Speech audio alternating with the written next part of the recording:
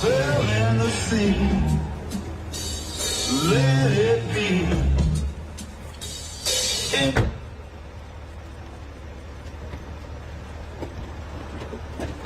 More into this. Take a look.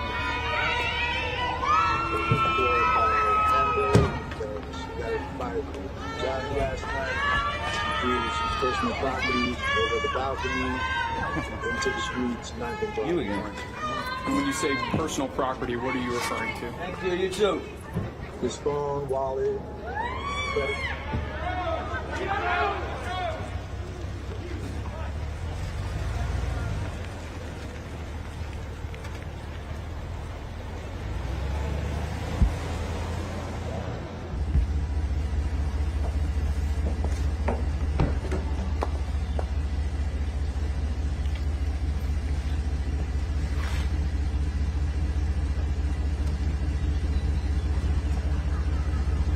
Can I help with anything? Yeah, I got it. Sure.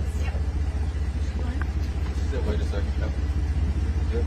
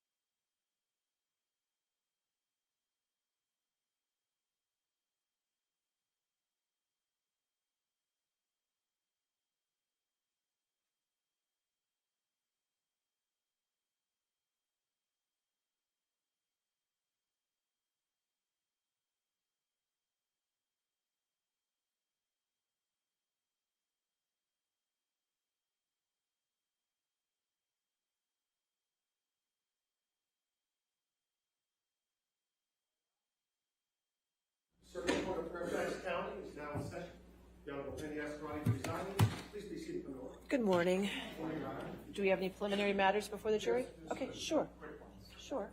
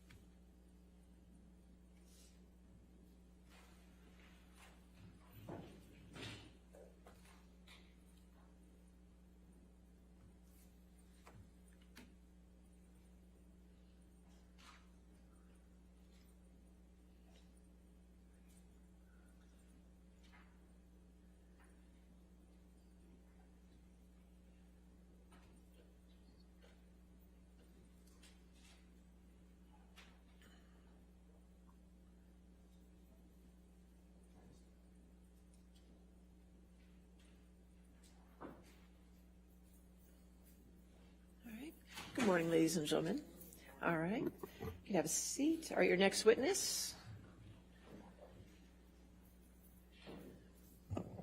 Your Honor, we call Travis Mcgivern by video link. All right. Mr. Mcgivern, can you hear me? I can. All right. Can you do me a favor and just count to 5 for me so I can get you to pop up on my big screen here? 1, 2, 3, 4, 5. All right, now can you turn your camera on? Yeah, I thought it was on. There we go. Yes, sir, now I can see you. If you could raise your right hand, sir. Do you swear or affirm to tell the truth under penalty of law? Yes, I do. All right, thank you. Thank you, ma'am. Good morning, Mr. Mcgivern. Good morning. Could you please state your full name for the record? Travis Edward Mcgivern, And where do you currently live? Analyst, California, Defying from Los Angeles. your current occupation. A security professional. And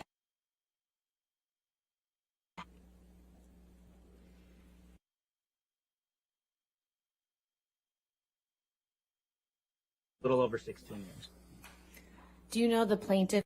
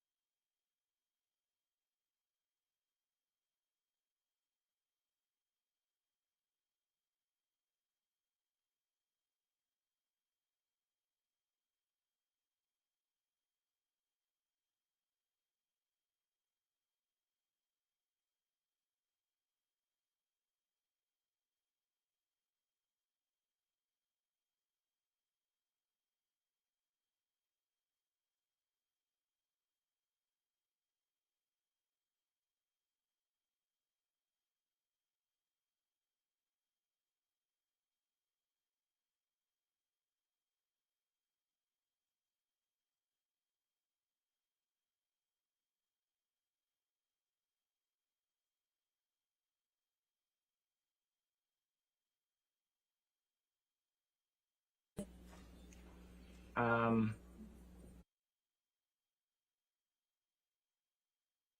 LA, when he wants to go in, I'll take 3.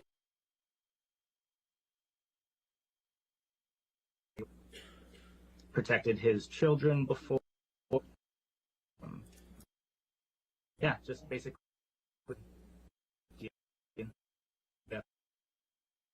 And are you currently?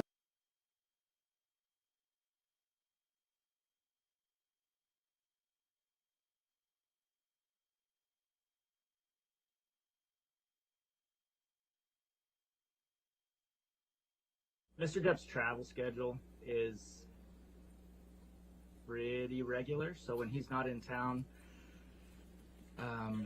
work slows down a little bit. So I have actually in the last 6 months picked up a full-time job, another client.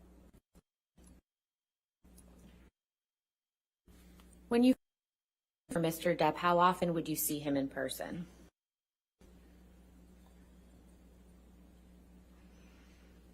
Hard to say. When he's in town, I saw him on a daily and or nightly basis. I work nights mostly. Obviously, when he's out of town, that changes. But yeah, when he's in town, pretty much daily. When did you first meet Miss Heard?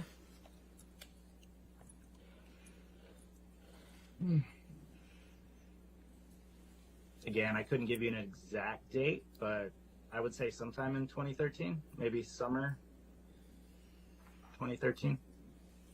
And when you were working for Mr. Depp, how often would you see Miss Heard when they were in a relationship?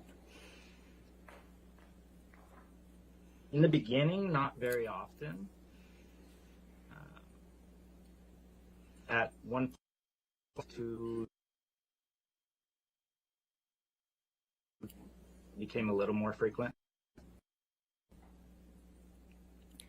When Mr. Depp and Miss Heard were staying at the a building together, how often would you actually be in their apartment with?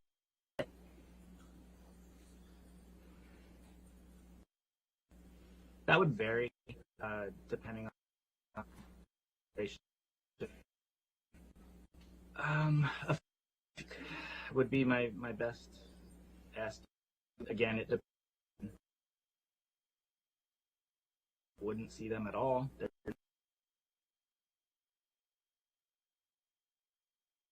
Estimate would be a few times a week.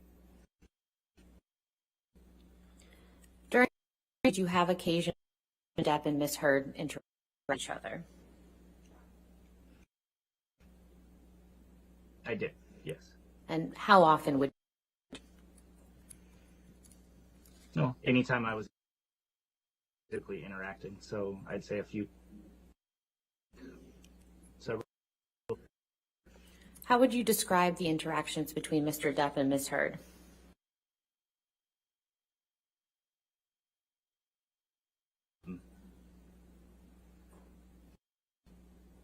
it would depend. I mean, it would depend.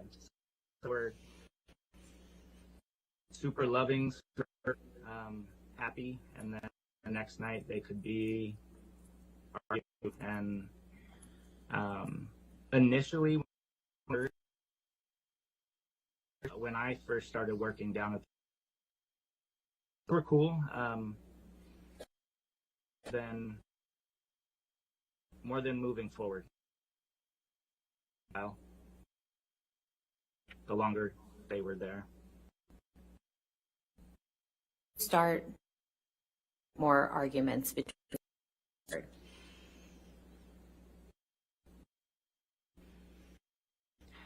So I want to say like the end of 20, they started standing a few.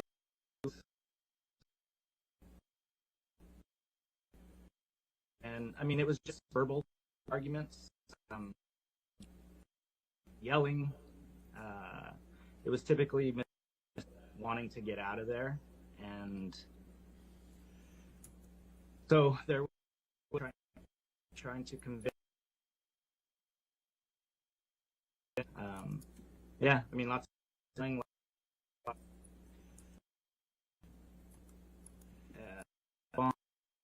You know. And who was the name calling directed at? Typically, toward Mr. And what do you recall Ms. Heard saying in those instances? Oh dear.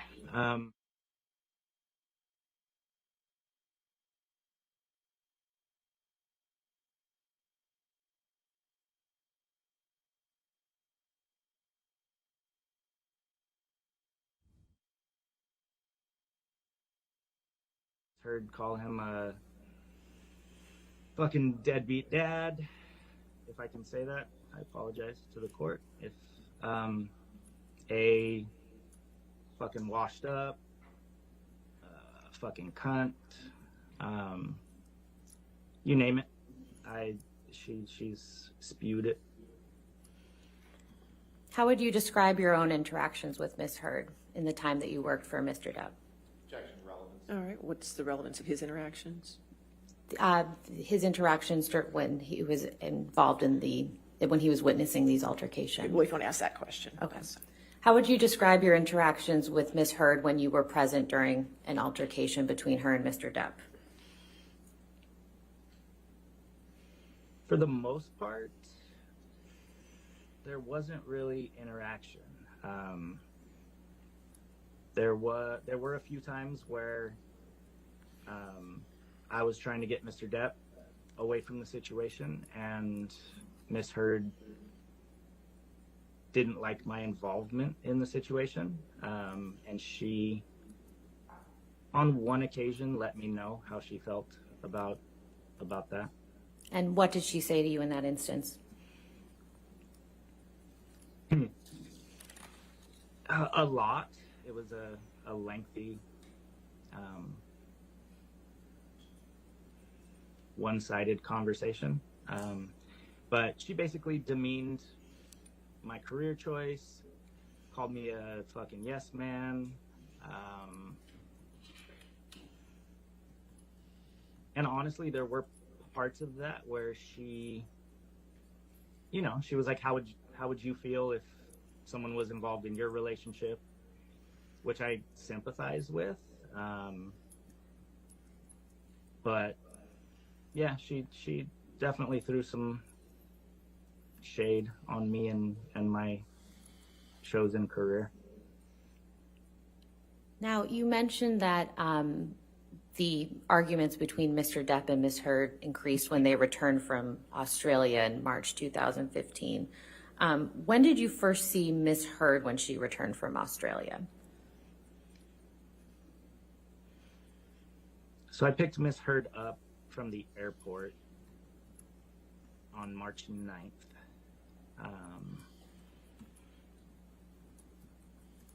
Yeah, that was the first time I saw her when she got back. And who else was with her? A gentleman named Ben King, who I later found out, I didn't know who he was initially, but later found out he was the house manager or property estate manager of the place they were staying at in Australia. How would you describe Ms. Heard's demeanor when you picked her up at the airport?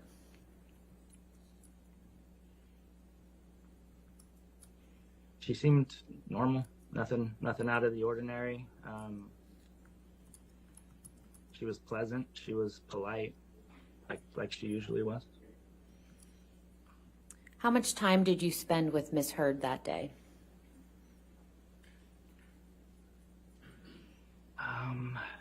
Not a lot, but at least the car ride from LAX to downtown LA to the lofts.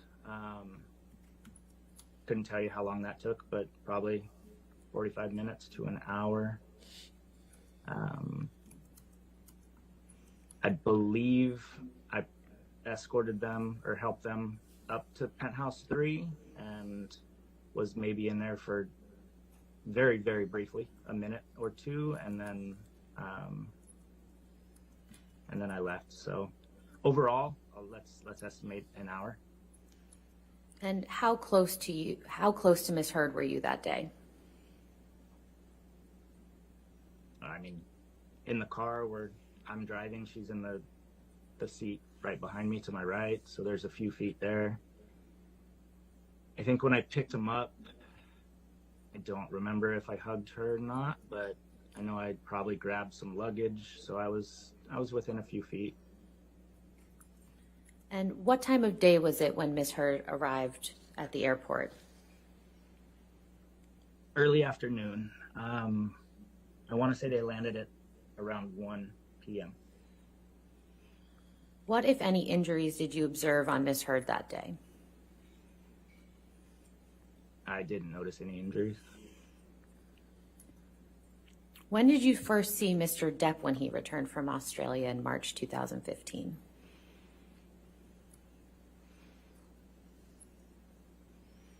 I don't know, to be honest. I know it was after Miss Heard came, but I couldn't give you an exact date. And what, if any, injuries did you observe on Mr. Depp when he returned from Australia? So Mr. Depp had his right hand, heavily wrapped.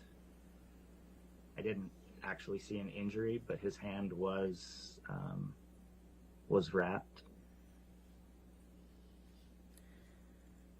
Now, you mentioned that the arguments between Mr. Depp and Ms. Heard increased after they returned from Australia. What arguments do you recall specifically?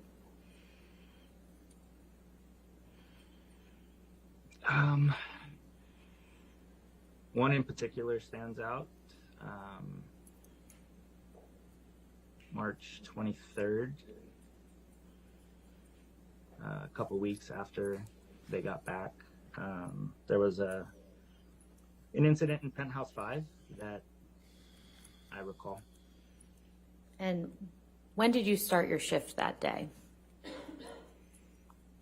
11 p.m. was typically my start time. And where were you on your shift? So at the lofts, there was kind of a makeshift command post, CP, or guard shack, or whatever it's called. That was in a storage room connected to Penthouse 5 via a patio. So you'd leave Penthouse 5, go to a patio, and then our CP was connected to that patio. That's typically where we hang out during our shifts. And what time were you first contacted by Mr. Depp that evening?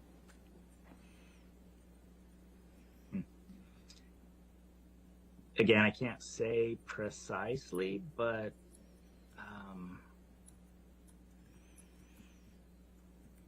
between 4 and probably around 4 a.m., 4:30 maybe. And what did you do after Mr. Depp contacted you? So when he texted me, and I was downstairs. I don't remember exactly what I was doing, either getting some air, stretching my legs, or grabbing some food. But I remember getting the text. I wasn't in the CP when I got the text. He requested I meet him at Penthouse 5 and requested that I bring the nurse, his nurse that was working at that time with him. What was her name? Debbie Lloyd.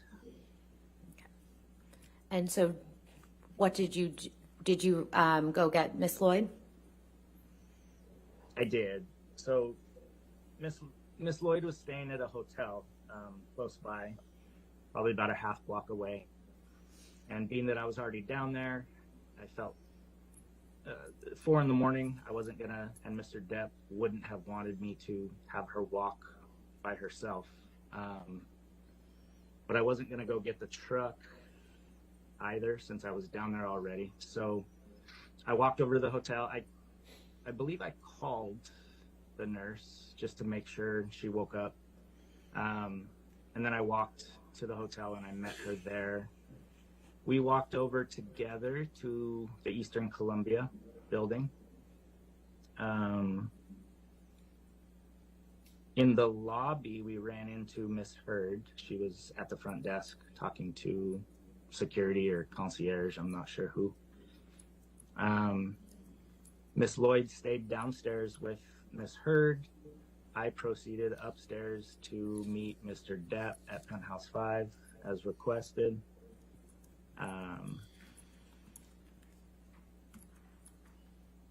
Was hoping to get him out of there before Miss Heard came back up, just because of past. Sorry, why was that? Just because past experiences, when they would argue, she would try to prevent us from leaving. To the point, I mean, she's held the elevator before. She's physically tried to keep Mr. Depp from leaving by grabbing his arm or standing in front of him. I just wanted to get out of there to avoid that. And what happened when you got upstairs to the penthouse? So Mr. Depp was sitting in front of the front door of Penthouse 5. He had some bags, I believe, like he was ready to go. I greeted him, kind of got a feel for what was going on, tried to get him out of there.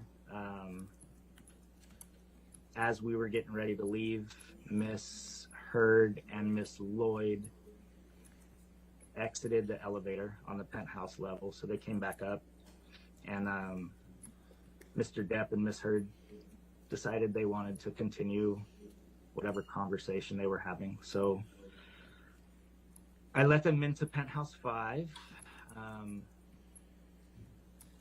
Myself, Miss Lloyd, Mr. Depp, and Miss Heard entered Penthouse 5. I tried to stay out of their conversations as long as they were peaceful. So they were having a relatively peaceful conversation. So Miss Lloyd and I stood outside the door of Penthouse 5, had the door propped open to make sure we could hear what was going on, but kind of giving them their space initially. And you said initially, what happened after that? So the conversation got a little louder, got a little more volatile. So Miss Lloyd and myself entered Penthouse 5 just to be around, to hopefully be able to not necessarily mediate, but just to be there. So yeah, entered, stood a little closer to Mr. Depp. And what did you observe when you went back into the penthouse?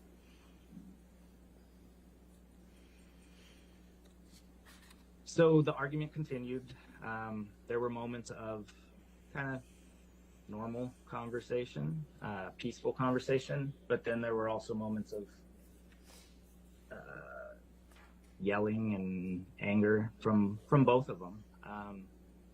And at some point I witnessed Miss Heard throw a Red Bull can. So the loft is 3 levels. Mr. Depp was down at the lower level, which is the kitchen area. There's a middle level, which was turned into an office for Miss Heard. And then the upper level was where the bedrooms were, but they were turned into closets, basically, for Miss Heard at that time. Miss Heard and her sister at that time, Whitney, had come in. They were both on the middle level, the office level. And I saw Miss Heard throw a Red Bull can from her position that struck Mr. Depp in the back. Anything else that you recall?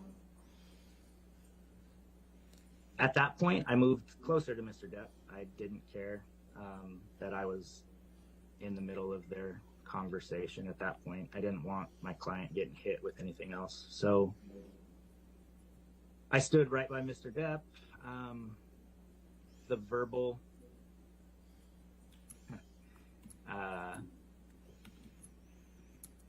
onslaught continued from both of them. Mr. Depp was giving as good as he got at that point. He was angry and agitated. At one point, Miss Heard threw something else, either a purse or some sort of bag or something that she had up there.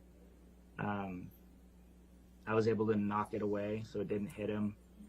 At one point, she spit at him. Yeah, and then just a lot of verbal vitriol from both of them. What do you remember Ms. Heard saying to Mr. Depp on this occasion? Jeez.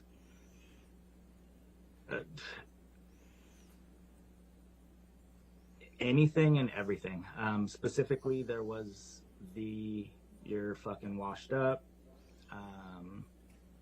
You're a fucking cunt. Which he called her as well. You're, again, the deadbeat dad shit.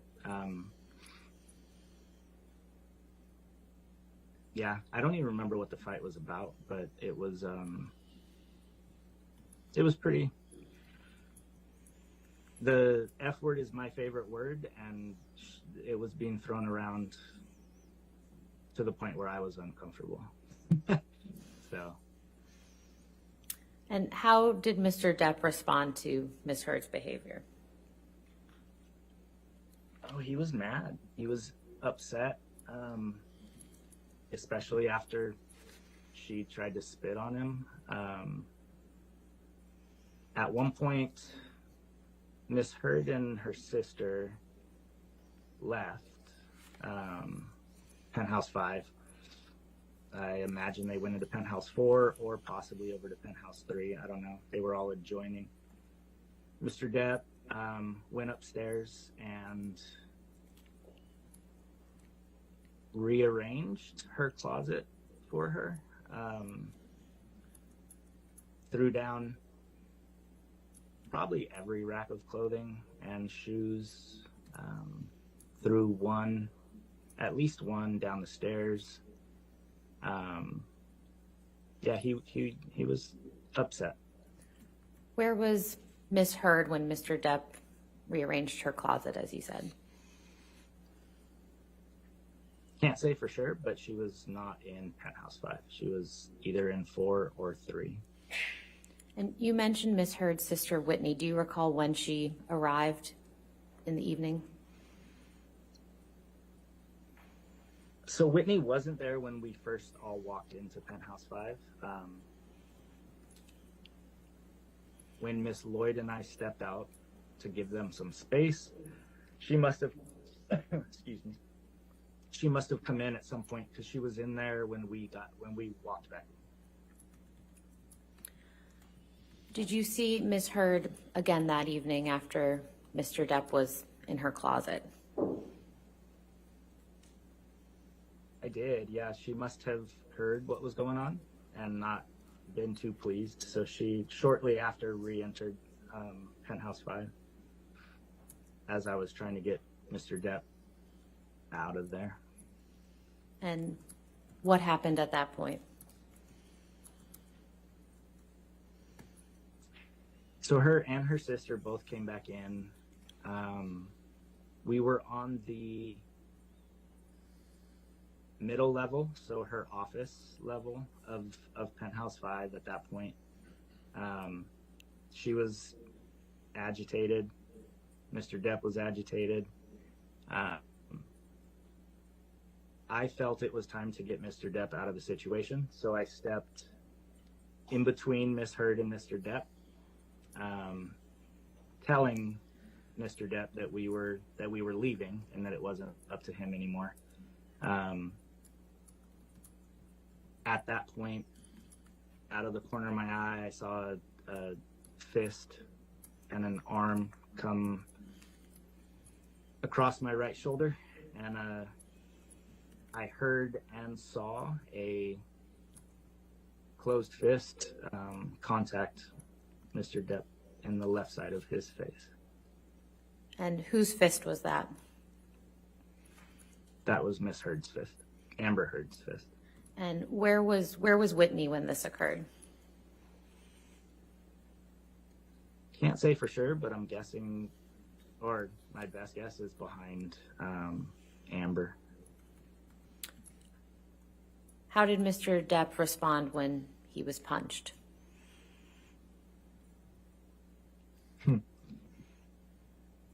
The initial look on his face kind of mirrored mine, kind of a look of shock, like what just happened, where'd that come from? At that point, I wasn't going to let Mr. Depp get hit anymore, so I moved him down the last flight of stairs to the lower level, and told him we're leaving. It wasn't up to him anymore, just for his safety. I had let him get hit by a Red Bull can. I let him get punched. My job is to ensure the safety and well-being of my clients, and I felt like I hadn't done that, so it was my time to do my job and get him out of there. And so where did you go? So Miss Heard and her sister left penthouse 5. Again, I don't know where they went. I'm assuming they went through penthouse 4. We're either in 4 or 3. Mr. Depp was not pleased with me, naturally. He went into the bathroom for a couple minutes. Miss Lloyd talked to him. and they came out and agreed that it was time to leave. So as we were leaving the front door, Mr. Depp got right in my face. He was wearing sunglasses, and maybe not sunglasses. He was wearing glasses. Pulled him down, pointed to the left side of his face, and told me, "That's your fault." And I agreed. And then we proceeded to the vehicle, and we left the loft. What did you see on the left side of Mr. Depp's face? There was already a nice little shiner. Definitely swollen and red. It wasn't black and blue yet, but it was definitely swollen and red. At any point during this incident, did Mr. Depp throw anything at Ms. Heard? No. At any point, did Mr. Depp throw anything at anyone? No. At any time during this incident, did Mr. Depp physically respond to Ms. Heard? No.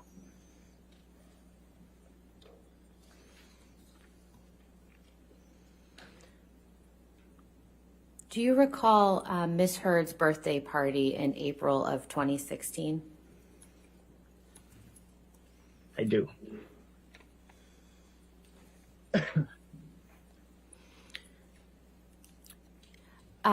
Mr. Mcgivern, during the incident we just discussed on March 23rd, what did Mr. Depp have on his right hand? So he had the same bandage that he had when he arrived from Australia. So it was heavily wrapped. Yeah, a heavily wrapped bandage. I don't know what was underneath, but it was definitely wrapped. Do you recall whether it was a hard or a soft cast? I do not. Okay. Now, moving forward to Ms. Heard's birthday party in April 2016, were you present at that dinner party? I was not. Okay. I started my shift again around 11 p.m. The party was going on in Penthouse 5. I don't typically take part in get-togethers, so I think I probably hung out in the CP. Shortly after I got there, the party kind of winded down. I believe Mr. Depp got there. He was late, so I think he got there shortly after I started my shift. He went into Penthouse 5. Again, the party wound down shortly thereafter. And then, as far as I know, Mr. Depp and Ms. Heard went back to Penthouse 3 shortly thereafter. Did you see Mr. Depp again that evening? That morning I did. Early that morning, yeah. Or the following morning. Again, I got a text. My best guess is around the same time, 4. There were so many incidences. They're hard to keep straight, but probably around 4 or 5 that morning, requesting my presence in Penthouse 3. And what did you do after you received that text message? Went to Penthouse 3. And what did you observe when you went to Penthouse 3? Again, a verbal argument. I think it was made clear that some phones had been thrown out the window or something, down to Broadway.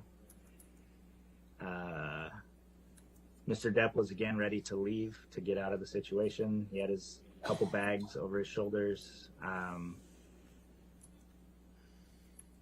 Wanted to grab a few valuables that we always used to grab when this happened. Some framed letters from either Hunter S. Thompson or Marlon Brando.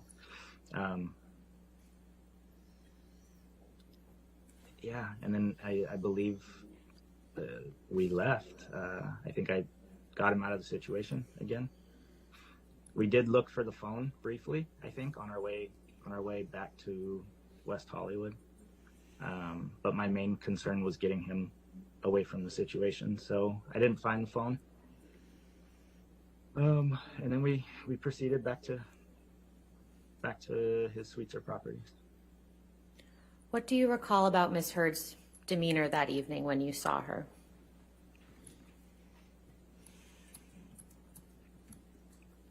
Nothing out of the ordinary. Nothing that. I mean, they were arguing like usual in those circumstances, but nothing pops out. What, if any, injuries did you observe on Ms. Heard that evening? I didn't notice any injuries. In your time working for Mr. Depp, have you ever seen Mr. Depp physically abuse Ms. Heard? I have not. Now, you mentioned a couple occasions. How many times have you witnessed Ms. Heard be physically abusive towards Mr. Depp?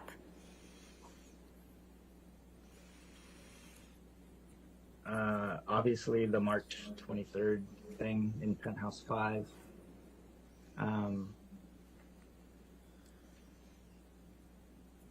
Physically abusive. I don't know how to define that, but I have seen her physically try to prevent him from leaving before. So grabbing his arms, standing in front of him, pushing him. Again, I don't know if that's physically abusive, but that I've definitely seen her touch him on multiple occasions. Have you ever observed Mr. Depp use any drugs? I have.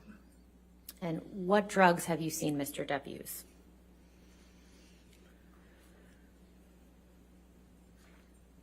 Are you talking non-prescription drugs? Yes. Marijuana and cocaine. How many times have you seen Mr. Depp use marijuana? Too many to count. I mean, daily. And how many times have you seen Mr. Depp use cocaine? A couple. 2. How would you describe Mr. Depp's demeanor when he's using marijuana?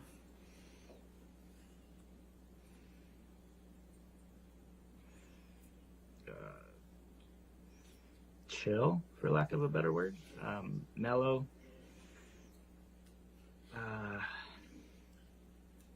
Yeah, I don't know how to better describe it. Just super mellow. And how would you describe Mr. Depp's demeanor when you've seen him use cocaine? The same. So I've seen him use it, seen him use it a few times.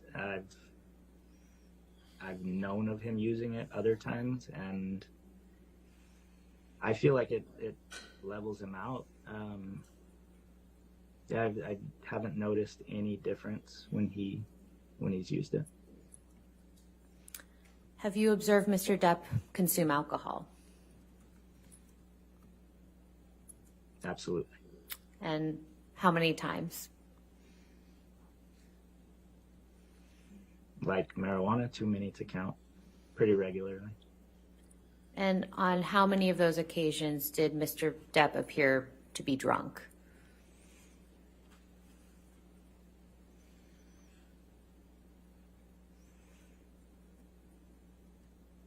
It would depend on what you mean by drunk, but not many. The only time I would say I've seen Mr. Depp drunk was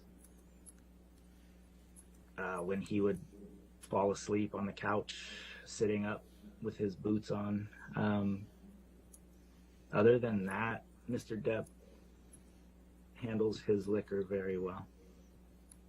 How would you describe Mr. Depp's demeanor when you've seen him consume alcohol?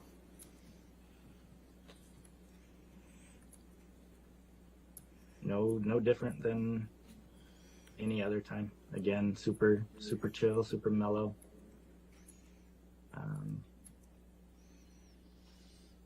Yeah. Have you ever witnessed Ms. Heard consume alcohol? I have.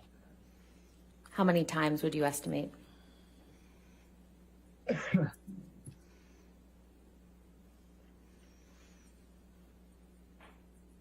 Again, too many to count.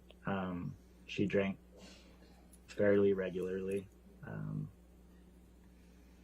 So I couldn't even give you a guesstimate.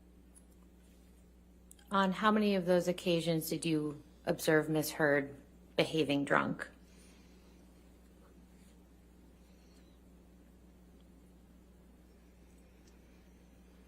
Can't say I've, other than the incident on March 23rd, where I didn't see her drinking, but I assume based on her behavior, she was drunk.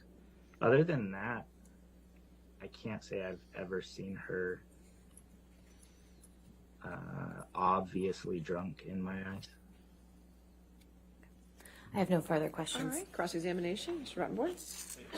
Yes, sir.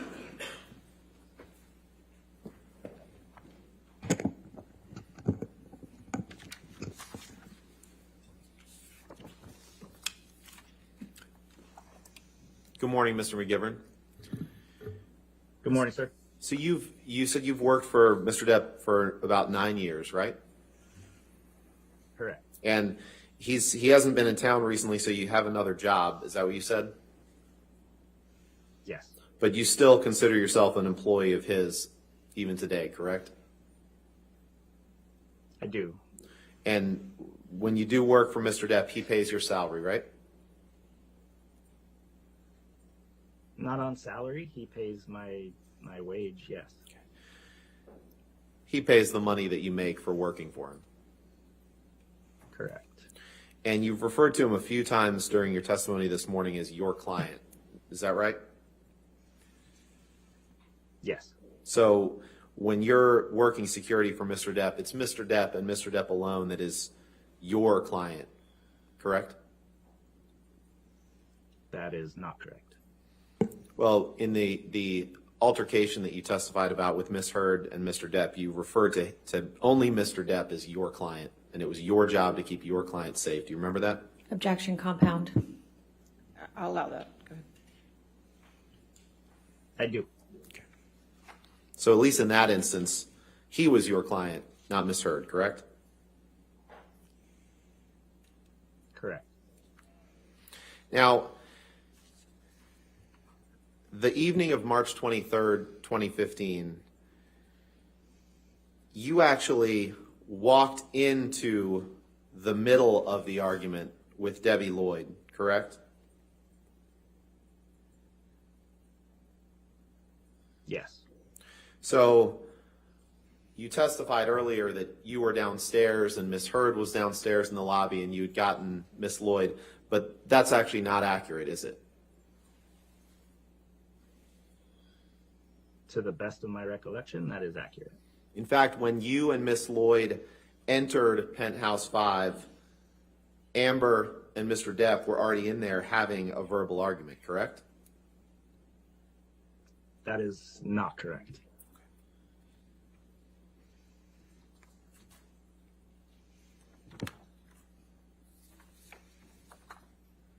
May I approach, Your Honor? All right, yes, sir.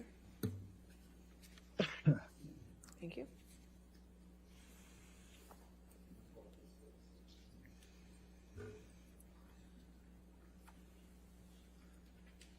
Mr. Mcgivern, do you see a document on the screen in front of you entitled Witness Statement of Travis Mcgivern?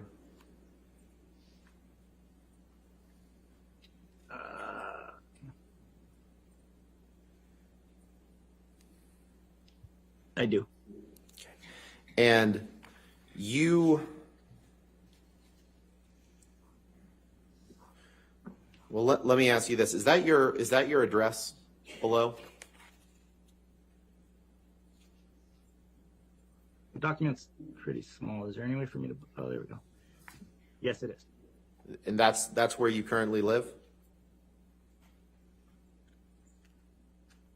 Hang on one sec. I'm sorry. That is a P.O. box. Okay. Is that yours? It is. Okay. Now, this is a witness statement that you prepared on behalf of Mr. Depp in the UK trial, correct? Yeah, the statement went away. Oh, there it is. You see it? Yes, it is. And who drafted this statement?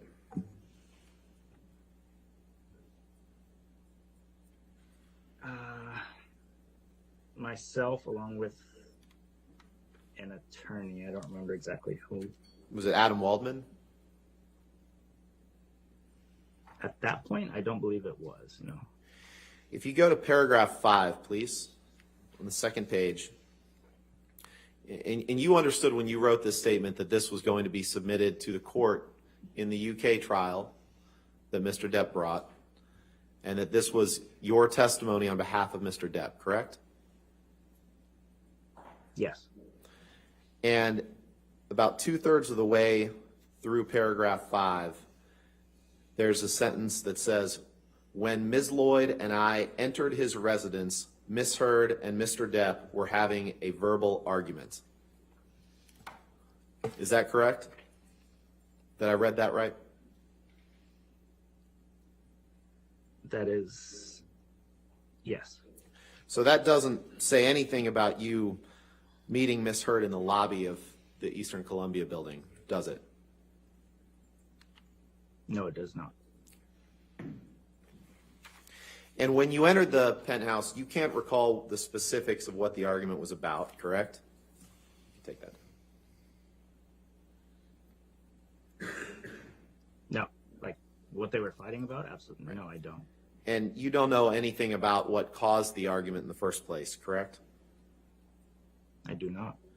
But you do remember Mr. Depp being very angry, right? I remember both of them being very angry, yes. And you say that he gave as good as he got when it came to what they were saying to each other, right? Yes. You'd say they were both being verbally abusive to one another? Yes.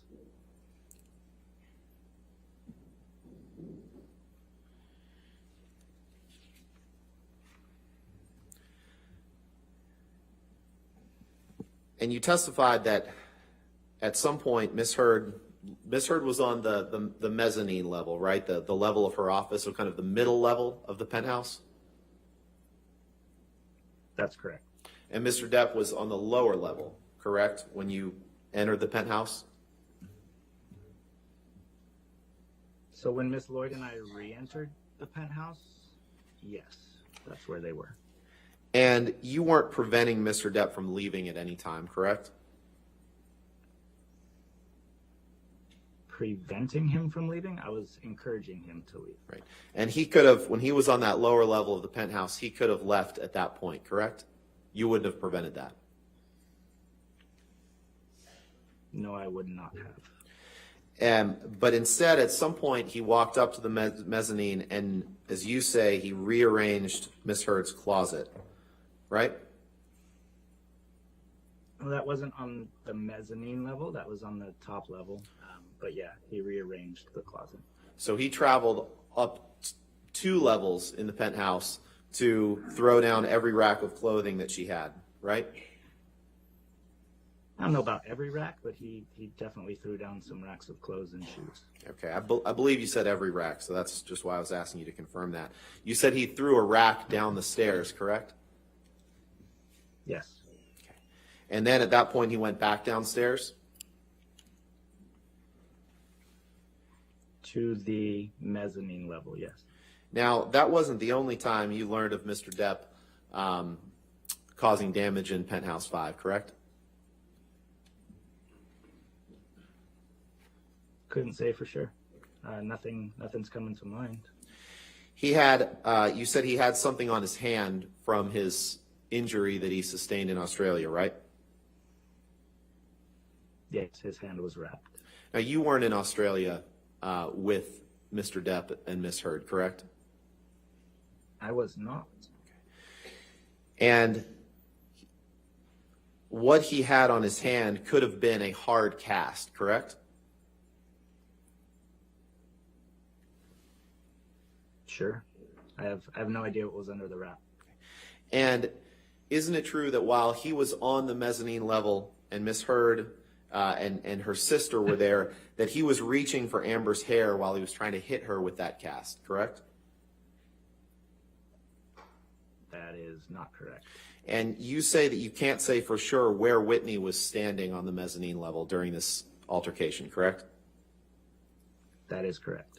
And it's possible that she was standing in between Mr. Depp and Ms. Heard then, correct? No. Well, you say you can't say for sure where she was standing. So she could have been standing in between Mr. Depp and Ms. Heard, right? No, because I stepped in between Ms. Heard and Mr. Depp. So she definitely wasn't standing in between them. Well, in fact, you saw Mr. Depp push or shove Whitney Heard, correct? Absolutely not. And it was only after Mr. Depp pushed Whitney that Amber stepped forward and punched him in the face. Isn't that right? That is not correct. Now, moving on to April 2016, you weren't there for the party, you said, correct? I started my shift while the party was going on. But you weren't in with the partygoers, you said, right? That's correct. And I was not. you said at some point Mr. Depp and Ms. Heard went back to Penthouse 3, but you have no idea what went on between them in Penthouse 3 while you weren't there, correct?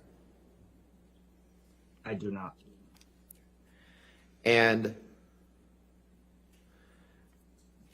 you said that you gave security services to Mr. Depp primarily in Los Angeles. Is that right?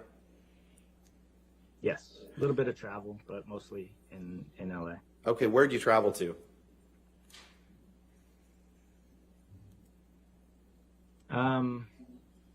Vegas, up north, we did a road trip, kind of, they called it their honeymoon. So Napa, San Francisco, Big Sur, San Jose. Those are all with Miss Heard.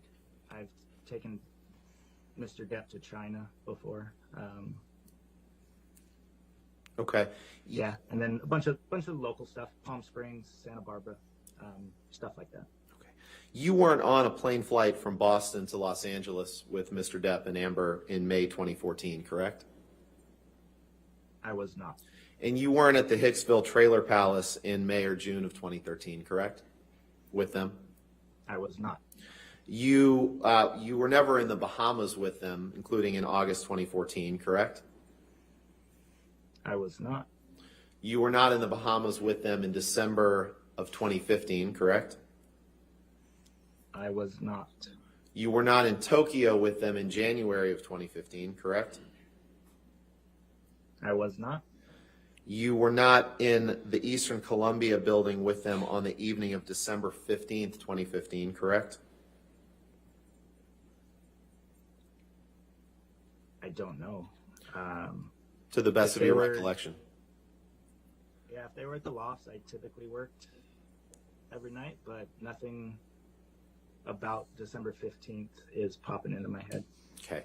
And you definitely were not in the Eastern Columbia building with them on the night of May 21st, 2016, were you? I was not. Okay. Nothing further. Thank you, Mr. McGivern. All right, read your right. No, Your Honor. All right, is this Thanks, witness, sir. all right, is this witness subject to recall? Yes, Your Honor. All right, Mr. McGivern, you're subject to recall. So just to let you know, you're still subject to the rule on witnesses, so you cannot talk to anybody about your testimony or watch any of the proceedings of this case. Okay, sir? Understood, ma'am. All right, thank you. Have a good day. You do the same. Thank you. Thank you. Your next witness. Mr. Depp calls Jack Whigham, who should be waiting in the electronic lobby. I've got him.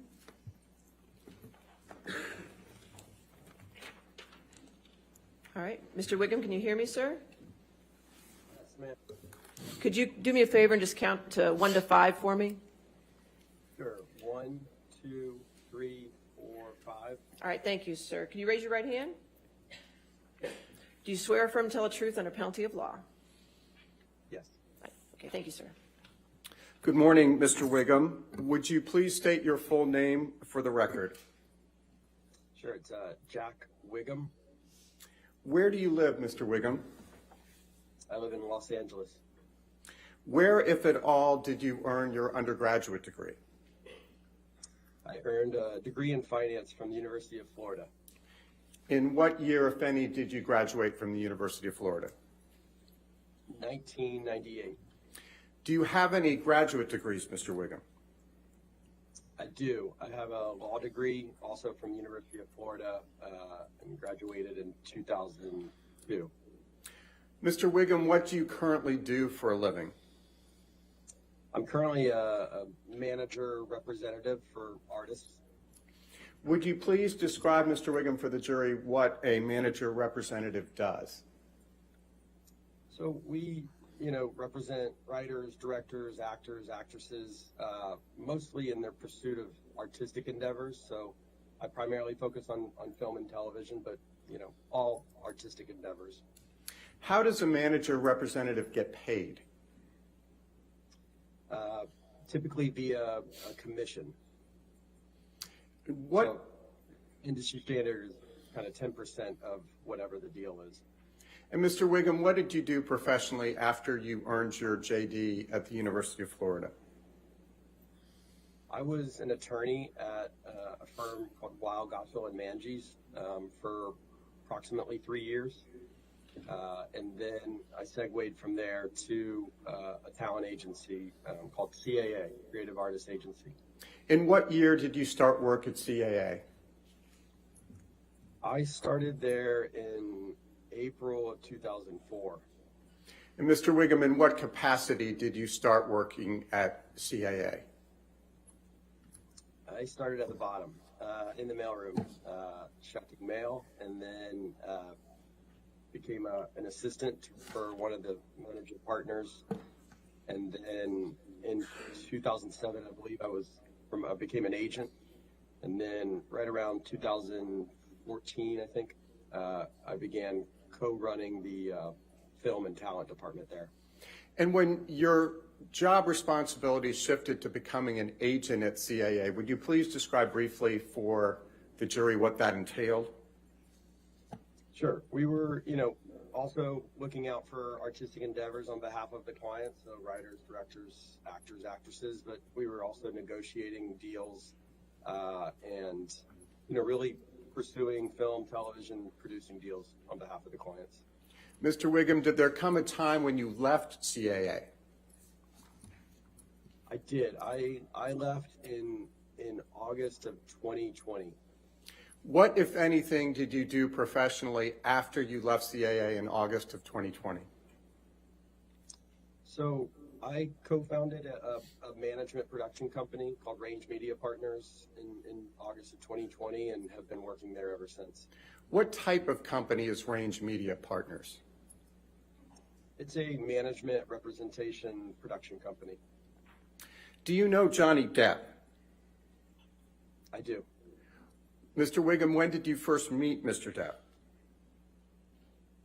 I actually met him very briefly on the set of Black Mass, which was probably, 2014 or 15, and then I met him very briefly at one of his music shows, but more substantively, I sat with him, I believe in the fall of 2016. Did there come a time, Mr. Whigham, when you became Mr. Depp's agent? Yes. When was that? Right around October, I believe, or fall of 2016. Was that when you were still with CAA? Yes. When you first started with Mr. Depp as his agent, who, if anyone, assisted you? I had two partners that I worked with Johnny. One was Brian Lord, and the other was Christian Carino. Since starting to work with Mr. Depp as his agent in October 2016, have you had opportunities to observe him interacting with yourself and others? Yes. How would you describe for the jury Mr. Depp's demeanor on those occasions? Objection, relevance. All right, what's the relevance? The relevance is how he conducts himself professionally, which relates to his reputation, which is at issue. All right, I'll overrule the objection. Go ahead. You may answer the question, Mr. Whigham. Sure. Johnny was always very nice, sweet, in fact, artistic, polite, and, very thoughtful, kind of uniquely thoughtful about how are you doing? How's your family? He was just a thoughtful person. He always has been. Did he seem genuine? Objection, leading. Oh, I'll sustain the objection. To what extent, if any, did he seem genuine? I'm going to object. How would he know? I'm Speculation. not sure what objection that is, or Speculation. a speculation. Foundation. I believe he can testify as to that. I'll allow it. Go ahead. Her Honor says you may answer that question. Okay. I found Johnny to be authentic. It was a genuine kindness. And Mr. Whigham, prior to your first becoming Mr. Depp's agent in 2016, October of 2016, who was his agent prior to that? I believe it was Tracy Jacobs at a company called UTA. And before you took over from Tracy Jacobs as Mr. Depp's agent, what, if any, research or due diligence did you do with respect to him? Objection, relevance. A fair amount. All right, what's the Again, Your relevance? Honor, it goes to reputation, which is the core of the issue. We're going to get into I'll sustain the objection. Next question. Thank you, Your Honor. Were you aware of Mr. Depp's professional reputation at the time you became his agent in October of 2016? I would say objection, leading, and I think it's going to call for hearsay. I'll overrule at this point. Go ahead. I believe I was. What was your understanding, if any, of Mr. Depp's professional reputation at the time you began representing him as his agent in the fall of 2016? Johnny's reputation, in my opinion, was he was very well regarded and respected by peers in the artistic community. Your Honor, I'm I'm going to object. First of all, he says in his opinion, which he's not an expert witness, and second, he's now going into hearsay. No, I'll overrule the objection. Go ahead. Mr. Whigham, Her Honor, you may continue. Well regarded, respected, extremely talented, artistic. Are you familiar, Mr. Whigham, with the distinction between an independent film and a studio film? I believe I am. What, if any, difference is there between an independent film on one hand and a studio film on the other? So in layman's terms, I'd say that, a studio film is a bigger budgeted film. It has a distributor, a studio in place. So when you think of Disney, Marvel, Universal, these are big companies. They're bigger budgeted and bigger fees. And then independents, like we call them indies, typically are smaller budgeted, more artistically minded, smaller fees, and often don't have distribution when they're made. Starting in October 2016, what types of opportunities have you pursued on Mr. Depp's behalf? A wide variety, primarily, I would say, focused on film, television, and producing. What, if any, roles did Mr. Depp have in progress as of that time, fall of 2016, going into calendar year 2017? All right, so we inherited some deals. It was there was two films, as I remember, that were going to go back to back. One was City of Lies, the Notorious B.I.G. film, and the other was Murder on the Orient Express. So those were filmed almost at the same time. And they had pre-existing deals that we serviced. And then he had Fantastic Beasts, Crimes of Grindelwald as well. And then we were in the process.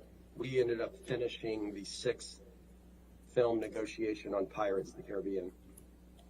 Mr. Whigham, you mentioned City of Lies. When was that film actually shot? To the best of my memory, it was shot right, at the very end, mostly the beginning of 2017. What was Mr. Depp's compensation for City of Lies? I believe it was $8 million. And you mentioned Murder on the Orient Express. When was that shot? So it was shot at almost the same time. I actually can't remember which one went first. They were both shot predominantly, call it January to April of 2017. I remember us having to work out dates, but it was the beginning of 2017. What was Mr. Depp's compensation for Murder on the Orient Express? If memory serves me, I think it was $10 million. Was Murder a studio film or an independent, or what you call an indie film? It was a studio film. It was Fox. Mr. Whigham, you also mentioned Fantastic Beasts 2, Crimes of Grindelwald. When was that film shot? I believe that film was shot in the fall of 2017. What was Mr. Depp's compensation for Crimes of Grindelwald? Again, that deal predated us. I think it was $13.5 million, if I remember correctly. Was Crimes of Grindelwald a studio film or an indie film? It was studio. It was Warner Brothers. And backing up a bit, Mr. Whigham, what was the first business opportunity you were able to secure for Mr. Depp after he came to you and CAA in the fall of 2016? So I believe it was 2017 was it was busy. We had a slot that summer, and he wanted to do a smaller film, and it was The Professor, I believe. How much compensation, if any, did he receive for performing in that smaller film, The Professor? That deal was $3.5 million. Was The Professor an independent film, or was it a studio film? It was independent. And Mr. Whigham, how, if at all, was CAA compensated for closing the deal on The Professor? So it would have been the normal 10% of the deal. So the deal was $3.5 million. The commission would be $350,000 to the agency. Mr. Whigham, was 2017 a typical year for Mr. Depp in terms of the workload for an actor of his caliber and track record? Objection, leading. Overruled. I'll allow it. And yes. What other roles, if any, were you able to secure for Mr. Depp during your tenure at CAA before you went to the new company? A film called Waiting for the Barbarians and a film called Minamata. When was Waiting for the Barbarian shot? So Waiting for the Barbarians was fall of 2018. What, if any, plans did you and Mr. Depp have for 2018, calendar year 2018?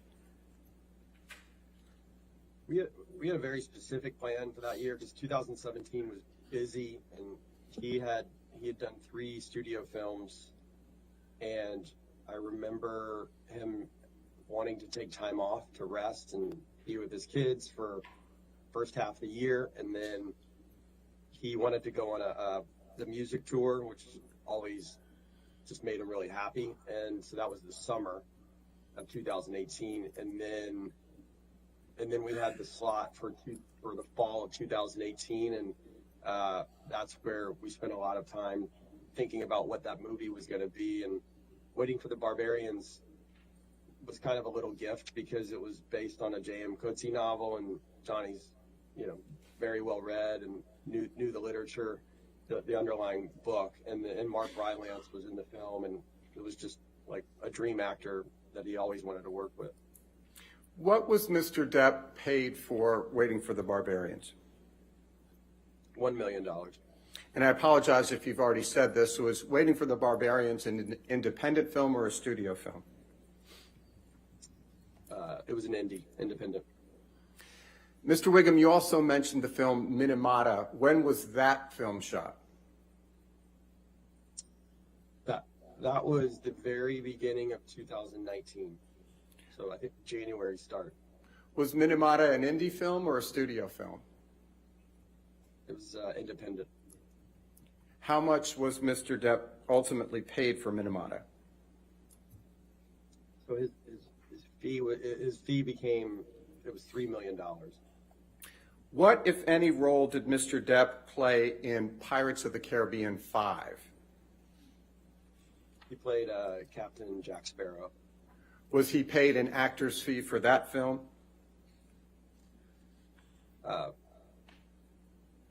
Technically, it was before my tenure, but yes, I would assume he was. Mr. Whigham, would you please explain for the jury what are residual or back-end rights?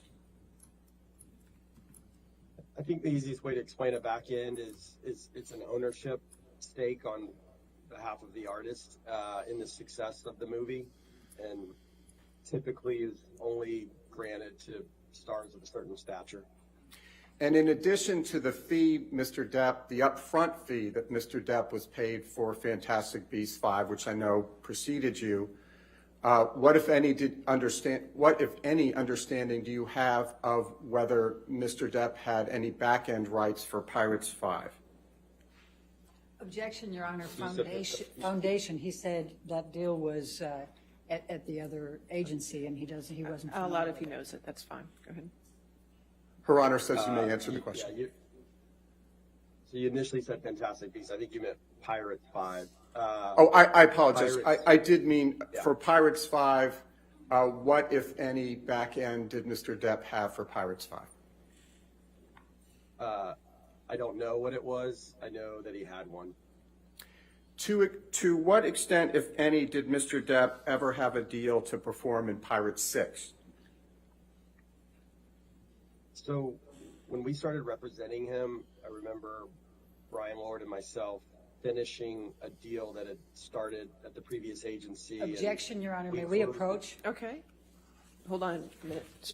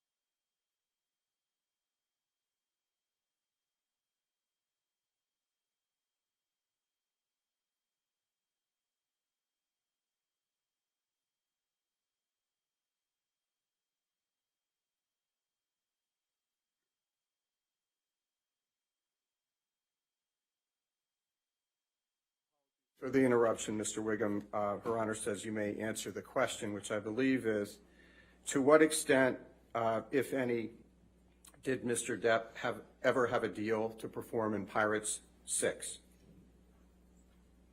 So we finished the deal, and then we closed the deal at $22.5 million for that film, is my memory.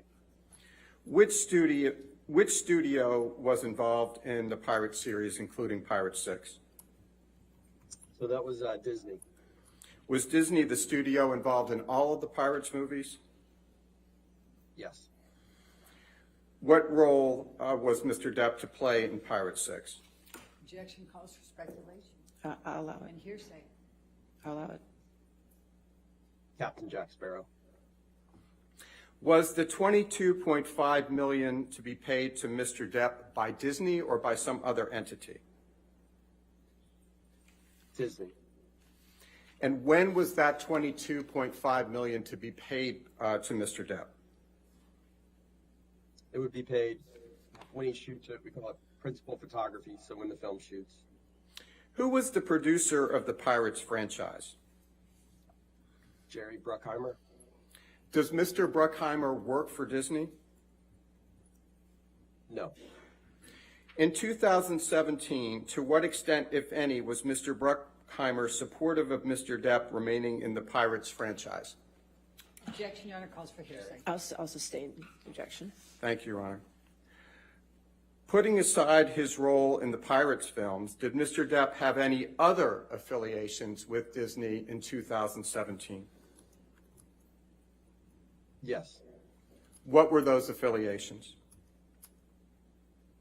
He, if I remember, in the spring, you know, he went down to Disneyland and put on the Captain Jack Sparrow outfit and wardrobe and went into the ride.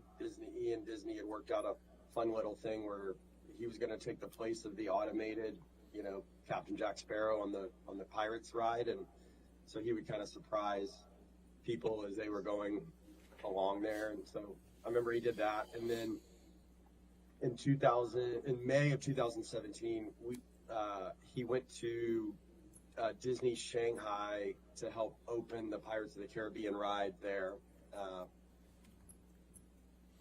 What, if anything, did those affiliations signify about the status of Mr. Depp's relationship with Disney as of that time? Objection, Your Honor. I'll sustain the objection. Next question. Thank you, Your Honor.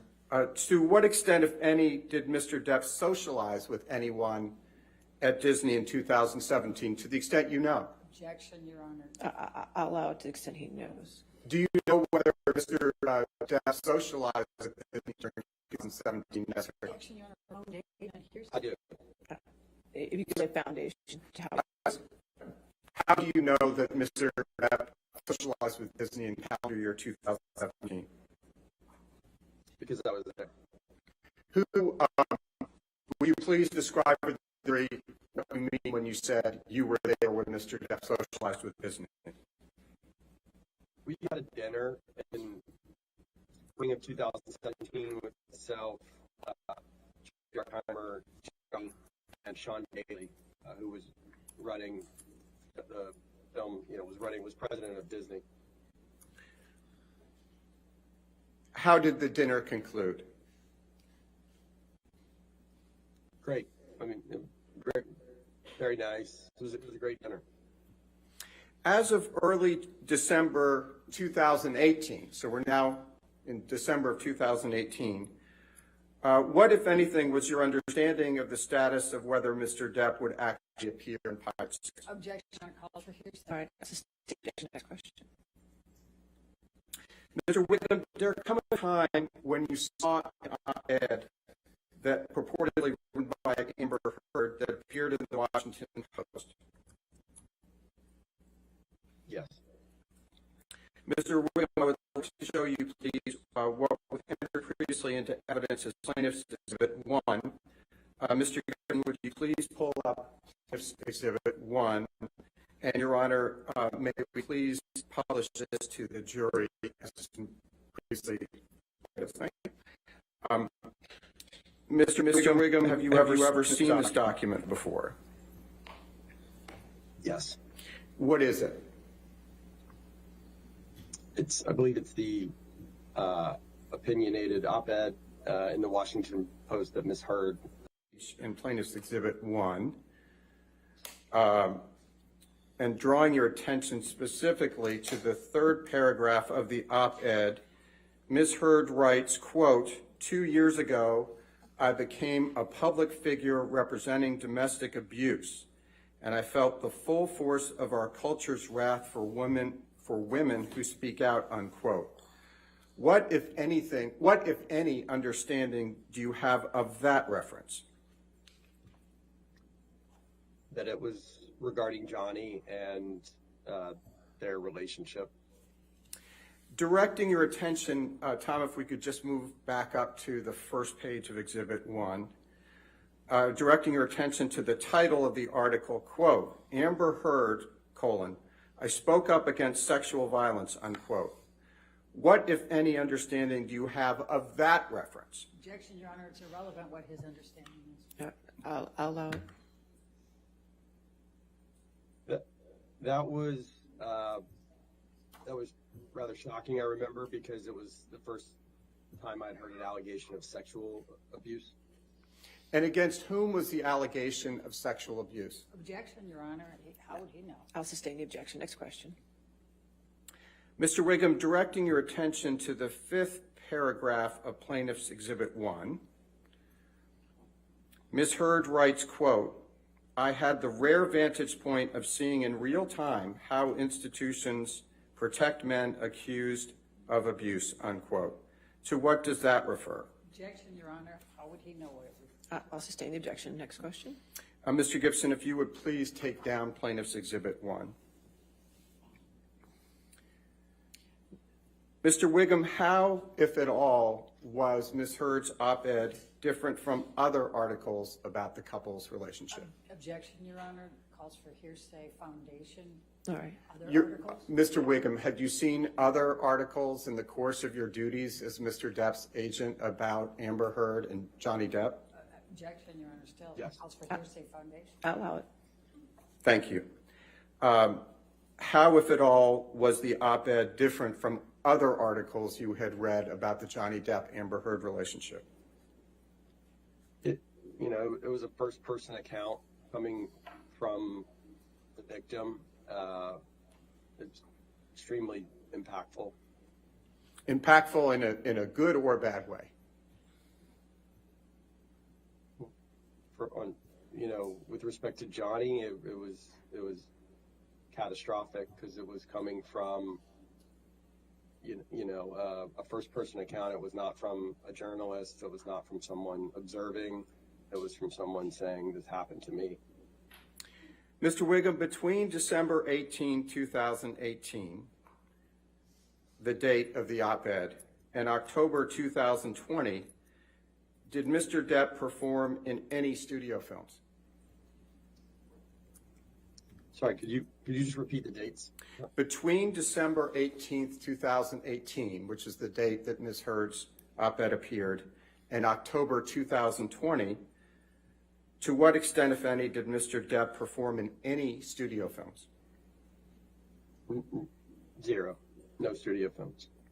How, if at all, did Ms. Heard's op-ed impact Mr. Depp's ability to land roles in studio films between December 2018 and October 2020? Objection, Your Honor. Calls for hearsay foundation and expert. I'll sustain that objection. Next. Are you near the end, Mr. Chu? I just want to make sure because it's I coming am, up on our Your morning break. Okay. I Go. have probably 5 minutes. Okay, that's good. Go ahead. What effect, if any, did the op-ed have on the release of Minamata, the indie film you mentioned earlier? Objection, Your Honor. Calls for hearsay speculation. He worked on You're the going to approach for a moment. Sure. Yes, Your Honor.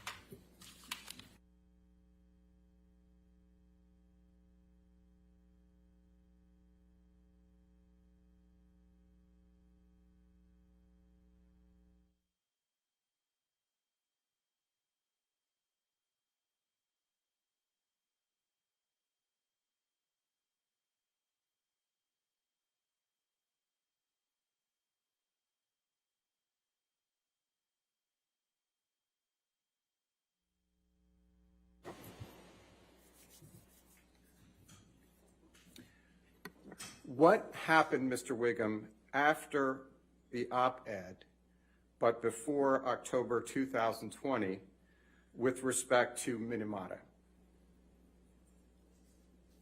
So the op-ed came out in December, and it was right as we were going on Christmas break, and Minamata was supposed to start in January, and I remember it was very, very difficult to keep Minamata together. The financing became shaky. the budget had to come down. Johnny's fee came down in order to save the movie. Tom, if you would please pull up Plaintiff's Exhibit 584, and we're not asking to publish it because it does not come in. This is an email chain with the subject line, quote, Johnny Depp's Jack Sparrow won't return. I object to him reading even from that to the jury. That's fine, Your Honor. We Okay, can. move on. Mr. Whigham, do you recognize this email chain? Yes, now that I'm looking at it.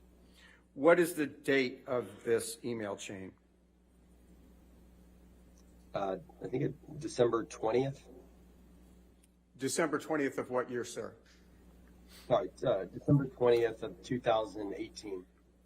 Mr. Whigham, directing your attention to the middle email message on Plaintiff's Exhibit 584, did you receive this message from Christian Carino in or about December 20th, 2018 at 3:26 p.m.? Your Honor, I'm going to object because it's a hearsay document. He's asking questions from the hearsay document. I'll It's allow that.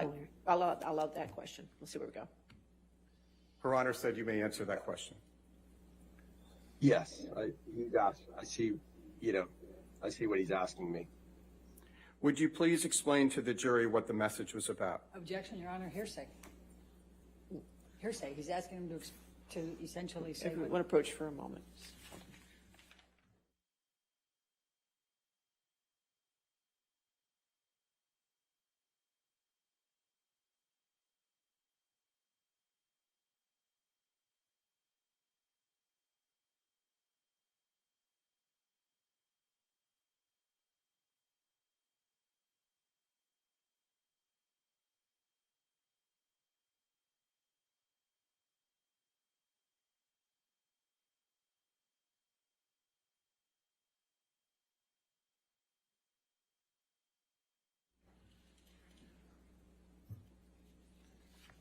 Tom, if you could please take that down.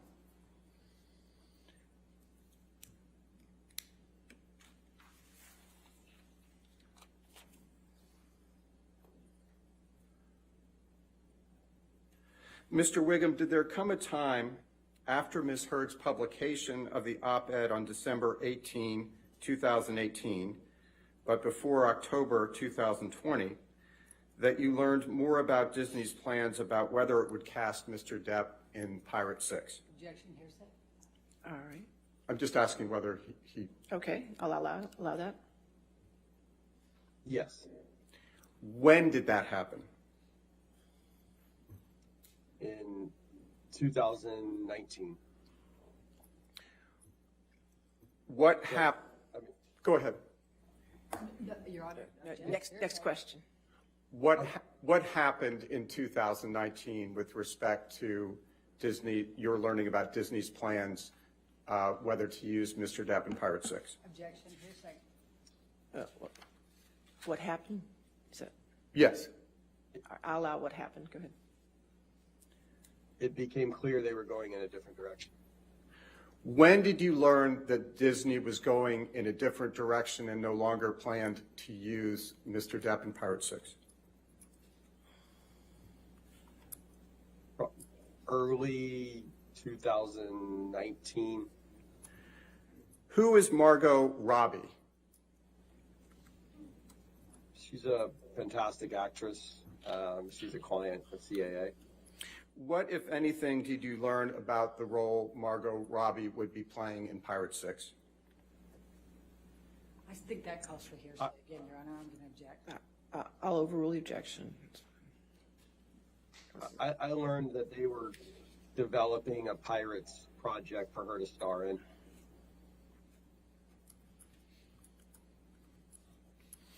After you learned that Disney was going in a different direction in early 2019 and no longer planned to use Mr. Depp, to what extent did you reach out to Jerry Bruckheimer or Sean Bailey? Objection, Your Honor, calls for hearsay.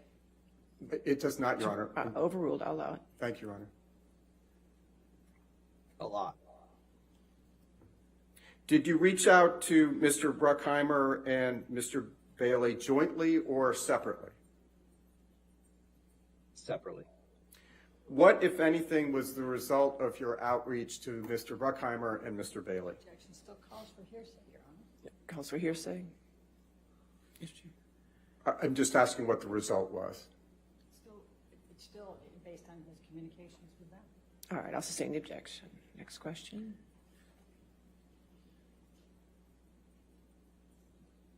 After your outreach to Mr. Bailey or strike that, was your outreach to Mr. Bruckheimer and Mr. Bailey successful? Objection leading.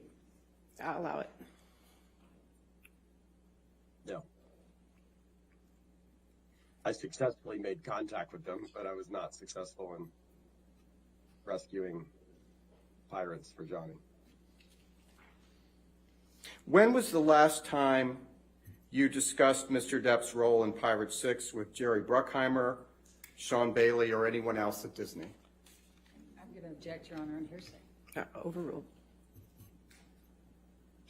2019, I believe. In addition to Pirate 6, did Mr. Depp lose other films between December 2018 and October 2020 because of Ms. Heard's op-ed? Objection. I'll sustain the objection.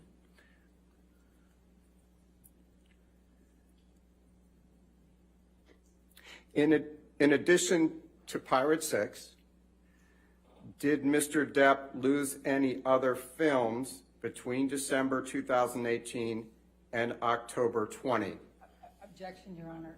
First of all, I don't think he testified that he lost Pirate 6. Second of all, it's She's now contradicting the witness's testimony, no, which is no, just trying to ask the inappropriate. question Both of you. the other way. Both of you. Overruled. Let's go. Next. Go ahead. Answer the question. Yes.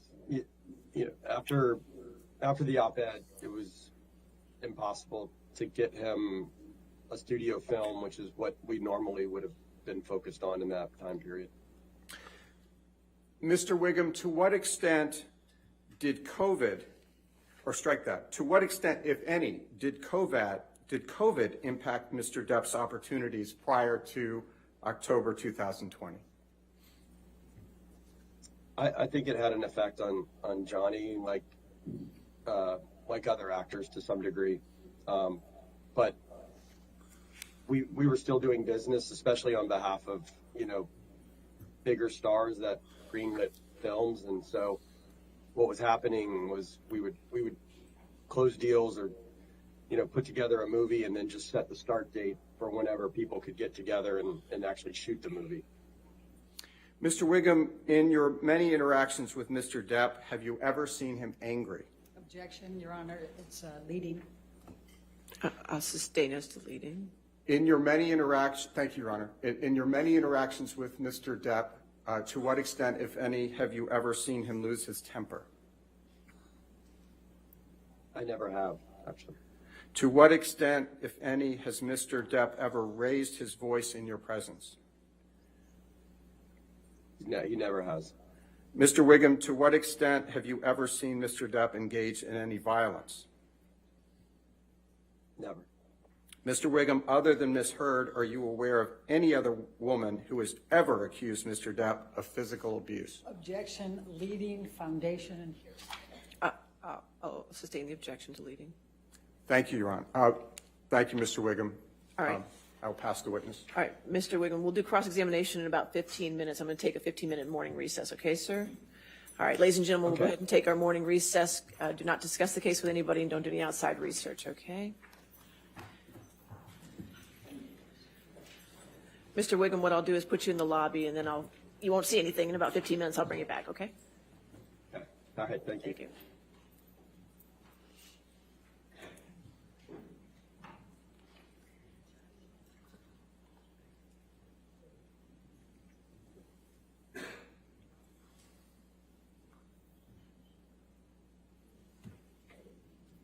All right, at this point, we'll just come back at noon, okay? All right. All right, thank you.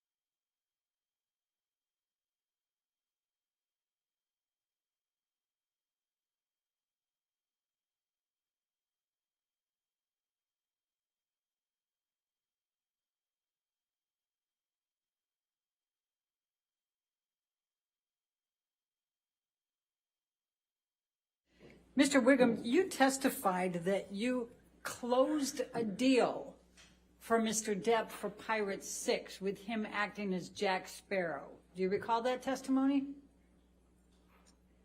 Yes. Mr. Whigham, could you do me a favor and just count from 1 to 5 for me so I can get you on my big screens here? Sure. 1, 2, 3, 4, 5. Not getting this. There he is. we go. Okay, thank you, sir. I appreciate it. I'm sorry. But in fact, Mr. Whigham, it's not true that Mr. Depp ever had a contract with Disney for Pirate 6. Isn't that correct? Can you explain that question or that position? Have you ever seen a contract that provides for Mr. Depp to play Pirate 6? To the best of my knowledge, my memory, myself and my partner closed an optional picture deal for the amount of money of what that picture would be for Johnny. And you would make sure to have that in writing, wouldn't you? You know, that would normally go through legal counsel in terms of the codification of it.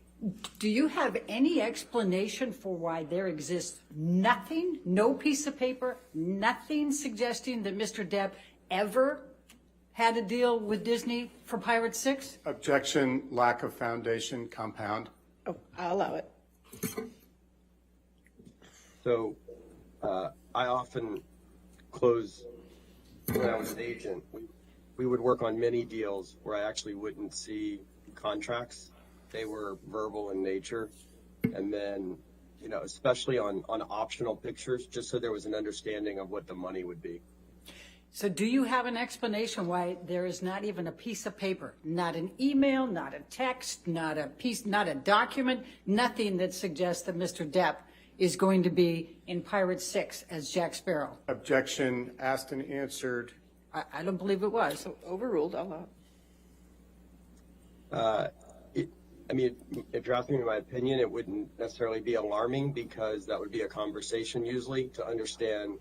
Disney's going to want to know: are we on the same? Page about what the money's going to be? And most of that conversation, if I remember correctly, was also with one of Johnny's lawyers at the time. Okay, and so you had, so Johnny's lawyer was discussing this, but there's no document. Do you have an explanation for that? You may know better than me if there is a document, but that was Jake Bloom, you know, at the time, I believe, if memory serves me correct. All right. But would it be fair to say that you have never seen a document that provides that Mr. Depp was going to be in Pirate 6? It would be fair to say that it was consistent with a lot of the conversations that I would have on behalf of Big Stars, where it was verbal and there was an understanding of what the deal was going to be. Mr. Whigham, if you could please answer my question. Objection, harassment. He did answer the question. I'll allow you. Want to ask your question? Go ahead. Thank you. Sure.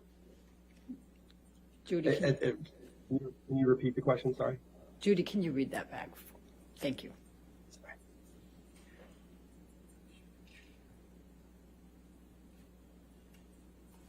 All right, so would it be fair to say that you have never seen a document that provides that Mr. Depp was going to be in Pirate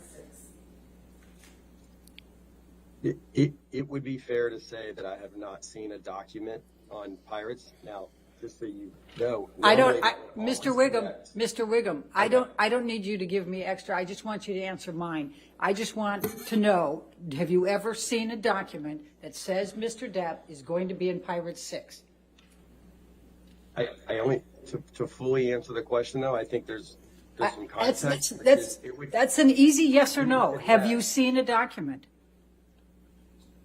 Technically, I perhaps have, because it connects to all the other Pirates films. It's just a modification of a new document. So I have not seen 22.5 million written on a page. You're correct about that.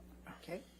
Now, you, in fact, had discussions back in 2016 and 2017 with Mr. Bailey, Sean Bailey. You talked about him a little bit ago, right? And you also had discussions with Jerry Bruckheimer in 2016 and 2017, correct? Yes. About Mr. Depp potentially being in Pirate 6, correct? And then you had discussions in 2018 with Mr. Bailey, and he was quite non-committal about whether Mr. Depp would be in Pirate 6, correct? Objection, hearsay? That's fine. All right. Okay. Given that he was able to, I'll sustain as to hearsay. It is hearsay. All right. So you determined, Mr. Whigham, that by the fall of 2018, it was very likely that Mr. Depp was not going to be in Pirate 6. Is that correct? It's a two-pronged answer from my perspective, because there was really two individuals involved in that decision. I would say Jerry Bruckheimer and Sean Bailey. Jerry Bruckheimer in the fall of 2018 really wanted Johnny in that next film, and Sean was non-committal, as you said. And Mr. Bruckheimer made it clear to you that Mr. Bailey was the one who gets to decide because he's Disney, right? Ultimately, and he also wanted to be the tip of the spear to really try to convince Sean. Okay. Now, do you recall?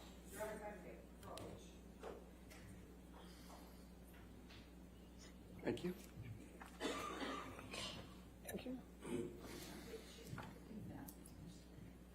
Do you recall having your deposition taken on January 20, 2021? Okay. Yes, ma'am, with you. Okay. Can you pull that up, Michelle, please? Thank you. I'm going to ask you to turn to page 44. And Mr. Whigham, you were under oath at the time of this deposition, correct? Correct? Yes. Yes, ma'am. Line 10. This is page 44, line 10. The question, do you recall approximately when in 2018 you inferred from your discussion with Mr. Bailey that the likelihood of Mr. Depp being in Pirate 6 was not high or was going away? And your answer at that time was, if memory serves me, the latter part of 2018 maybe.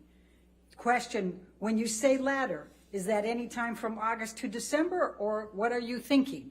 Answer, I would say fall, maybe, October, November, December, in that area. Do you recall giving that testimony under oath at that time? I do, now that I see it, yes. Okay. And in fact, there were quite a few things going on earlier in 2018 that might have had a bit of an impact on Mr. Depp's reputation. Would you agree? It might help if you refresh your recollection. Sure. And before I go there, though, I think you said that the reason it was so catastrophic for Mr. Depp for the op-ed was because it was a first-person account of Johnny, right? Do you remember saying that? Yes. Okay. Wasn't it a first-person account when Ms. Heard filed for the TRO in 2016? So that would have predated any relationship I had to Johnny, so I had no knowledge of that. Okay, so you don't know whether it was catastrophic then?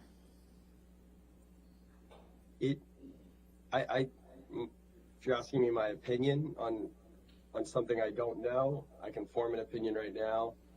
It's a court document and probably a little different than an op-ed in the Washington Post. But I would agree it's not now that I'm forming an opinion, that it's not a great headline for sure. When you read the op-ed, did you read it online or did you read it in the actual Post paper? I don't remember. Well, let's pull up Plaintiff's Exhibit 2.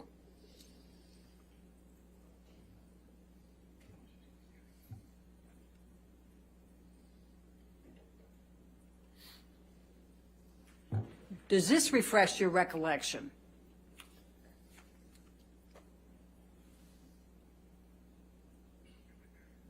Very hard for me to see. Is that just the paper? We're going to try to scroll in a little bit more.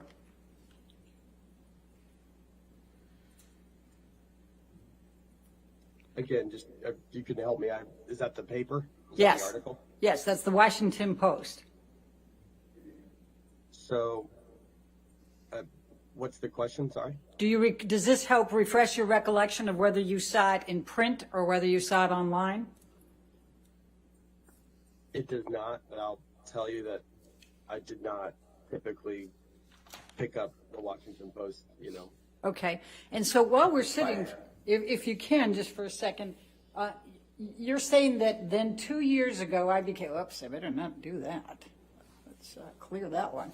Then 2 years ago I became a public figure representing domestic abuse. That's this first person from Ms. Heard that's catastrophic for Mr. Depp. Is that your testimony?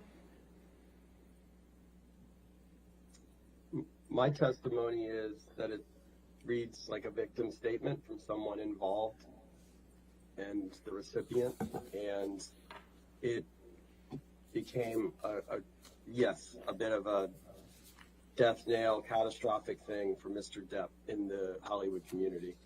All right, well, let's pull up Defendant's Exhibit 99.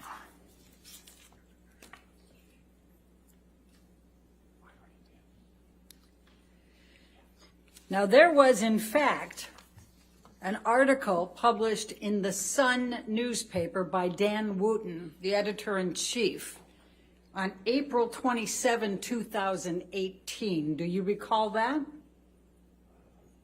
Now that I'm looking at it. Does that refreshes your recollection? And in fact, Yes. This article calls Mr. Depp a wife beater, does it not? Objection, hearsay.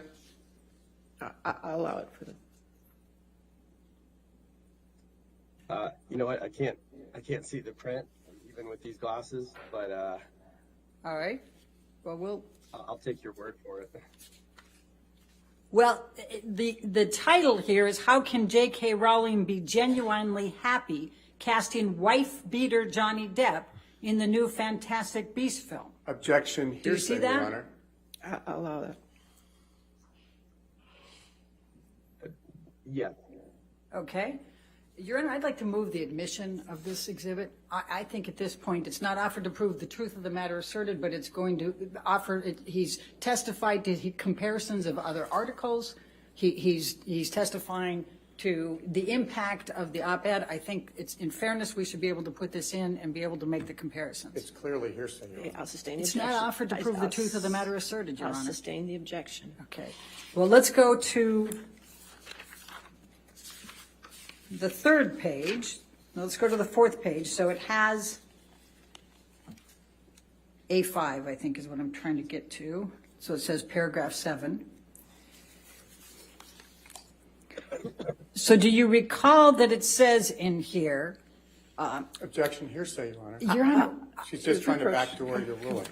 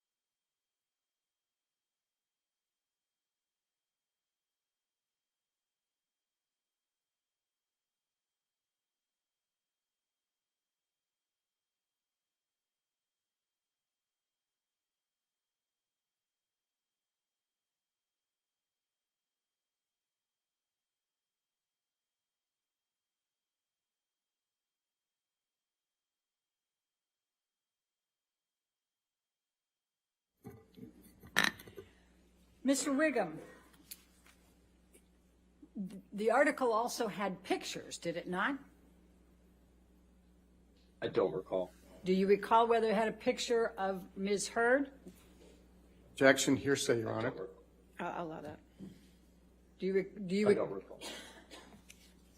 Can we go to the 8th page?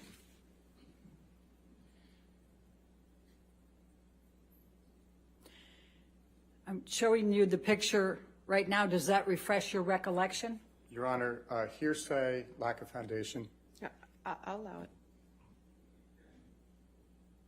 it. It doesn't speak to my impression of when I read it or how I read it, but I see the photo. Yes, ma'am. All right, and in fact, it shows bruises on it, doesn't it? On Ms. Heard's face? Objection, lack of foundation. Overruled. That would be what I see, yes. Okay. Now, Mr. Depp filed a lawsuit against the Sun newspaper and against Dan Wooten for this article, correct? I believe so. June 13, 2018. Let's pull up 1599, defendants 1599.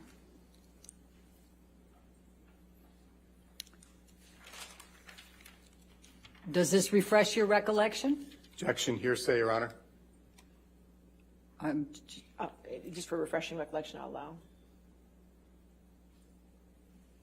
allow. Just so I understand the question, you're asking, does it refresh a memory that Johnny filed against the Sun? Yes, and Dan Wooten. On June 13, 2018. Sure. Okay. Now that I'm looking at it, yeah. All right, and he did so in the UK, in the High Court of Justice, correct? I believe so. You would know better than I.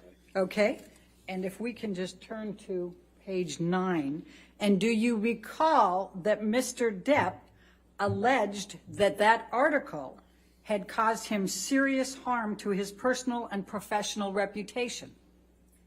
Objection, hearsay, calls for speculation. I'll allow the question. Thank you. No, I don't recall. I'm going to ask you to take a look at paragraph 11. And let me see if I can need new glasses. Okay.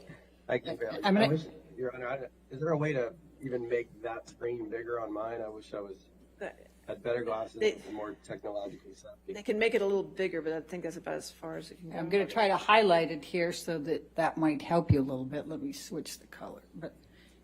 So, do you recall that Mr. Depp alleged that the article in the Sun newspaper by Dan Wooten had caused serious harm to the claimant's personal and professional reputation? If you're asking me, I don't recall it. I was not involved in that case at all. I'm able to read what's in front of me. But you don't recall it, and you don't recall if that had any impact on Disney in 2018? Objection, asked and answered. I'll sustain the objection. Next question. All right. Do you recall that Mr. Depp also alleged that he was caused significant distress and embarrassment by the publication of that article? No, I don't recall that. Okay. I say that because I just was not involved in that case. All right. My memory of that was it was a tabloid, and the lawyers were in. All right. Michelle, you can take that down. Thank you. Now, there was a trial in the UK, was there not, on Mr. Depp's claims of libel against Dan Wooten and the Sun? I believe so. And it was in July of 2020, was it not? I don't remember the date, actually. All right. And it lasted 3 weeks? Do you recall that? I don't, but I'll take your word for it. Do you recall there being an enormous amount of publicity surrounding that trial? Objection, calls for speculation, lack of foundation. He said he did. Thank you. I'm sorry, Mr. Whigham, you said you did recall that? Asked and answered. I'll allow it. I remember there being press around it, yes, ma'am. Okay. And in fact, do you recall that Mr. Depp gave testimony for 4 days? Not specifically. I don't. Do you recall that Ms. Heard gave testimony for 4 days? I don't recall any specific memory of who testified for how long or any details within the case. Do you recall there being many, many witnesses testifying at that case, on that case? I think I'd revert to my answer just now. Okay. And the press that surrounded that case, do you recall it being focusing on things like Mr. Depp's drug and alcohol use? Same answer. Do you recall there being the video, the kitchen video, being shown repeatedly? Objection. Your Honor, may we approach? Sure.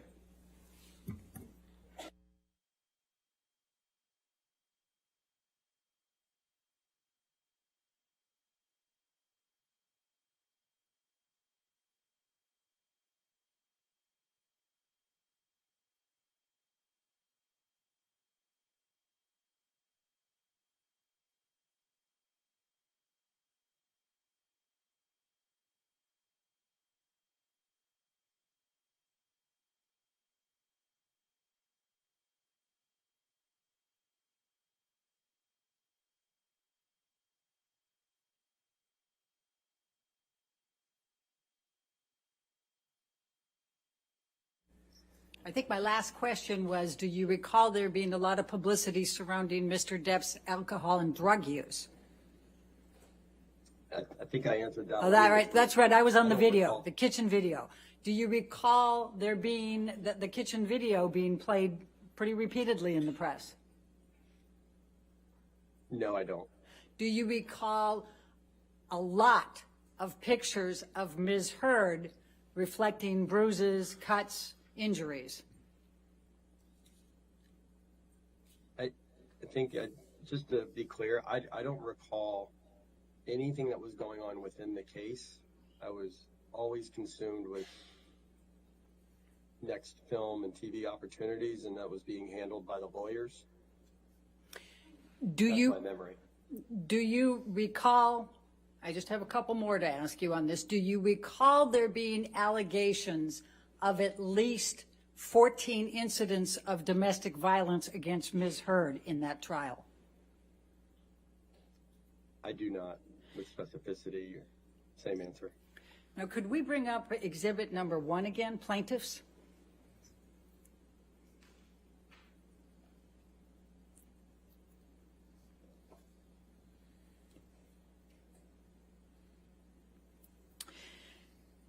Now, Mr. Whigham, do you know who wrote Amber Heard, I spoke up against sexual violence and faced our culture's wrath, this has to change?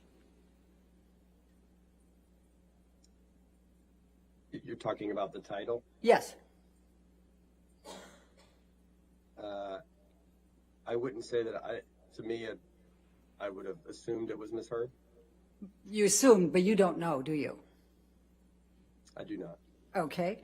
And were you aware that there were also 3 pleaded incidents of sexual violence in the UK trial against Ms. Heard by Mr. Depp?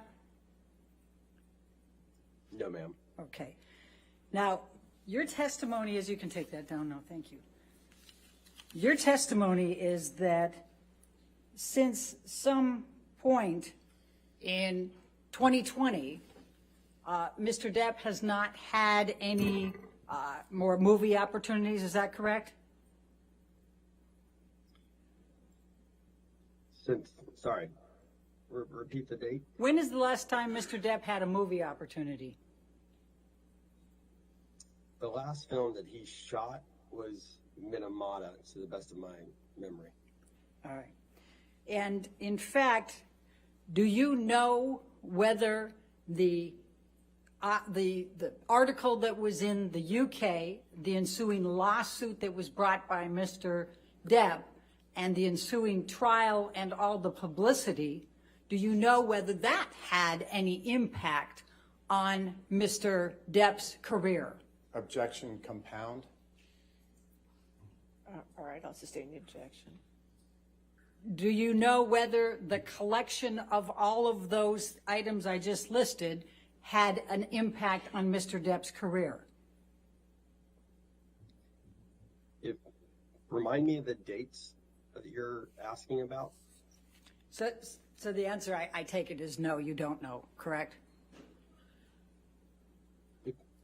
I'm just trying to make sure I give you a correct answer so I understand the question. You referenced after 2020. Okay, Is that what you're saying?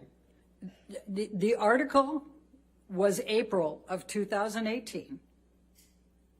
The lawsuit was June of 2018. The trial was July of 2020.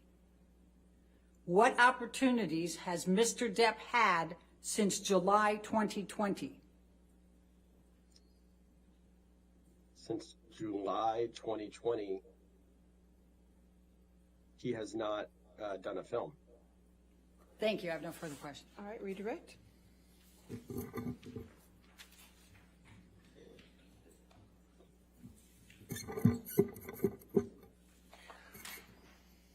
Good afternoon again, Mr. Whigham.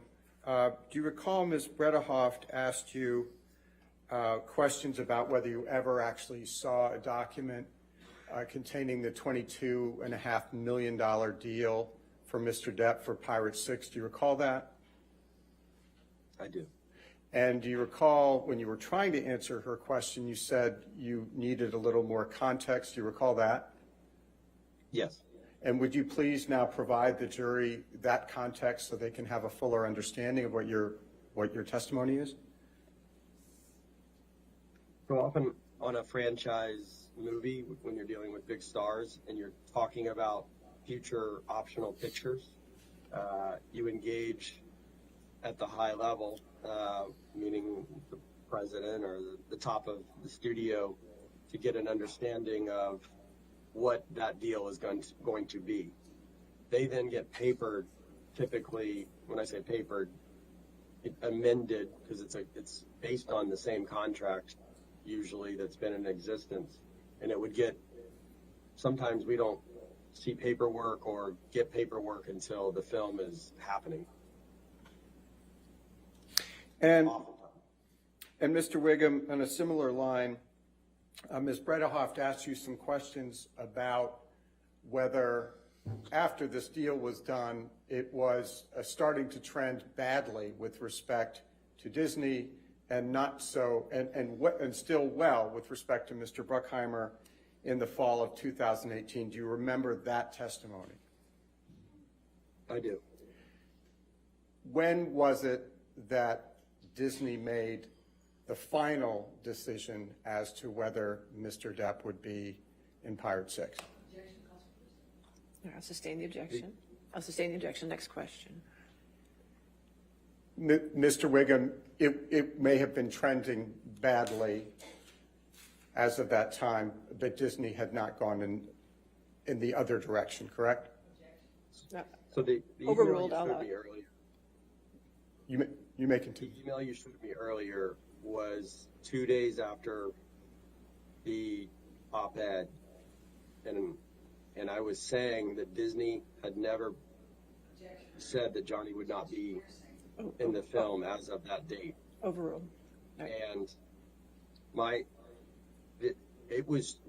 testimony is the exact same as the deposition, which is it was trending badly in the late fall on behalf of Disney, but Jerry Bruckheimer and I were lobbying to make it happen, and so we had hope, and it became clear to me in early 2019 that it was over.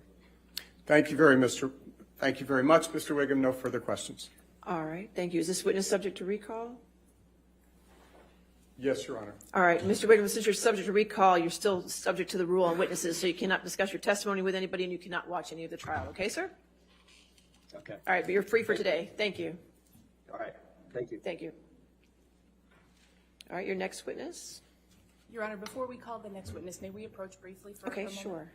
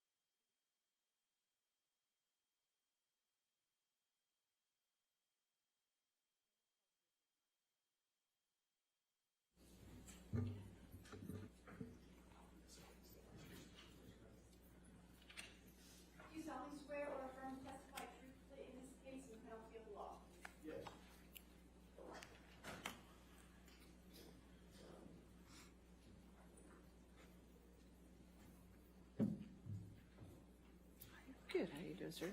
Good afternoon. You can sit down, sir. That's fine.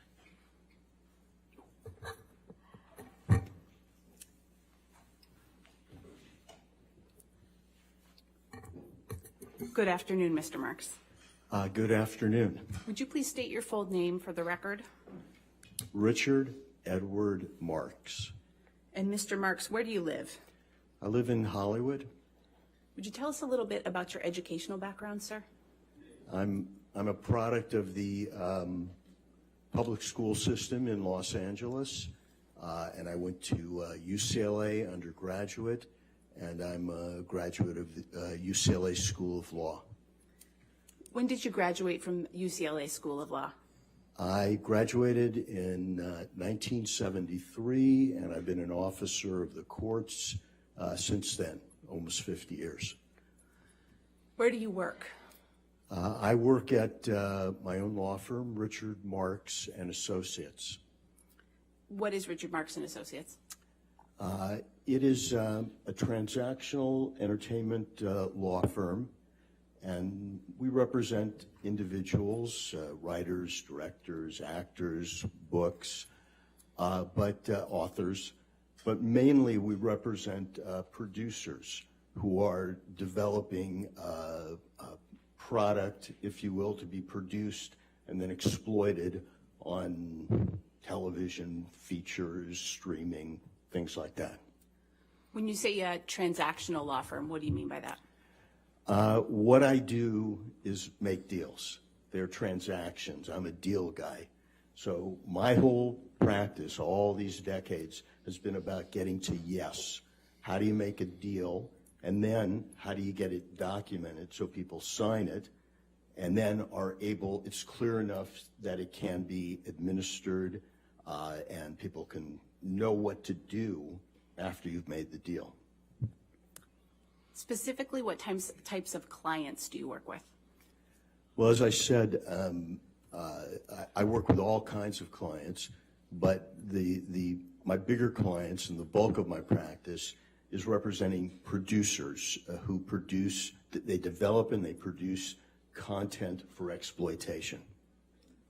Are there any particular clients that you can identify? Yeah, I've been working for a long time with ITV, which is a huge British company with worldwide reach in entertainment. They produce The Voice, Love Island, and right now I've done all the development legal work on a miniseries that's about to shoot in France and England, starring Michael Douglas as Benjamin Franklin. It's based on a novel that we optioned, I helped them option years ago. Then scripts were written for the 8 hours. Then Michael Douglas was engaged, the director was engaged, and I do all those contracts, and that's ITV. Another one of my big clients is Village Roadshow. They're an Australian company. They partner with Warner Brothers, and they produce movies like Matrix, Aquaman, Scooby-Doo.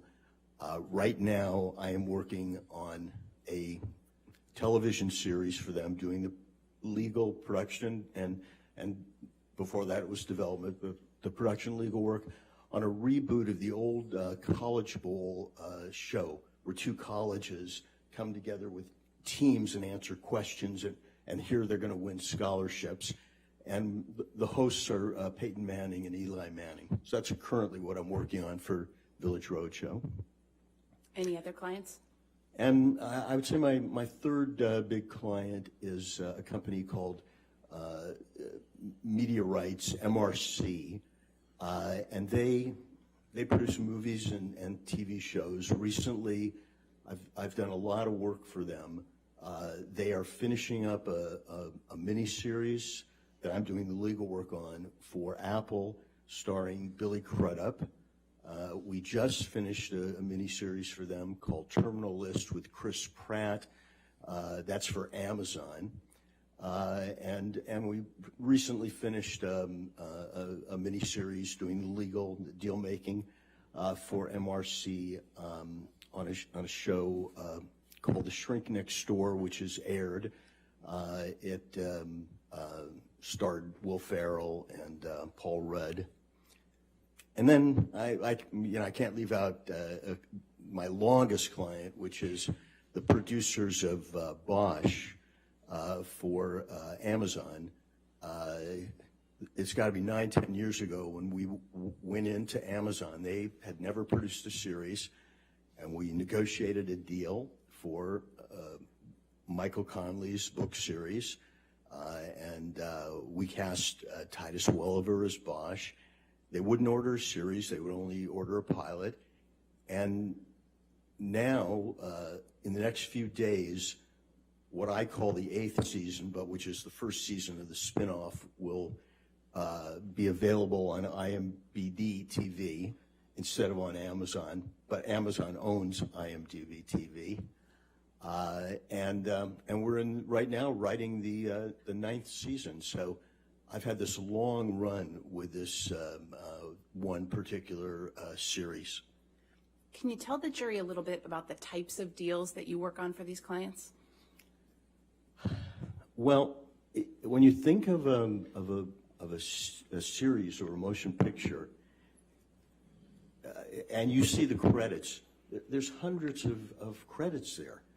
And every one of those people, you have to make a deal with them, and you have to paper it so that they sign it.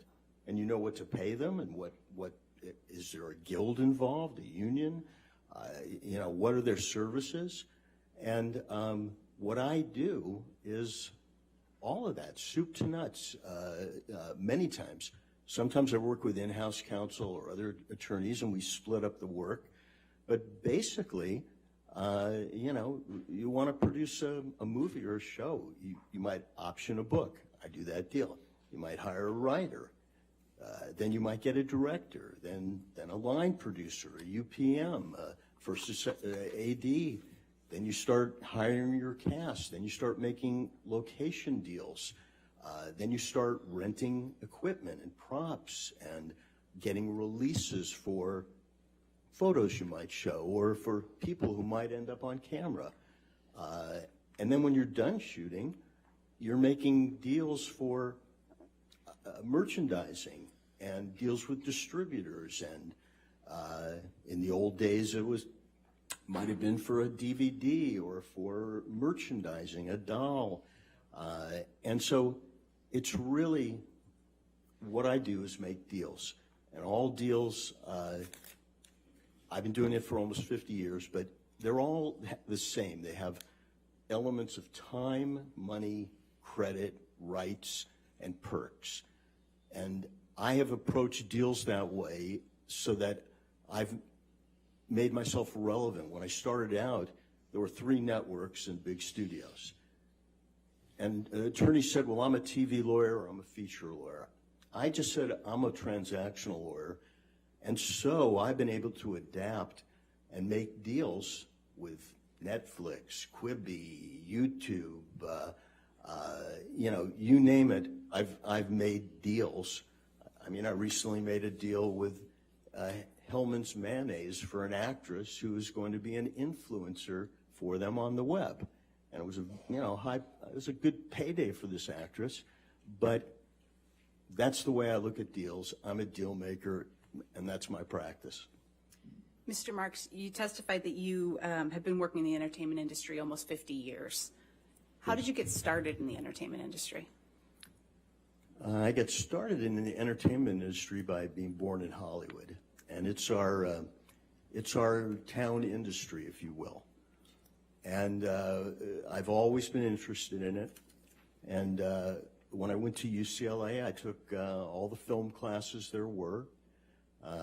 And when I went to UCLA Law School, it was by design because, number one, I couldn't afford the big law school, so UCLA was a public school. It was virtually free. I went to UCLA Law School because if you want to practice entertainment law in Hollywood, you go to UCLA or USC. Those are the schools where you kind of create your contacts and your network. And at UCLA, they had some of the best professors who taught entertainment law-related subjects. So I took copyright, trademark, entertainment contracts, if you will. I took everything entertainment-related. And that's how I kind of built the foundation for then my after law school career. What did you do after you graduated from law school? Well, I wanted to do entertainment and transaction law, but I realized I could earn a little bit more money if I went into entertainment litigation, suing over copyrights and trademarks. And so I took the highest paying job that I could get out of law school, and was in 1973, and I did IP litigation, disputes over copyrights, trademarks, disputes over rights, things like that. And I was a low-level litigator, doing depositions or motions, certainly not sitting at the, examining witnesses, except it might be in a deposition. And I did that for about, it was my first year out of law school. What did you do after that? Well, after that, I kind of made a decision that being a litigator wasn't for me, that I wanted to make deals, that I wanted my career to be about getting to yes. And that involved a lot of, conflict sometimes, but the goal was to get to yes so that both parties could work together. Because the goal was working together and creating the TV show, not making the deal. The deal makers had to step away so that you closed the deal and then people could live with that deal. And so I went to a transactional law firm, and I was there a couple years, and I made deals. What kind of projects did you work on when you transitioned into that deal-making role? Well, this is, mid-1970s, and this law firm was hot, if you will. And some of my classmates were there. That's how I got the job. I had to take a cut in pay to go there. I'll never forget, I'm the second chair attorney in a big conference room at Fox, and we're trying to close a deal for our young client, George Lucas, to make a film called Star Wars, a Western space movie. And Fox would not give us the budget or the salary he wanted. And this is the God's honest truth. We said, okay, give us the merchandising. And famously, they gave us the merchandising because they didn't think there was value there. And that's how much our business has changed. While I was at my first transactional firm, we also worked for a client. His name is Sylvester Stallone. His claim to fame is that he was a character actor, but he had written a script that all the major stars wanted to play. They wanted to play the role Rocky. And he said, I will not sell this script unless I play Rocky. And no one was happy about that. And the deal we made was he got to play the role, but it was a very low budget, and he hardly had a dressing room. He hardly had any perks. He wasn't happy about it, but we were able to make up for that in the deals for Rocky 2, 3. And that's the type of deals. It was, at that entertainment transactional firm, we weren't representing major companies, if you will. We were representing artists, writers, directors, talent, like individuals. We weren't representing the companies I do now, like ITV or Village Roadshow. How long were you at that law firm? I was at that firm for a couple of years. What did you do after that? After that, I made a decision that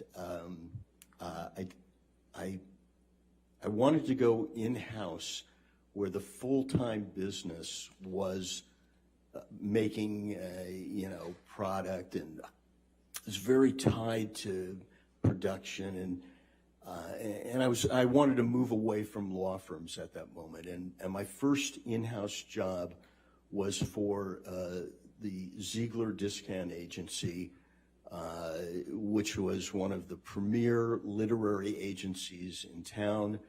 We represented writers and books and estates of books. And at that time, in late 70s, early 80s, if you wanted to hire a writer or a book, or option a book, there were three places you went. You went to Swifty, which he's kind of famous, Swifty Lazar's Oscar parties, or you went to Swanee, H.L. Swanson, or you went to Ziggy, and I worked for Ziggy. Did you work for any other companies in an in-house capacity as a deal maker? Oh yeah. With Ziggy, we made deals for the book The Princess Bride. We did a lot of. We worked for William Goldman, who that was his book and his screenplay, and it was a fabulous experience. But that firm was bought by ICM, a much bigger agency, and then I moved to Paramount. That's where I next went, and at Paramount, I was the attorney on the series Cheers and the series Family Ties, which was the break for the young son, Michael J. Fox. And then I did something, because I have never said I'm just a TV lawyer. I'm a deal maker. I get to yes. And it's sort of unheard of, but I moved from network television doing the deals for Cheers and Family Ties. I moved to features at Paramount because you could earn a little more money in features. And I was married, and I had a child. And in features, I was assigned to do the development and production work for a producer, who's in this case Jerry Bruckheimer, and I also served. They had an overall deal with Eddie Murphy, so I did the legal work on his films like Beverly Hills Cop, Coming to America, things like that. And I was at Paramount about 4 years. Where'd you go after Paramount? After Paramount, I got this opportunity to head up business and legal affairs in the feature division for Jerry Weintraub's studio. Jerry was famous at the time for Karate Kid and Ocean's 11, and he represented, Elvis and Frank Sinatra in music, and John Denver. But this was his motion picture company, and I was in features, and we made a film called Troop Beverly Hills, which is starring Shelley Long. We made another film, The Big Blue. We acquired a film library. He was positioning himself to be a major company until he went bankrupt. And that was one of his only failures. Where'd you go after that? After Jerry Weintraub, I went to Disney, and I filled in for a year for the head of legal and features, who was on maternity leave and taking a family leave. And so I headed up legal on films like Dick Tracy, Madonna was in that, Rocketeer, another live action film. But what I really remember about my time at Disney is they were revamping the animation department, and they wanted to make a different kind of Disney animated film. And part of it, in the old days, Disney animated films, the voices weren't advertised. They weren't the stars of the movie. Disney was the star, or Dumbo was the star, but the voices were hardly known. And we broke that mold, and it was the first deal where we paid real money to someone to do a voice. Was a deal I made with Robin Williams to voice Aladdin.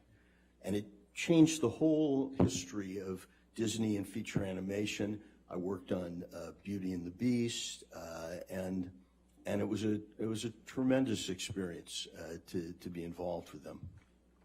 After you worked at Disney, did you continue to fill in-house deal-making roles? Yeah, I continued my in-house road, even in the world that I could see was consolidating, and it was going to be more and more difficult to stay in-house.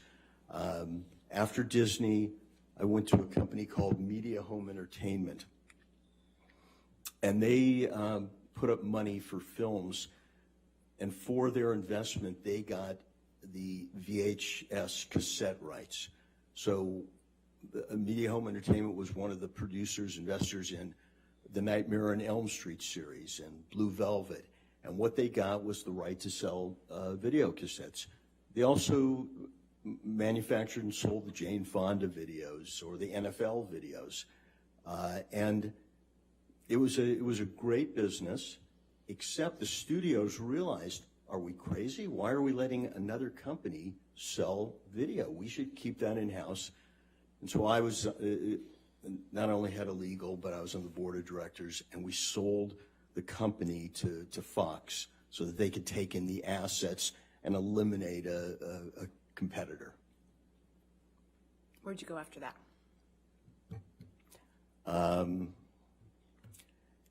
After Media Home Entertainment, I went to a company called Kushner Lock. It was it was at a time in the business there were hundreds of independent producing companies because the networks couldn't produce for themselves. There were laws preventing it. And Kushner Lock, we produced Pinocchio with Jonathan Taylor Thomas. We produced a small movie called Freeway. It was Reese Witherspoon's one of her first roles. And it was, I was there for 8 years. It was a good long run until they, as all those independent companies ultimately did, not all, most, they went bankrupt after 8 years. What did you do after that? Now, you can see I'm still chasing the in-house world. I went to a company, Nelvana. They were a Canadian animation company, but they had this big office in LA. I headed up business and legal. We manufactured, made, produced animated television series like Care Bears and merchandising also. Babar, Big Bear, Little Bear, all sorts of animated subjects and merchandising deals and cartoons, if you will. And then that Canadian company closed the LA office and moved back to Canada. I didn't want to move back to Canada. And so my last in-house situation, I went to Universal Network Television, and I did business and legal affairs on Just Shoot Me, television series, a series starring Josh Brolin called Mr. Sterling. It was kind of patterned on Mr. Smith Goes to Washington. And at the same time I was at Universal Network Television, I consulted with Nickelodeon Features, and I helped them sort of build out their feature products. They were on the Paramount lot. I had been at Paramount for a long time, and we worked on films such as SpongeBob, the animated film. And then when that consulting ended and NBC came in and bought Universal, that ended my job at Universal, and I made the decision I would go back and be a lawyer at a law firm. What types of work were you doing when you went back to the law firms? When I went back to the law firm, I did a lot of, I worked on their clients, and I helped a financier, Robert Sillerman, in effect buy the American Idol brand. I worked with Barry Gordy's company, trying to turn some of his world into theatrical plays. I worked with the Nat King Cole estate, trying to do things. So it was a lot of reality. I remember I worked with J. Walter Thompson, and they were in effect creating advertising opportunity branding.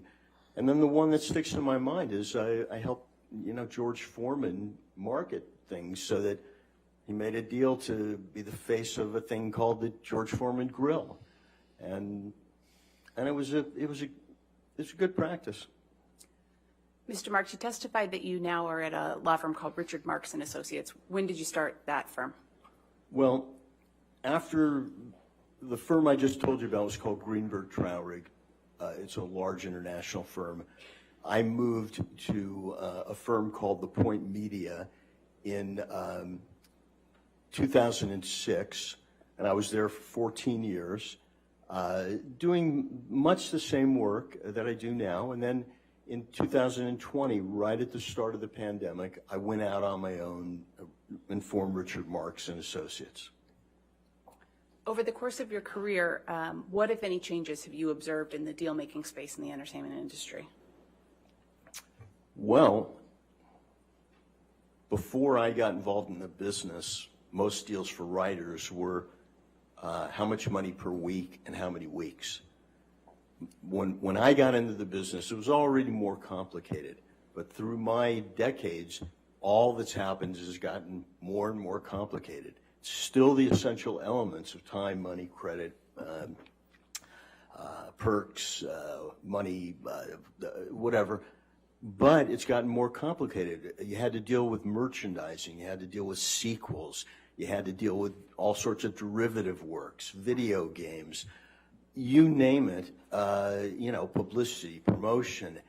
It all expanded so that making a deal that might have been, simple 30 years before now was a major production.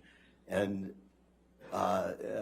lawyers became integral. You couldn't do a deal without someone who was going to dive into the boilerplate and make sure that it was right. Your Honor, I'm about to switch gears a little bit. I don't know if you would like to break now for lunch. That's fine. If you could approach us for a moment. Just a minute.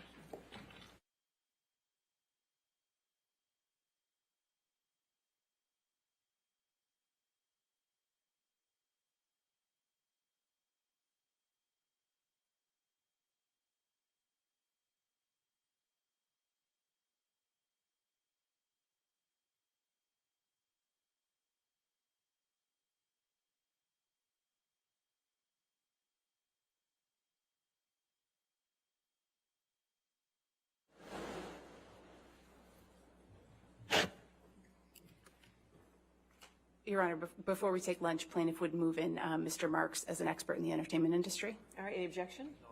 All right, so moved. All right, ladies and gentlemen, we'll go ahead and take our hour lunch then. Please do not talk to anybody and don't do any outside research. We'll see you back in an hour, okay? Thank you.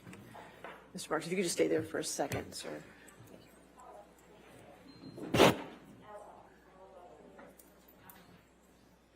Stay there for a second. Just stay right there. Thank you. No problem, sir.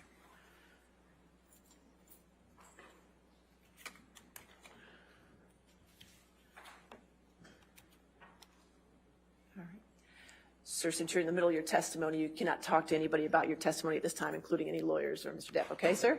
All right. All right. And we'll be back. Then we'll be back at, let's make it 2 o'clock. Okay? All right. Thank you.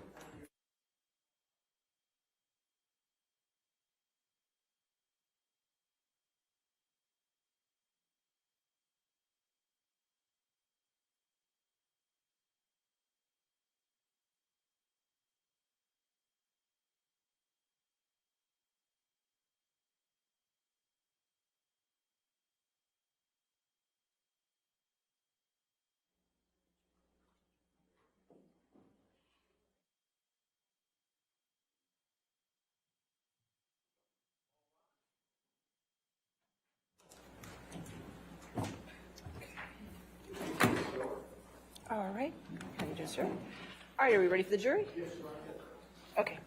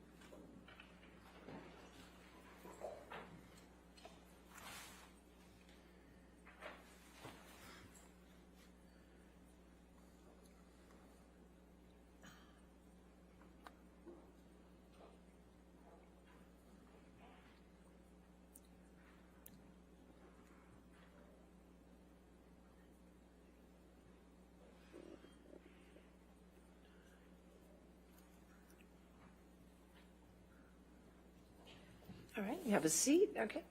Your next question? Thank you, Your Honor.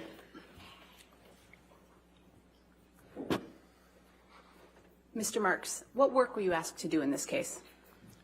I was asked to bring my years of experience in the entertainment industry and look at the damage that the op-ed of 2018 created in Johnny Depp's career and his life and his reputation. What work did you do to determine whether Mr. Depp's reputation had been damaged by the op-ed? Well, again, I view the op-ed and the fallout through almost 50 years in the business, and what I did was I read the pleadings in the case, the deposition transcripts, the articles, the pleadings, all of the paperwork in this case, which is voluminous. Based on the analysis you've done and your expertise in the entertainment industry, have you formed any opinions in this case?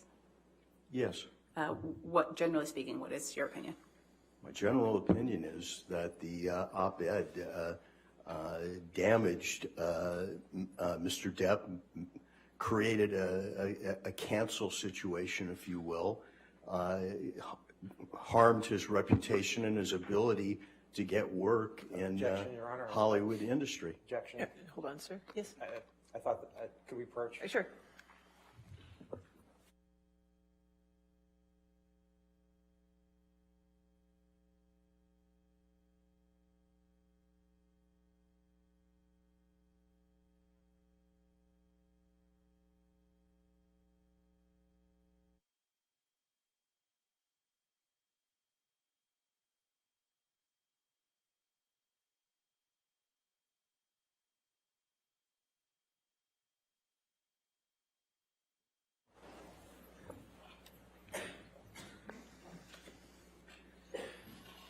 Mr. Marks, do you have experience working with companies looking to engage actors to market or advertise their products?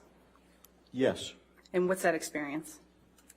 Well, virtually every company I work for, they are engaging actors to advertise their products. Most of the time, those products are TV shows or streaming series or feature films that all involve product spin-offs and derivatives, and sometimes they are just products and spokespeople getting together. But yes, I have experience in hiring a star to be the face of your product. What types of things do companies consider when they're looking at using actors in their marketing or advertising? Well, as you can imagine, they consider reputation. This is a capitalist society, and they're looking to make money. They want to add value to their investment. They want actors who have reputations that will bring eyeballs to the screen, bodies in the seats. They're looking for added value, not negativity. Do you have experience negotiating agreements for actors to play a certain role in a film?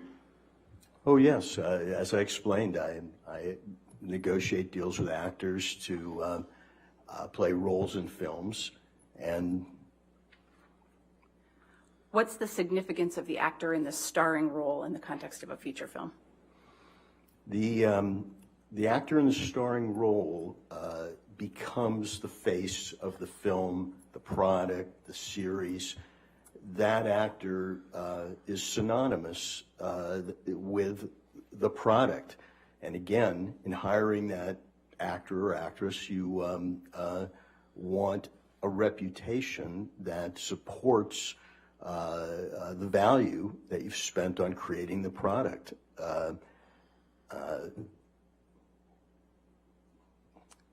You might say that Pirates of the Caribbean is Johnny Depp and vice versa. That's this importance of hiring a star. What aspects of an actor's reputation might impact their ability to get hired by brands or studios? Well, again, on the other side of the coin, you wouldn't want to hire an actor who has negativity following them. You wouldn't want to pay to actually bring your brand down, your movie. And so that's very important, and especially in the last 5 years with the Me Too movement, you wouldn't want negativity hiring an actor who, quote unquote, had been canceled.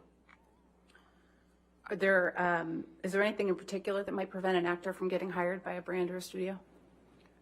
Well, I mean, we're talking about illegal activity, a criminal record, but right now, the pinnacle of negativity in Hollywood is being accused of domestic abuse, sexual abuse, violence, and what we've seen is almost immediately terminations and cancellations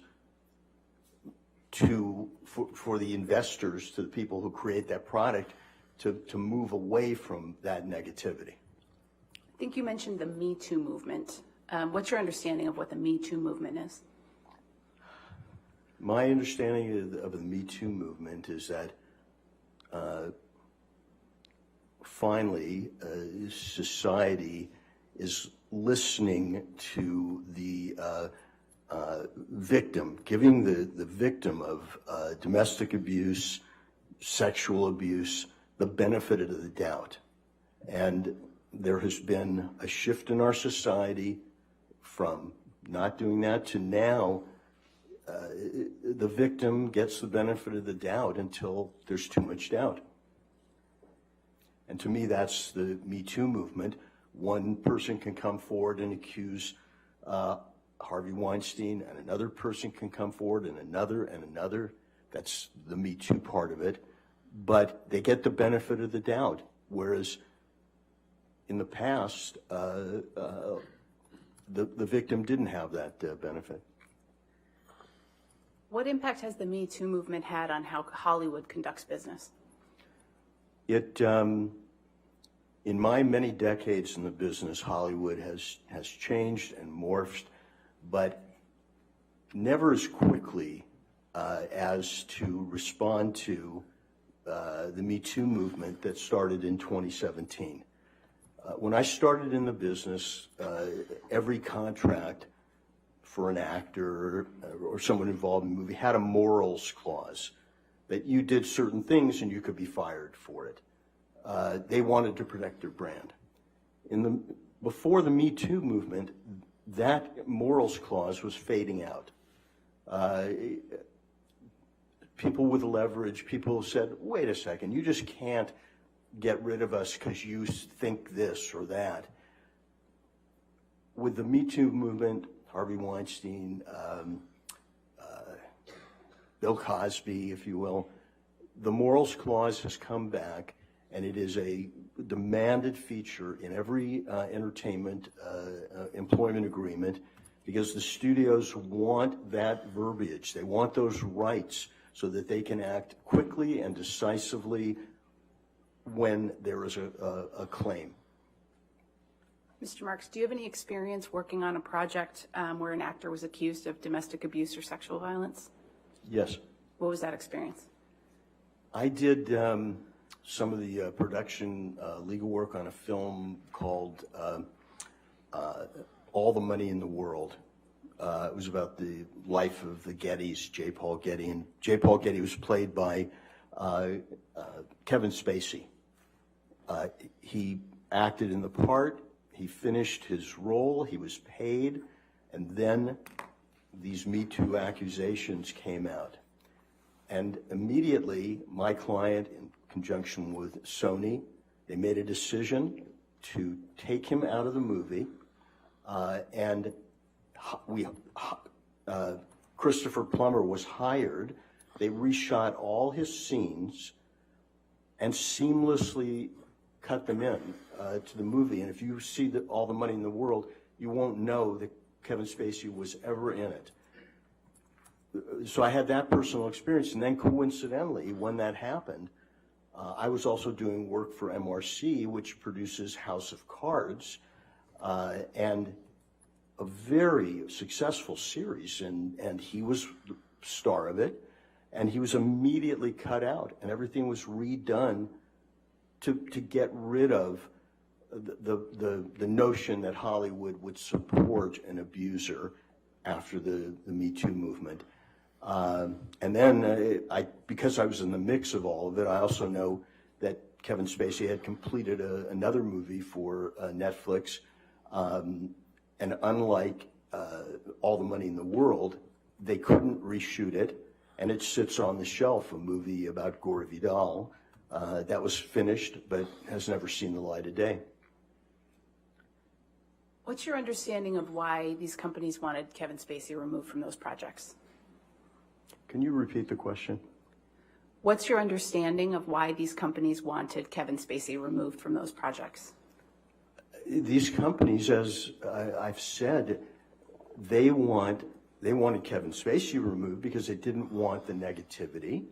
They want anyone removed so that they can get a return on their investment in our society, so that they are not seen as being in the old generation where women were not given the benefit of the doubt, where victims were not given the benefit of the doubt. And a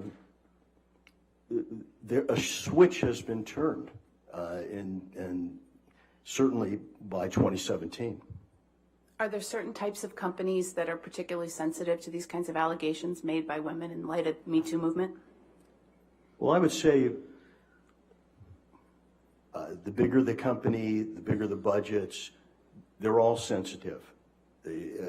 But at the pinnacle of sensitivity are the family-friendly companies like Disney. They're particularly sensitive, not in a general way, but in a very specific way. Mr. Marks, are you familiar with the op-ed Ms. Heard published in the Washington Post on December 18th, 2018? Yes. What's your understanding of how that op-ed was received in Hollywood? My understanding of how that op-ed was received in Hollywood. I'm sorry, sir. Yes. Is this his personal understanding, his expert understanding? It seems like if it's his personal understanding, it's not relevant. I'm asking Mr. Marks based on his nearly 50 years in the entertainment I'll overrule the industry. objection. Thank you. As I've said before, I am a member of the Hollywood community. That op-ed, for the first time, is in a mainstream publication called the Washington Post. This is a flagship journal, if you will, of American news. We're not talking about a trade paper. We're not talking about a rag. We're talking about the Washington Post. And it is geared to Hollywood. It says, 2 years ago, when I was getting my divorce, Amber Heard is saying, I was the abuser, and you didn't, Hollywood, you stood up for my abuser, not for Objection, me, Your the Honor. victim. Objection.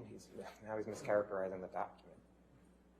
I think he's expressing his understanding of how that was perceived. I'll overrule the objection. Go ahead. Thank you. what I'm saying is Hollywood got the subject matter of the op-ed loud and clear.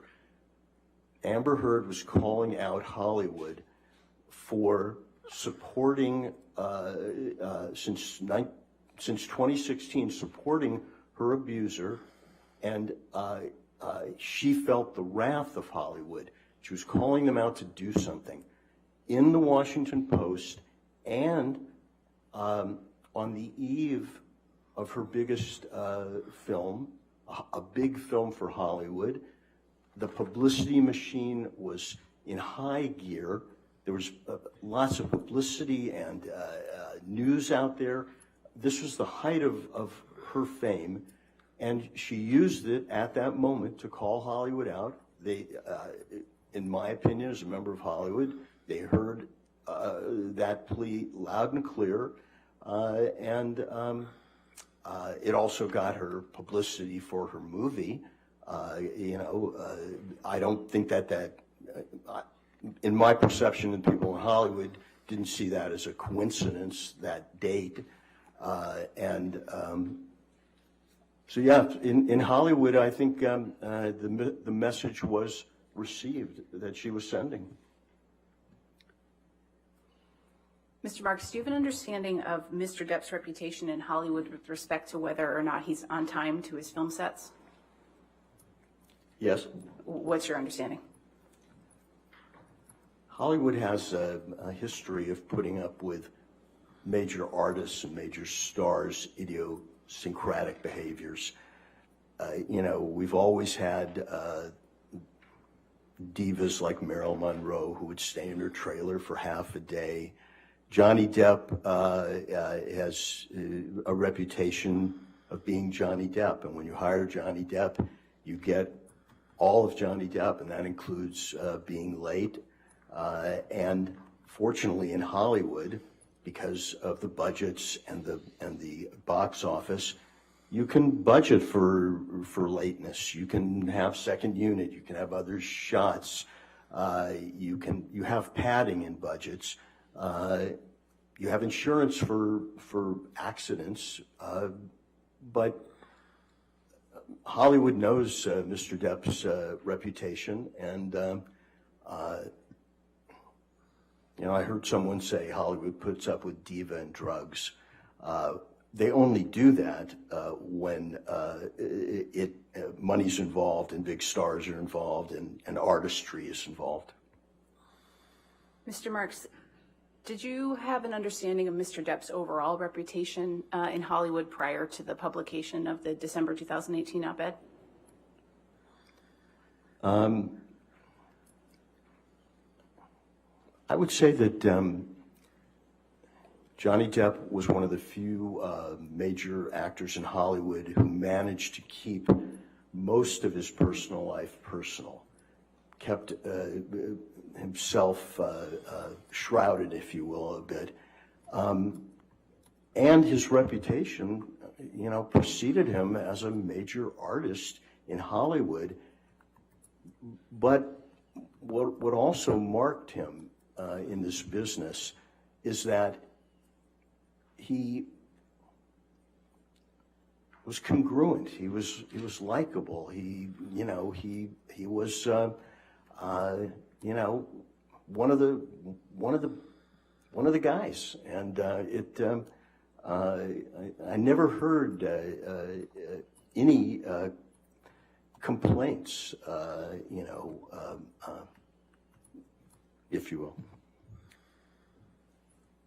Do you have an opinion about the impact of the publication of the op-ed on Mr. Depp's reputation in Hollywood?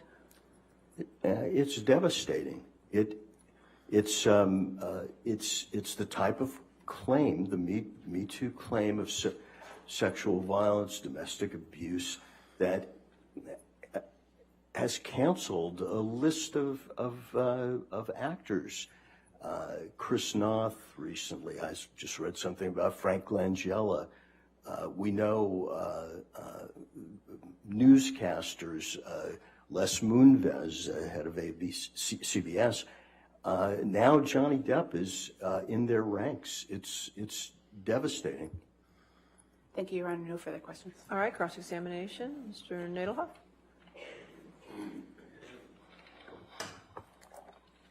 Good afternoon. Your rate in this case is $975 per hour, is that right? That's correct. And you've never charged that higher rate in any other cases, isn't that right? I've charged near that amount, but never that high, correct? That's correct. Okay. How much have you received for this case? I'd have to look at my billing.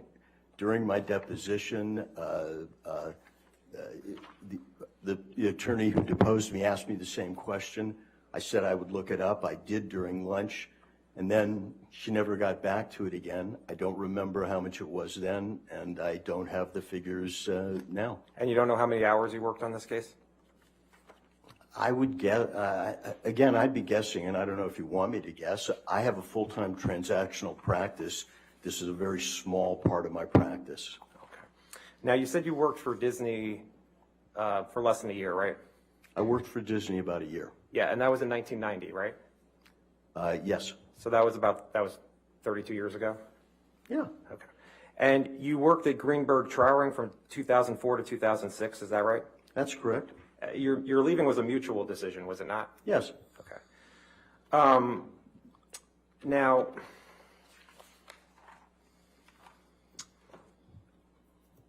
Mr. Depp still has an endorsement deal with Dior, correct? I understand that, yes. Okay. And he's had that endorsement deal since 2015, isn't that right?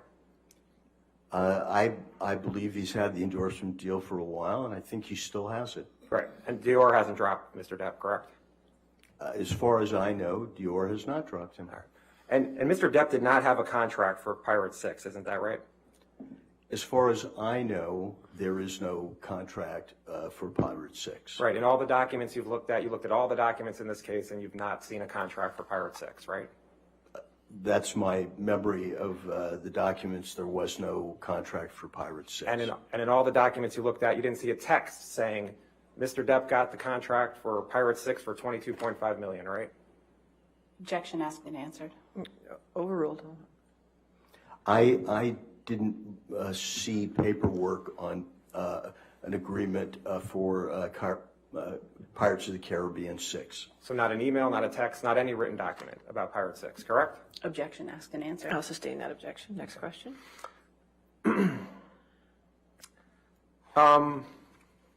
And you don't know one way or the other whether Mr. Depp will be in Pirates of Caribbean 6. You don't have a crystal ball, is that right?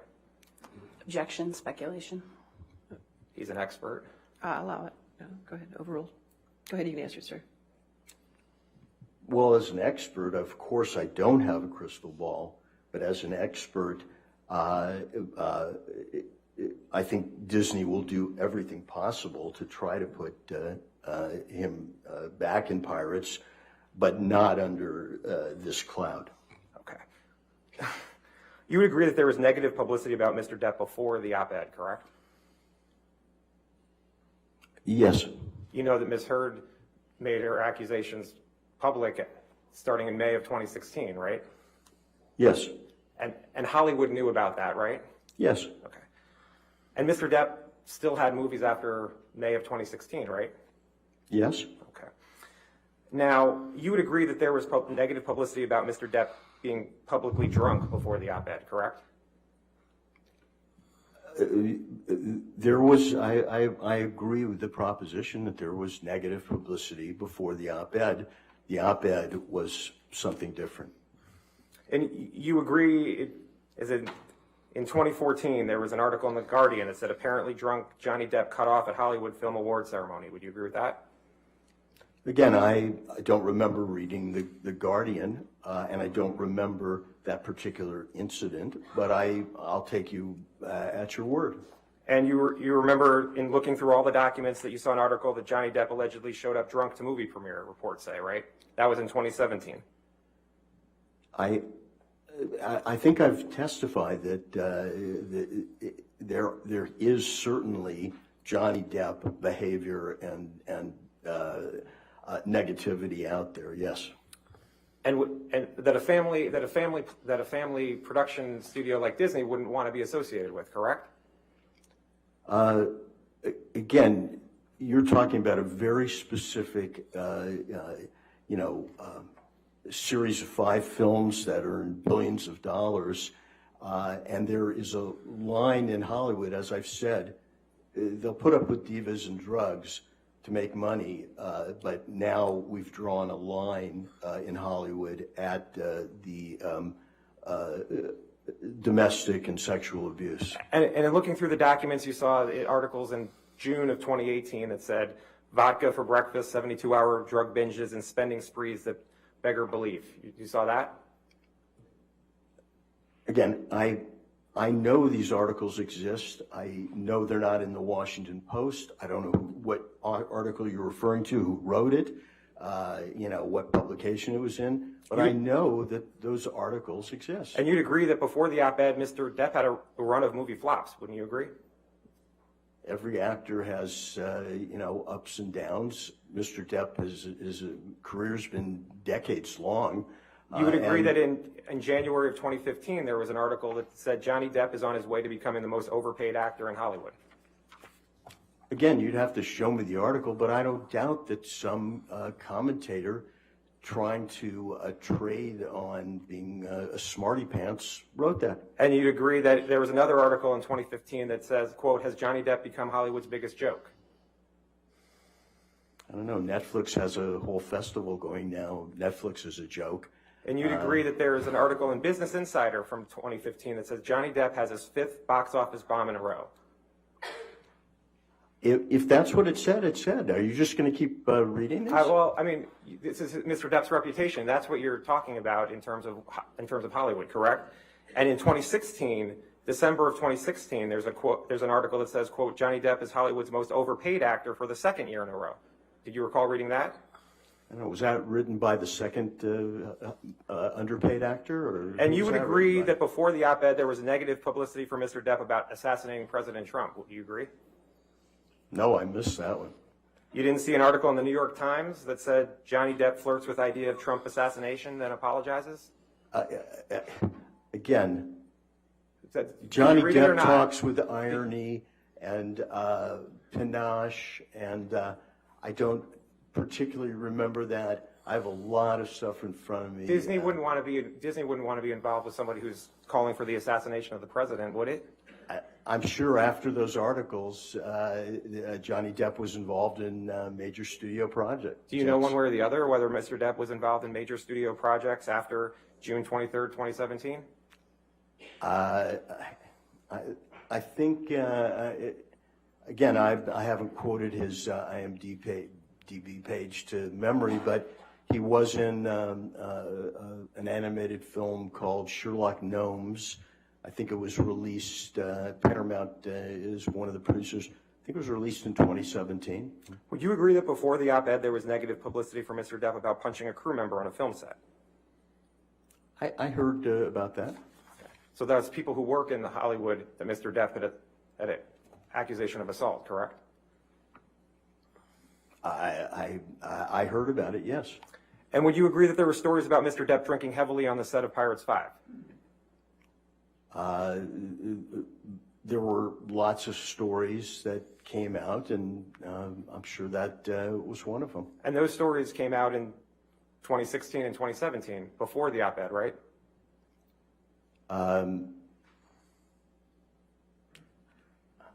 Again, you'd have to show me a timeline, but I'll take your word that there were articles written in various rags or trade public. Is the New York Times a rag? Is that what you're saying? No, I'm not saying the New York Times is a rag. What I'm saying is, at the height of the Me Too movement, we have this op-ed directed at Hollywood, and in the Hollywood I know, the rest of the stuff is background noise.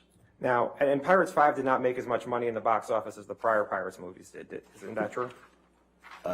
That's true. It only made about $800 million. It made less, though, than the first 4, correct?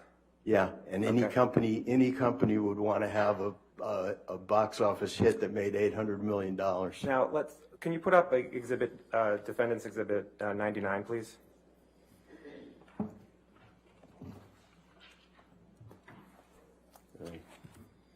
and if you could blow it up.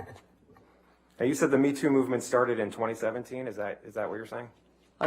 It actually started long before that, but it picked up steam to what we now call the Me Too movement in 2017. Okay, and do you recognize this article from Dan Wooten that says, how can J.K. Rowling be genuinely happy casting wife-beater Johnny Depp in the new Fantastic Beasts film? Yes, this article is in the UK Sun, which came to prominence by publishing topless women on page 3. And the article came out on April 27th, 2018, correct? I haven't skimmed through this, but I'll take your word for it. And I think what you're trying to say was that the Sun was a rag, so no one would pay any attention to it. Is that what you're trying to say? I'm saying the Sun is the Sun, and it's in the UK. And what this article is repeating stuff from 2016, repeating all the stuff that you might say should be all past history after the divorce. It's one Wooten's opinion in a newspaper that's claimed to fame as page 3 women topless, and yeah. And Mr. Depp sued the Sun over this, right? What's that? Mr. Depp sued the Sun in the UK about this article, right? As far as I know, he wanted to clear his name. That's right. And Mr. Depp, that lawsuit occurred in 2020, correct? It was tried in 2020. I believe so, yeah. And there were accusations of abuse that came out based on that lawsuit, correct? As far as I know, the accusations were all old news and predated much. Yeah, I mean, this is a 2018 article, and in 2020, they probably were rehashing it. And the old news that was coming out in 2018, that would also affect Mr. Depp's reputation, correct? Again, I've tried to draw a line, the line that Hollywood draws between the Me Too movement and starting in 2017 and the gossip and the claims back and forth. I mean, there was also press about Amber Heard being an abuser in those years. There was also the other side of the coin. But the op-ed that didn't mention Mr. Depp at all and didn't mention any accusations that what happened to her, that's what caused Mr. Depp all his reputational harm? That's what you're saying? Well, I don't agree that this article was not about Did it mention Mr. Depp? That's what I asked you. Well, does she have another husband who abused her But in 2016? Did it talk about it? Did it talk at all about Mr. Depp's abuse? Objection, Your Honor. He's tried to answer the first question, which was not exactly what the second question was that he re-asked. I'd asked that he be permitted to finish. Ask your question. We'll go from there. The op-ed article didn't mention any specific abuse by Mr. Depp towards Amber Heard, correct? The only name is this is Amber Heard telling her story that started in 2016 when she was domestically abused and ignored. Now, there were headlines about the UK trial, correct? I'm sure there were, yes. Like, let's burn Amber text allegedly sent by Johnny Depp about X read in court? I didn't hear you. Let's burn Amber text allegedly sent by Johnny Depp about X read in court. Yeah. And there's a headline from July 19th, 2020 that said, quote, Hollywood nervously awaits fallout from explosive Johnny Depp trial. So Hollywood was following the case, correct? Yeah. When was that headline? In 2020. 2020. Yeah, look, Johnny Depp is a decades-long fixture in Hollywood, and people were following something across the pond. You know, we thought we kind of got rid of the UK in 1776, but they were still following it, absolutely. I mean, Mr. Depp thought of enough about this article to have a 3-week trial in the UK, correct? Objection. Calls for speculation about what Mr. Depp thought. I'll sustain the objection. Next question. There was a 3-week trial in the UK based on this article by Dan Wooten, correct? I think I've said Mr. Depp finally had enough, and he sued to clear his name. Okay, can I approach, Your Honor? All right. You want to?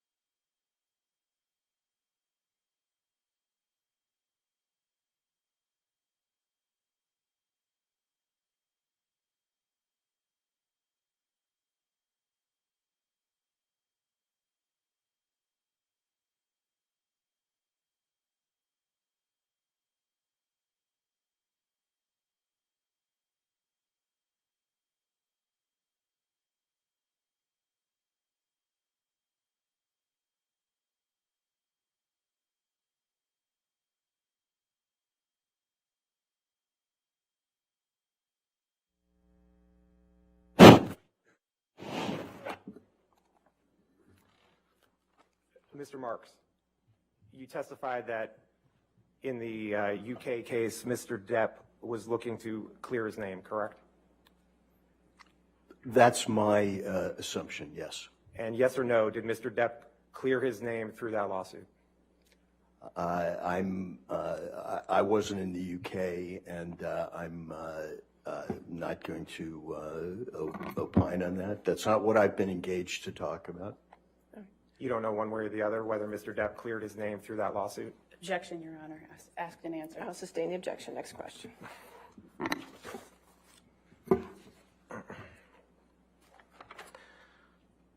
You understand, can you please put up Defendant's Exhibit 115?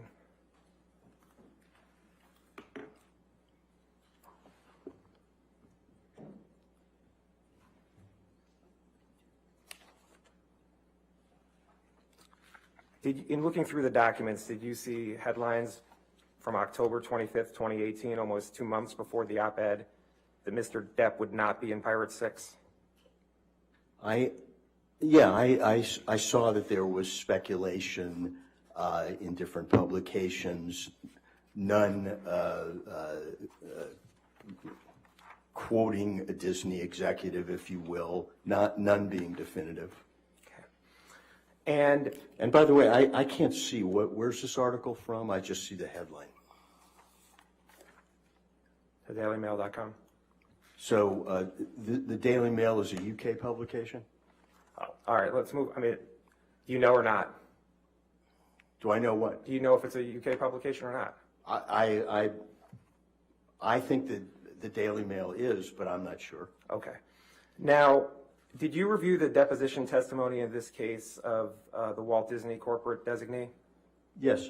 Okay. And do you recall that the corporate designee testified that Disney produced all documents related to its business relationship with Mr. Depp, including considering Mr. Depp for any work with Disney or future Pirates films, and she did not recall seeing the op-ed or any documents referring to the op-ed in that production of documents? I read the deposition. I don't recall seeing the op-ed in what Disney produced. What I do recall is that the person giving that deposition for Disney really had no contact with Jerry Bruckheimer or Sean Bailey. Just was someone that Disney put up who didn't know anything, is what I took And you from the understand, deposition. you're a lawyer, right? You understand that a corporate designee is supposed to be in the shoes of the corporation talking for Disney, correct? Objection, Your Honor. I think that's outside the scope of his expertise in this case. Overruled. Okay. I understand that that's what the corporate designee is supposed to be, but when I read that they are not in touch with, that was the not in question. touch with the president of the company, it gives me pause. So Disney itself represented through this witness that it did not have the op-ed in any of its files, correct? I don't remember that passage in the deposition, but I can't remember. She certainly did not quote the op-ed or produce the op-ed or talk about the op-ed. Now, but in Hollywood, actions sometimes speak much louder than words.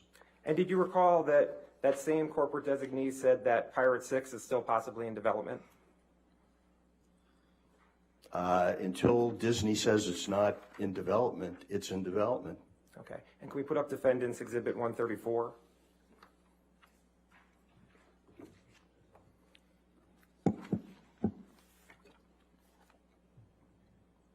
And you see this is from November 5th, 2020. And where's this from? Some rogue website? Where's this from? InsideTheMagic.com. Okay. Okay, and this says Disney reportedly scraps plans for Depp's Pirates of the Caribbean 6 return, and that was on November 5th, 2020, correct? Assuming that this is a correct copy of this random website, that's what it says. They're not quoting the head of production. It's not a statement by Disney, but that's what this woman, Rebecca Barton, says. Well, 2 years after the op-ed, it was still a question as to whether Mr. Depp was going to be in Pirate 6. There was no contract for Mr. Depp to be in Pirates 6, but he was Pirates, and there would always be that question until Pirates is produced or until Disney says otherwise. And November 2020 was at the same time as all the publicity surrounding the UK case, correct? I think the UK judgment came out in November 2020. And this article came out 3 days after the judgment, correct? If the judgment came out on the 2nd, this is 3 days later in, what's this again, moviemagic.com? Correct. By Rebecca, Barton. Could I approach, Your Honor? All right.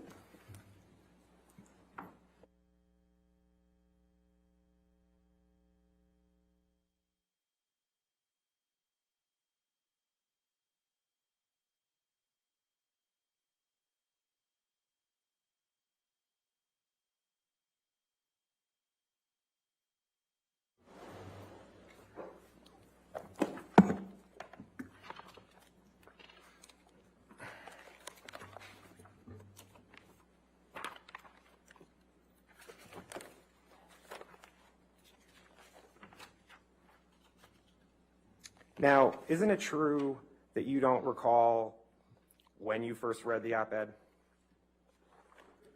As I sit here today, I don't recall when I first read it. I mean, it wasn't a big deal to you. You didn't read it in 2018, correct? I have a wife, 2 kids, a full-time job. I don't remember. Okay. And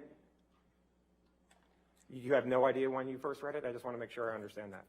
Objection, asked and answered, Your Honor. Sustain the Look, objection. I wasn't I'll at Disney. sustain the objection. Next question. Okay. I sustain the objection. Okay. Next question. Now, you, as an expert in the entertainment field, do you know any actresses whose careers have gotten better after making accusations of a domestic abuse against an actor in Hollywood? I think you know that the taint sticks and to both sides, and I can't think of any actresses who have prevailed and who've been canceled. Have you thought, do you know of any actresses whose careers have gotten better after making accusations of domestic abuse against a man in Hollywood? I haven't been asked to opine on that, but I certainly will look into it. I don't think that this is something. The answer is no, right? You don't know. Again, I assume that it's a yes or no. Do you know or not? Thought her career would get better by bringing this out. I don't know. All right, thank you. I have nothing further. All right, redirect.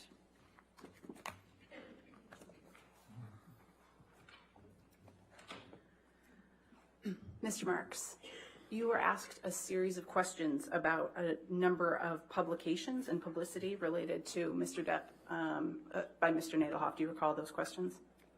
He asked a lot of questions about a lot of articles. And, sir, based on your experience in the entertainment industry, do you have an understanding of what types of publications carry the most weight in Hollywood? The publications that carry the most weight in Hollywood, in my opinion, after all these decades, are Variety, Hollywood Reporter, Washington Post, Wall Street Journal, New York Times. Those are the publications. And Mr. Nadelhoff asked you a number of questions about certain headlines related to Mr. Depp and various news coverage related to Mr. Depp. Do you have an opinion about the impact of those articles that you looked at with Mr. Nadelhoff on cross-examination on Mr. Depp's reputation in Hollywood? Again, I don't remember all the articles, but what I do know is that Johnny Depp had always had articles about him, and that didn't change the baseline. If you had a big project and it had a role for Johnny Depp, that didn't change the baseline. Is your opinion about the op-ed Ms. Heard authored different than that? My opinion about the op-ed in the Washington Post was different. That was had a different quality of headline and article. Thank you, Your Honor. No further questions. All right. Is this witness subject to recall? He is, Your Honor. All right, sir, since you're subject to recall, the rule of witness does apply for you, so you cannot discuss your testimony and did not watch any of the case. Okay, sir? But you're free to go today, sir. Okay, thank you. Thank you. All right, watch your step there.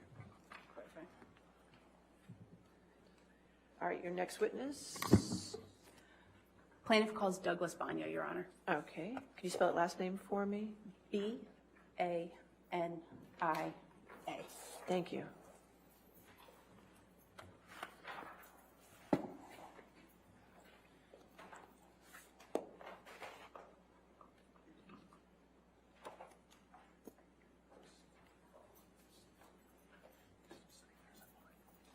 Your Honor, may I approach for just a moment? Okay, sure. Mr. Nadelhoff.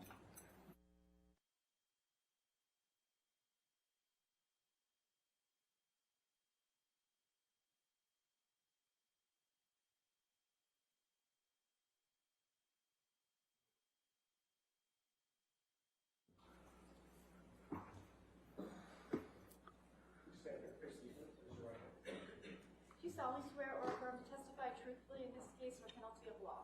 Yes.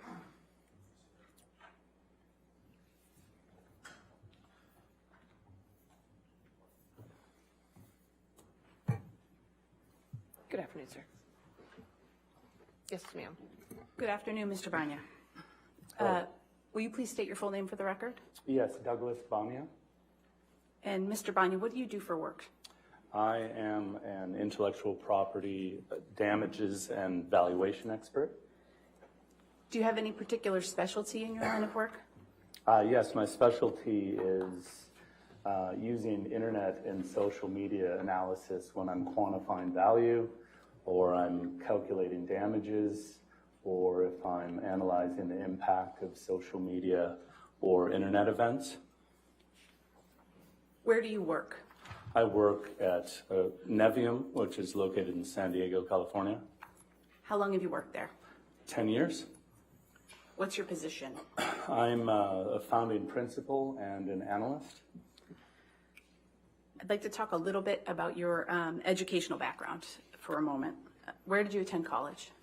I received my bachelor's degree in cinema from San Diego State University. I graduated in 1997.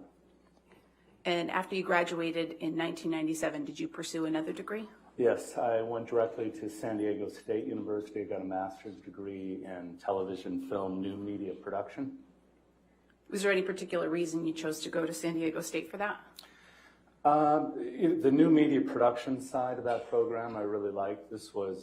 I graduated from there in 2000, so this is even before YouTube was found. So the whole idea of putting film on the internet and kind of analyzing the internet and using analytic tools to see how things are doing on the internet is that's what attracted me, and that's what I learned there as well. What did you do after you got your master's degree? After the master's degree, I moved to Los Angeles, and I was an independent filmmaker for a while. Then I got introduced to intellectual property, and I started working for a small boutique IP firm back in San Diego. What was the boutique firm you went to? What was the name of the firm? Yes. The name of the firm was Consor. And what did Consor do? Consor values intellectual property for various business reasons. They do litigation support services as well. And when you say intellectual property, what do you mean? When I talk about intellectual property, I'm mostly talking about copyrights, patents, and trademarks. I might include related intangible assets such as domain names, websites, internet accounts. But IP for me is mostly brands, publicity rights, copyrights, trademarks. What type of work did you do while you were at Consor? I have various positions there, but I was a research analyst, as a financial analyst. I was a director of business development. My last position there was a principal. And what kinds of things did you work on? We worked on, valuation. Our clients, they needed valuation of their IP portfolio for maybe tax or estate reasons. A lot of litigation support like I'm doing now. Somebody infringes on a trademark or publicity rights. That's actually the place I got my first expert witness job. I was a named expert on a right of publicity case representing the retired players of the NFL against the NFL. They're using their name and likeness without permission. So services such as that. How long did you work at Consor? I was at Consor for 10 years. And after Consor, where did you work? Then at Nevium, where I am now. And did you found Nevium? Yes. What kind of work does Nevium do? Nevium does several things, provides several services. We value intellectual property for various reasons: tax, estate, M&A, business transactions. We not only provide the value of a business, but we can break that value. What percent of the value is this trademark portfolio or this patent portfolio? We do litigation support. So like I'm here, I testify in cases, maybe a false endorsement case. Somebody uses a celebrity's name and likeness without permission. Maybe there's a trademark infringement case. You used a brand without permission. A defamation case such as this. What's the impact of something that was posted online? So the third kind of bucket of services we offer is brand monetization strategies. So I think the best way to explain that is companies have business plans, they have marketing plans, they don't have IP plans. So we come in and work with customers, with our clients, understand their business and their marketing plans, and help them build an IP plan that fits in with those two so they can essentially make more money off their branded products and services. And I think what's important with all that is, what differentiates us with competitors is we use internet and website analytic tools and everything we do. Everything is online now, and understanding those tools when calculating value or calculating damages is important. Do you have any professional certifications? I am a certified licensing professional. That is a designation given by the Licensing Executive Society, LES. LES is a not-for-profit organization that supports professionals like me who deal with a lot of licensing.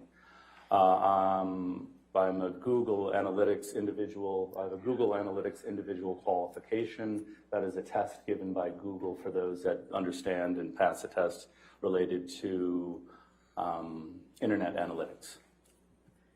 Can you explain a little bit about what Google Analytics is? Yeah, so Google Analytics is a web service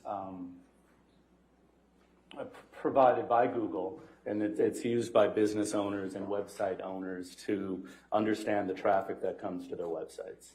So essentially, once you sign up for your Google Analytics account, you're given a bit of code, and you embed that code into various your web pages. Then you can log in and you can see like who's coming to my website, what are they doing, and really it's essentially a tool for search engine optimization. You know, the goal of the web is to show up #1 in Google Organic. So then you'll tweak your website a bit. You'll look at your analytics, see if you're showing up on the first page of Google. If not, you can use those analytics to keep playing around and try to end up on the first page of Google. Are you a member of any professional organizations? I'm a member of the International Trademark Association. That is an organization.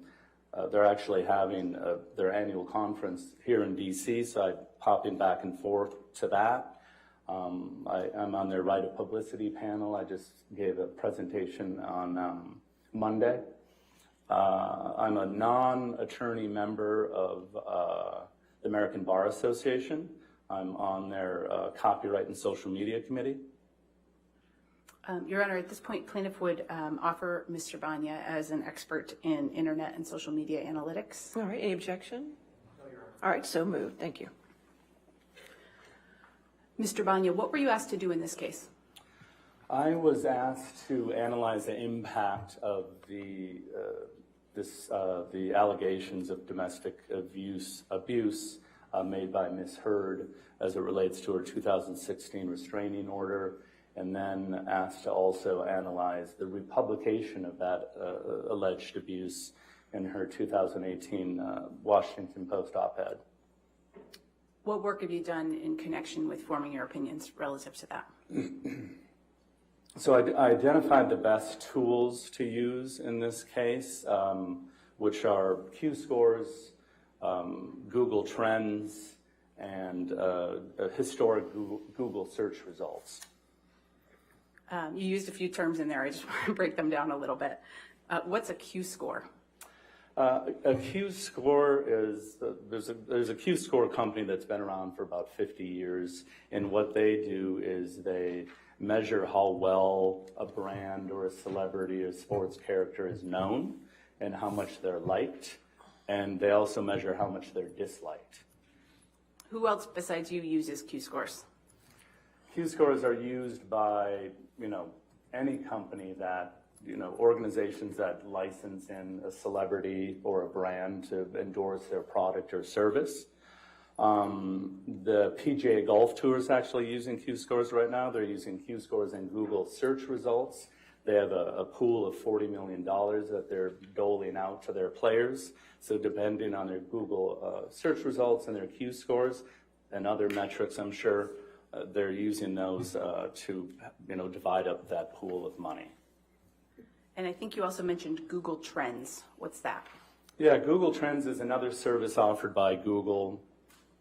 As we know, everything starts with a Google search these days. There's 5 billion daily searches on Google. And Google Trends allows a user like me or you to go into Google Trends and analyze search traffic for various key terms, anything you really want. Maybe there's a new football player and you want to see how that football player is trending compared to the team over time, or maybe something related to Ukraine, or maybe a celebrity. So Google Trends just shows you what kind of search volume is happening during various points of time. What are historical Google search results? So historical Google search results are search using Google, there's actually an area where you can go back in time and see what was showing up in Google during that time.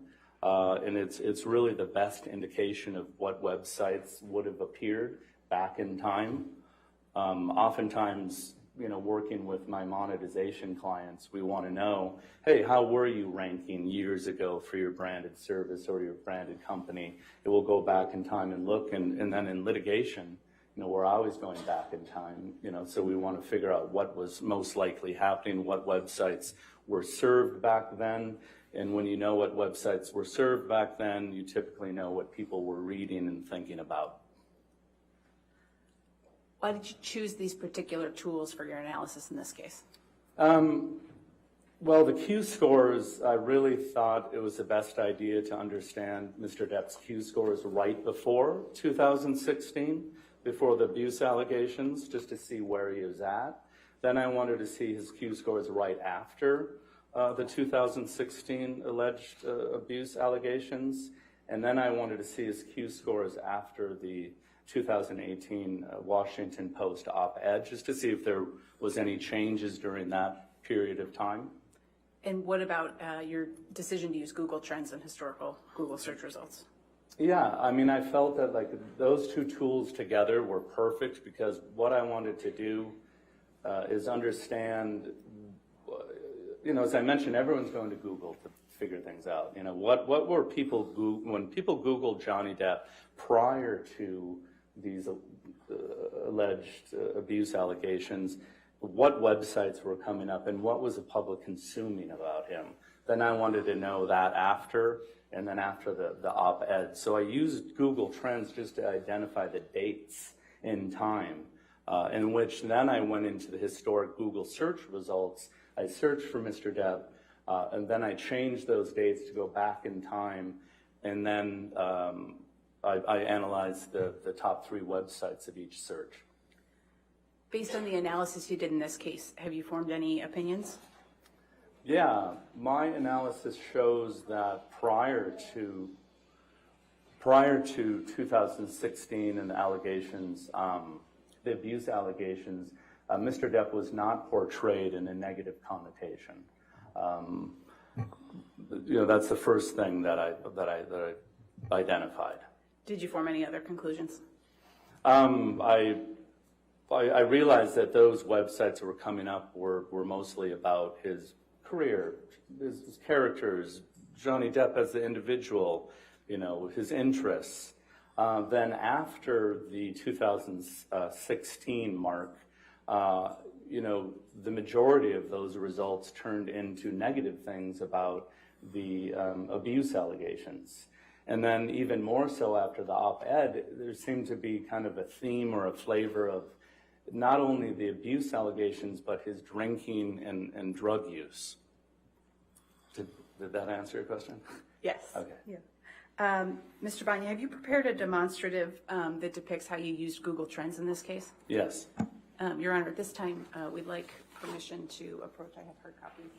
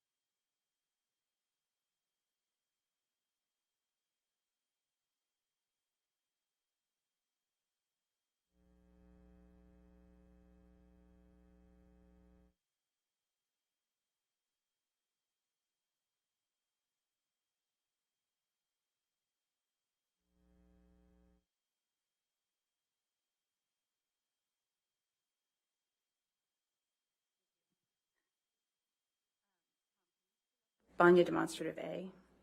And just for the record, we've marked these as plaintiffs 1236 for identification. 1236 for identification. Do you want to publish it to the jury? Yes, please. Okay. And Mr. Bania, can you explain for the jury what is depicted in this demonstrative that you prepared? Yes. So this is the Google Trends data. You're going to see that it runs from 2004 into 2020, and you're going to notice the different spikes. Those spikes represent when people were searching for Mr. Depp.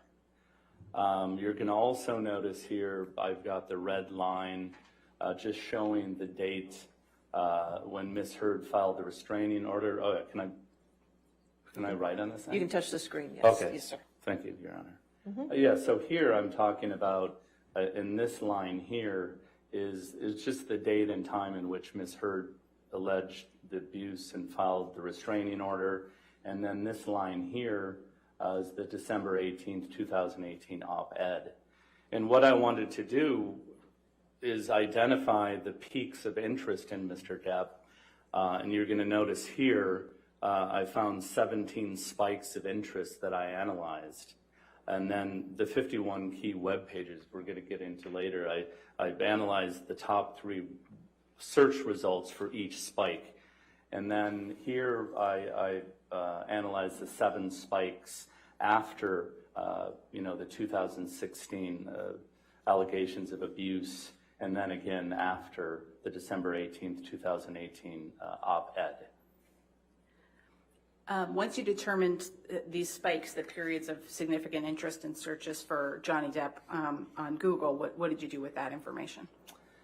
So, again, the purpose of using Google Trends was just to understand when there's the most interest in Johnny Depp, because for some reason something was going on in the news, in the media, people are turning to Google to search for Mr. Depp. So then I went to my web browser, and then I searched for Johnny Depp in Google. But before I did so, I have a separate web browser. I call it my Workbench browser.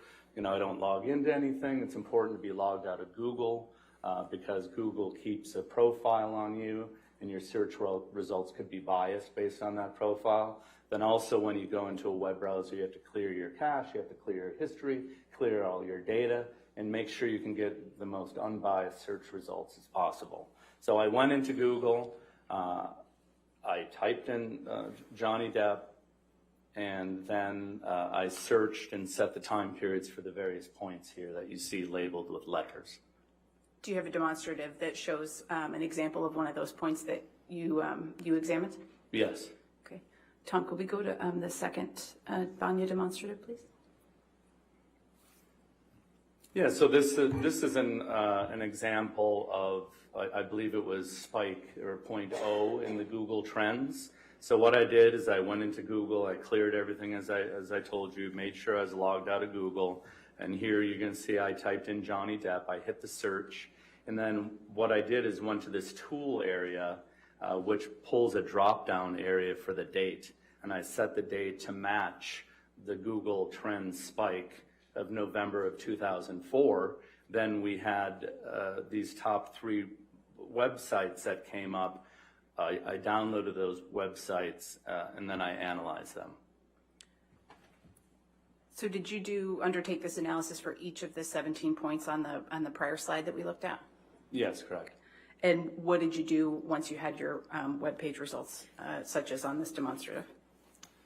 You mean when I reviewed each web page? Yes. Yeah, so what I was looking for is, were these web pages or articles, did they have anything to do with the alleged abuse? Did they have anything to do with his alcohol, drug use? Did they have anything to do with his work ethic? So I basically, tried to understand, the content and of each website or article.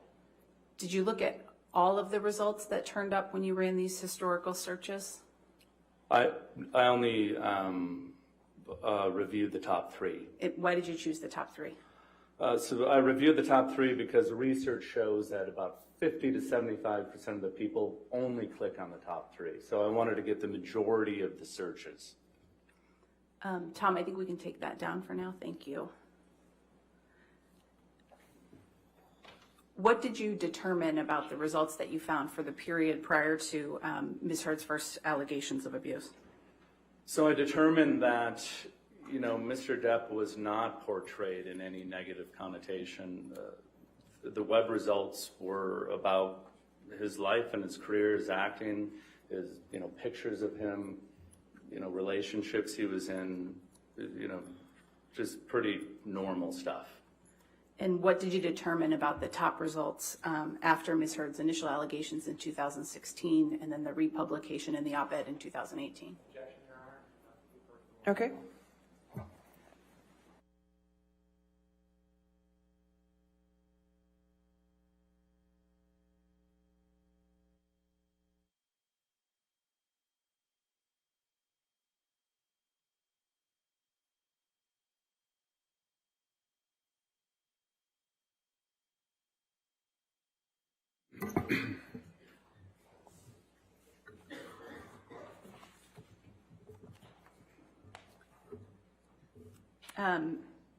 Mr. Bania, what did you find about the results of the top web pages that you determined after Ms. Heard's initial allegations and then again after the publication of the op-ed? Yeah, so after the initial allegations in 2016, I found that the majority of them had to do with the alleged abuse. And then after I realized that the web pages that were dealing with the alleged abuse then started talking about is drinking and drinking and doing drugs. So it appeared to me that they became negative after 2016, but then after 2018, they even included the alleged abuse, but also included the drinking and drug use. Did you form any opinions about the results that didn't refer to the allegations of abuse? That didn't? I formed an opinion that, I'm not following your question, I'm sorry. That's all right, we can move on. Did any of the results that you analyzed refer to Mr. Depp's work ethic? No. Did you form any overall opinions about the results in the web pages that you looked at following Ms. Heard's accusations of abuse? Yes, as I stated, prior to 2016, the web pages were just about his daily life and career. After the 2016 marker point, they tended to include, the majority of them included, the allegations of abuse. And then after the 2018 op-ed, the ones that included the allegations of abuse were also talking about drinking and drug use. What was your overall view of the connotation of those results then? Yeah, so Mr. Depp was portrayed in a negative connotation after the 2016 allegations of abuse, and even more so after the 2018. You mentioned you also looked at Q scores as part of your analysis. How are Q scores calculated? Yeah, so Q scores, it's a survey of 1,800 people that happens twice a year. What they do is it's internet-based, and they measure how well a celebrity or a brand is known, how much they're liked, and how much they're disliked. Q scores, include sports figures, celebrities, even cartoon characters, brands. So that's how the scoring system works. Do you have a demonstrative that reflects the Q score analysis that you prepared? Yes. Okay. Tom, could we have demonstrative C, please? And Mr. Bania, what does this tell us about the Q score analysis that you completed? Yeah, so what this is saying, again, these spikes are the Google trends that you've already seen, but what I've overlaid are his Q scores shown in the red, green, and purple area.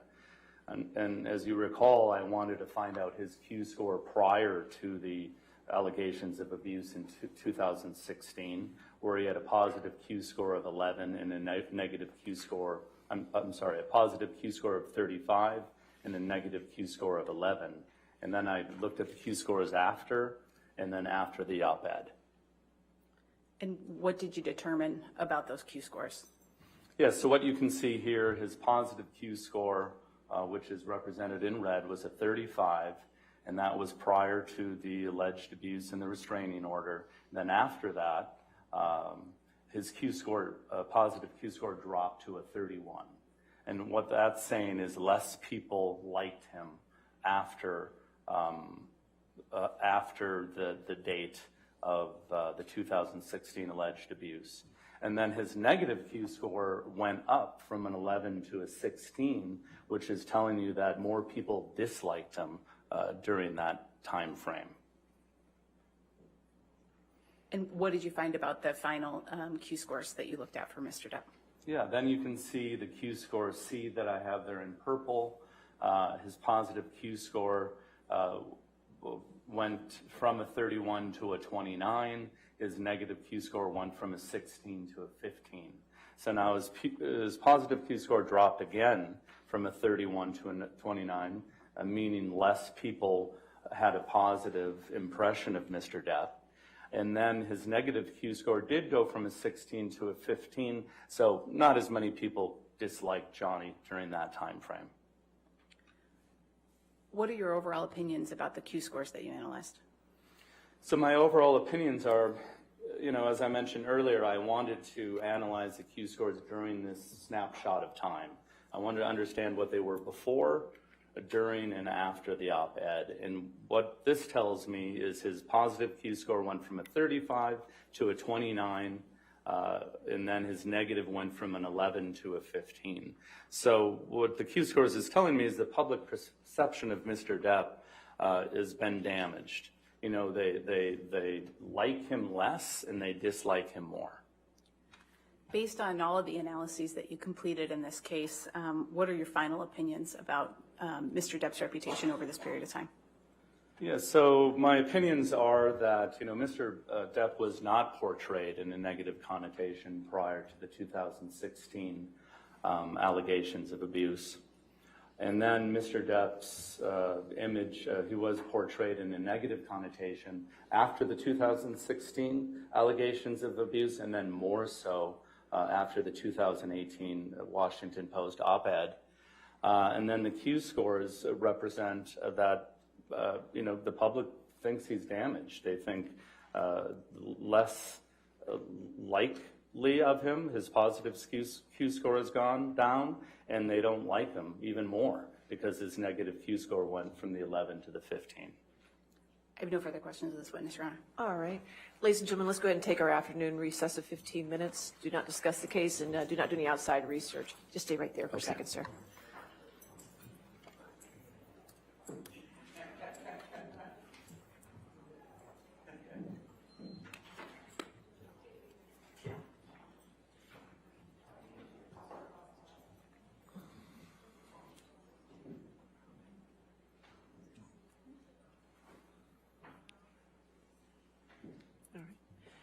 And sir, since you're in the middle of your testimony, you did not discuss your case even with the attorneys at this point or your testimony. Okay, sir? Okay. All right. Posts like The Hollywood Reporter and Variety is one of those main publications that everyone in the industry reads. And as we were just waiting to go back live and we heard the testimony of this IP expert who was able to track the likability and favorability of Johnny Depp given the allegations in 2016 and 2000.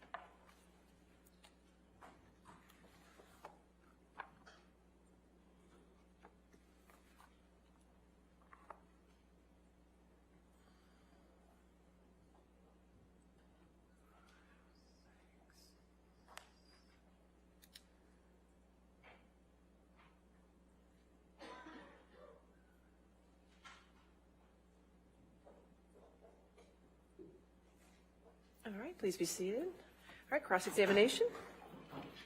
Good afternoon, Mr. Bania. Good afternoon. Mr. Bania, you understand that this case is about the op-ed in December 2018, correct? I understand this case to be about the allegations of domestic abuse, both as it relates to the 2016 and the republication of that, and the 2018 Washington Post op-ed. You understand that Mr. Depp is only suing Amber about the op-ed from December 2018, correct?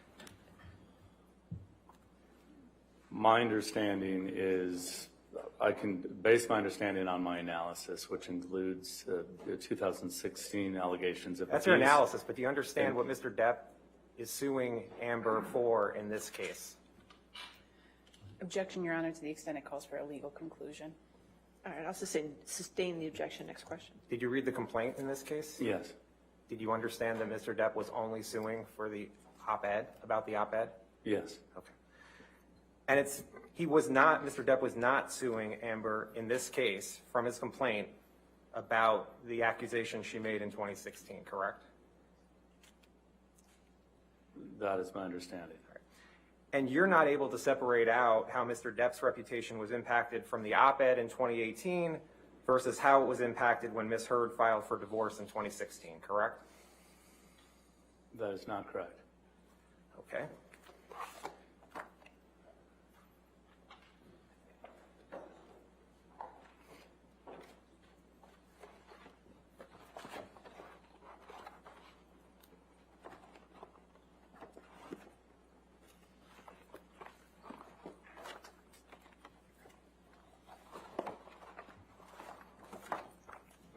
Yes, sir. Thank you.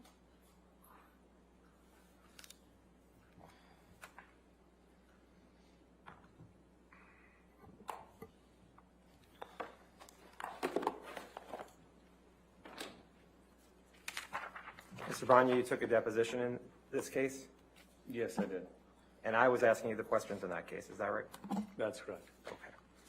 And you took that deposition on March 21st, 2022? That is correct. Okay.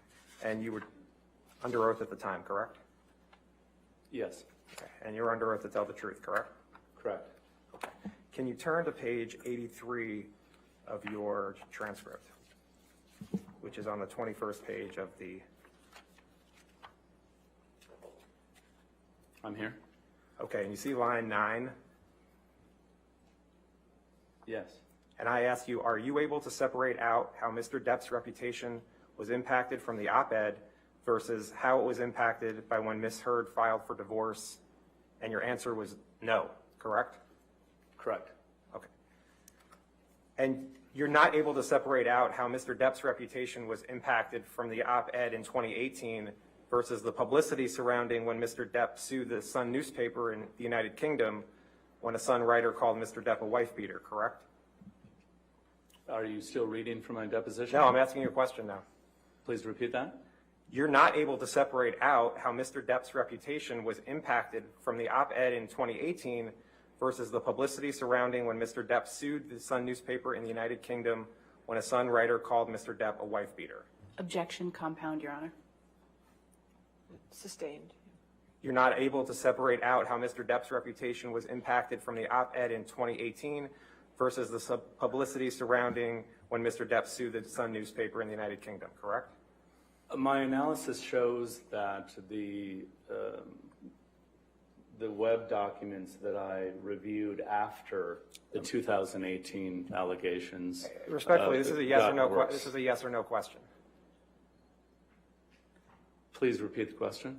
You're not able to separate out how Mr. Depp's reputation was impacted from the op-ed in 2018 versus the publicity surrounding when Mr. Depp sued the Sun newspaper in the United Kingdom. That was not part of my analysis to carve that out. And you didn't. You were not able to separate it, correct? I didn't try to. Okay, and so you couldn't. I didn't try it. Okay. And you understand that the article Mr. Depp sued the Sun over had the headline that said, "How can J.K. Rowling be genuinely happy casting wife-beater Johnny Depp in the new Fantastic Beasts film," correct? I don't recall if that's one of the articles I reviewed. Do you know if that article came out before Ms. Heard's op-ed? I don't know. Now,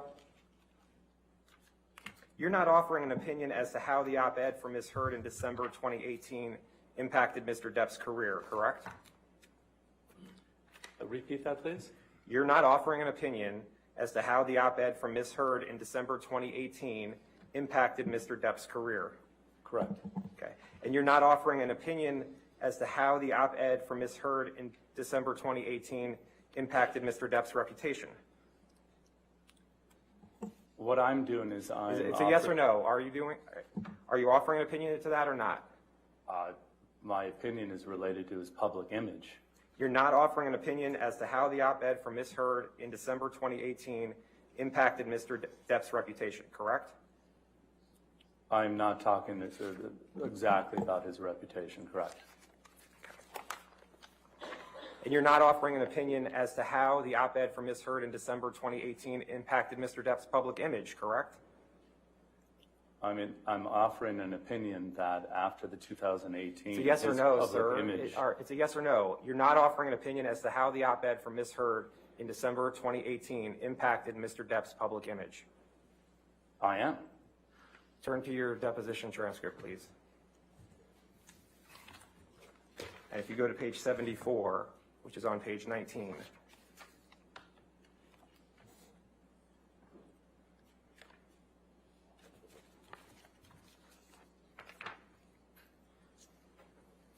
And you see line, are you there? Yes. You see line 1, starting on line 1. I asked you, and you're not going to testify how the December 2018 op-ed impacted Mr. Depp's public image. Answer, that's correct. That was your testimony at the time, correct? Well, that was Johnny your answer Depp's at the time, perception, correct? is Sir, a that was negative your answer at the perception. time, correct? Okay. Yes. And that was your answer on March 21st, 2022, correct? Yes, the date of the deposition. So that was a month and a half ago, correct? Okay.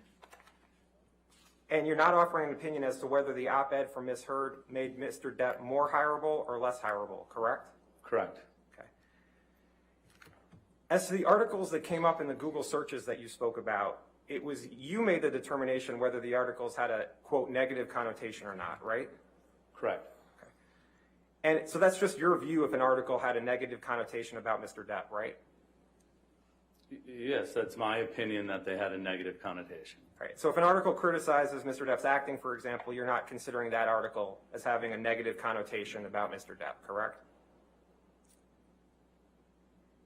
Repeat that, please. So if an article criticizes Mr. Depp's acting, you're not considering that article as having a negative connotation about Mr. Depp, correct? Correct. Okay.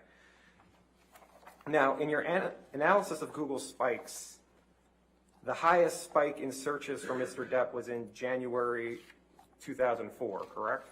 Correct. Okay, and I guess you guys have it. Can you put up the demonstrative 1236?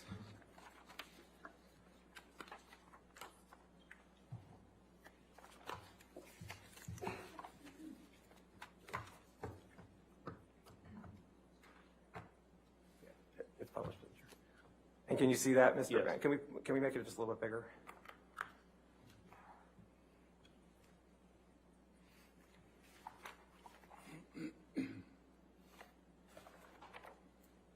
Okay. So if I'm understanding you correctly, A is where the most searches were conducted for Johnny Depp, correct? Correct. And that's from January 2004, correct? Correct. So that was 18 years ago? Correct. Okay. And that was when Ms. Heard was 18 years old? I don't know. Okay. The top spike you mark as 100, correct? I did not mark that, but Google Trends identified that spike as 100. And where it says 100, you don't know how many people actually searched for Johnny Depp at that point, correct? Well, the Google Trends algorithm marks the highest point of search as 100, and then everything is compared to that as a ratio or a percent. So if you notice that A is 100, everything else is lower than that because everything is being compared to that highest point. Right, so you don't know how many people actually did the search for Johnny Depp in January 2004, correct? Correct. It could be 100 or it could be 1 million, right? I don't know. And you don't know if it's actually human beings doing these searches, correct? As opposed to? As opposed to bots or something like that. I did not do an analysis to determine if it's a bot or a human being, but Google Trends is a tool that's going to show you during a time frame the highest point of search interest as 100. Okay, but you don't know if it's humans, bots, my cat doing the searches, correct? Objection asked and answered, Your Honor. Sustained. Next question. Now, in all of these Google spikes, Ms. Heard's op-ed never came up as one of the top 3 searches in any of the Google spikes, correct? Well, that is correct because Google Trends is based on a search of a word or a name. And because Mr. Depp's name was not mentioned in that op-ed, Google Trends did not pick that up. So a person does a search for Johnny Depp and the op-ed doesn't come up, correct? In my analysis, the op-ed did not come up. And in fact, the red dotted line all the way to the right, that shows when the op-ed was published on December 18th, 2018, correct? Yes. Okay. And the searches are actually going down right after the red line, correct?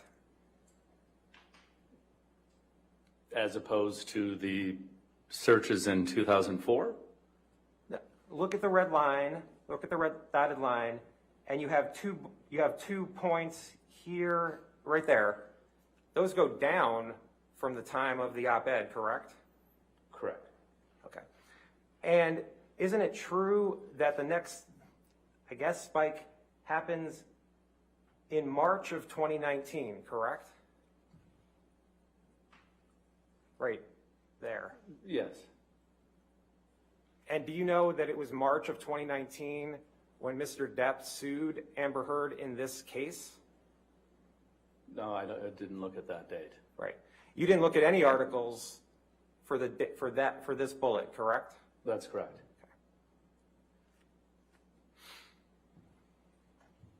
Okay. And since Ms. Heard's op-ed came out on December 18th, 2018, you would agree with me that by definition, all the spikes you analyzed before December 18, 2018 could not have been caused by the op-ed, right? Correct. So articles about Mr. Depp's drug use before December 2018 could not have been caused by the op-ed, correct? Correct. Okay. And you, in this chart, analyze only 2 spikes after the op-ed, isn't that right? That is correct. Okay. And the first spike you analyzed after December 2018 is V, correct? Yes. And is that January 2020? Roughly, yes. Okay. So that's January 2020 is over a year after the op-ed by Ms. Heard, correct? That's correct. Okay. And then the next spike you analyzed was T, correct? Yes. And that was in approximately July 2020? Correct. Okay, so that was a year and a half after Ms. Heard's op-ed, correct? Yes. Okay. And again, none of the articles, and then for V and T, if I understand it, you then analyze the top 3 searches that came up, or the top 3 websites that came up after a search? Correct. Okay. And none of the articles you analyzed in those Google spikes after the op-ed were the op-ed, correct? Correct. Okay. And isn't it true that the headlines of the articles over a year after the op-ed that you analyzed were about Mr. Depp suing the Sun in the UK for a Sun writer calling Mr. Depp a wife beater? You would have to pull those articles back up. I don't have those in front of me. Isn't it true that the article, and just so I understand it, V and T, that would mean there were 6 articles, correct, that you analyzed? Yes. Okay. And isn't it true that the article on February 26, 2020, the headline was, quote, Johnny Depp's disturbing alleged text messages read aloud in court as libel lawsuit begins? Again, I don't have that article in front of me. I did produce those as part of my analysis. I don't have that in front of me, if you'd like to show it to me. And you understand that that was about the lawsuit against the Sun in the UK, not about the op-ed, correct? Again, I did not have that in front of me. And another article that came up on February 27th, 2020 is one of the top 3 hits when you search for Johnny Depp. What the headline was, quote, "Let's burn Amber, texts allegedly sent by Johnny Depp about X read in court." I mean, if you want to talk about these articles, we need to bring them up. This is your opinion. You don't recall what articles you analyzed? I mean, there's a lot of articles here. I didn't memorize each title. There were 6 articles that you analyzed in the almost 2 years after the op-ed. All right, but can you bring those up and we can talk about them? And on July 19th, 2020, the headline was, quote, "Hollywood nervously awaits fallout from explosive Johnny Depp trial." You don't recall one way or the other whether that was one of the articles in either V or T? Again, I know if you want to bring up my documents, I know document 9J, 9O, 9K, and 9M are mentioning the op-ed. Again, I don't have those in front of me. And when you say mentioning the op-ed, does that mean that it just references that Mr. Depp sued Amber Heard in Fairfax? No, it talks about how he's alleged to have abused her as it relates to the op-ed. Doesn't it say, I mean, another headline from July 19th, 2020, the headline was, quote, "Hollywood nervously awaits fallout from explosive Johnny Depp trial"? Objection asked and answered. Sustain the objection. Next question. You understood that was about the lawsuit against the Sun in the UK, correct? Objection asked and answered. I didn't ask about that. Overruled. Again, I would like to talk about these articles, but I need to see them. And on July 19th, 2020, the headline was, quote, "Johnny Depp versus Amber Heard, all the nasty bits of the UK trial, and it's all nasty." That was in point T, correct? Again, I do not have that list in front of me. If you'd like to bring that up, we could talk about it. And you understood that was about the lawsuit against the Sun in the UK, correct? I do not. And on July 19th, 2020, the headline was, quote, "Johnny Depp claims in the Sun he beat ex-wife, complete lies, court told." That was the quote, correct? I don't see that here. That was in your report, correct?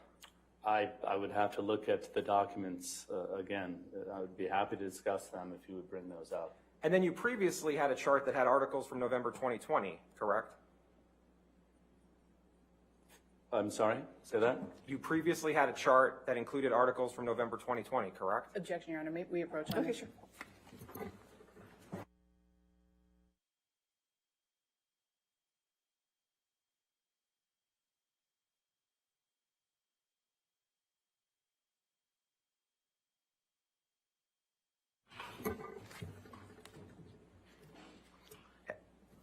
You understood it was Mr. Depp's decision to sue the Sun, correct?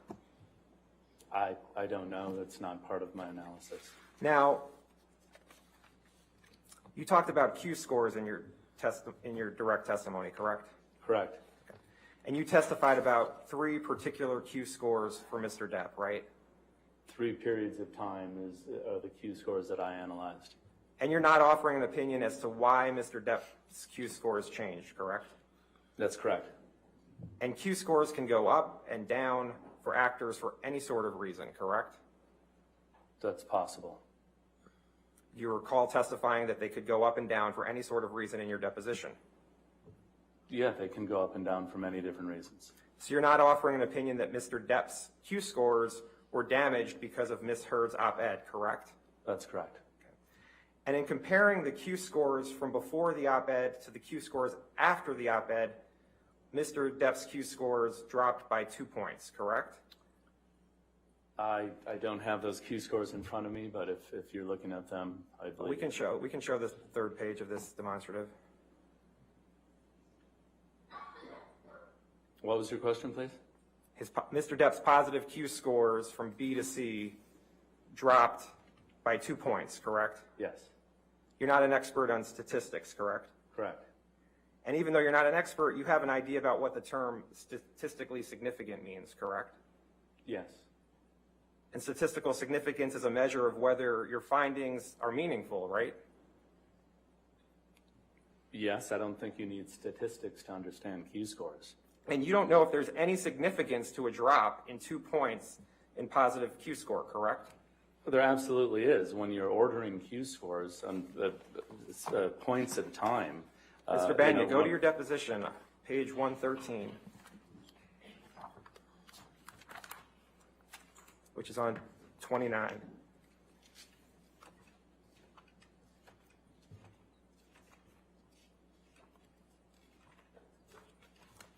Okay. At 10, at page 113, line 10, it says, so you're not offering an opinion as to the significance of a change in Q score, correct? Answer, correct. Well, you're talking about statistically a difference. What I'm talking about is how we use Q scores in the industry. When you see a Q score dropping from a 31 to a 29, there's an issue. Is this somebody you really want to hire to endorse your products or your service? No, you probably not. You want to look into why, what is going on in the public to make these Q scores drop like that. And you don't know exactly the significance between 5 or 6 points of a drop in Q score, correct? Correct. Okay. Now, and it shows here that Mr. Depp's negative Q score actually got better from point B to point C, correct? Correct. So that's actually better for Mr. Depp, correct? Correct. Okay. And you understand that Dr. Alan Jacobs reviewed your opinions in this case? Yes. And you understand that Dr. Jacobs reviewed additional Q score data, correct? Yes. Okay. Can we please put up Plaintiff's Exhibit 889 at 117?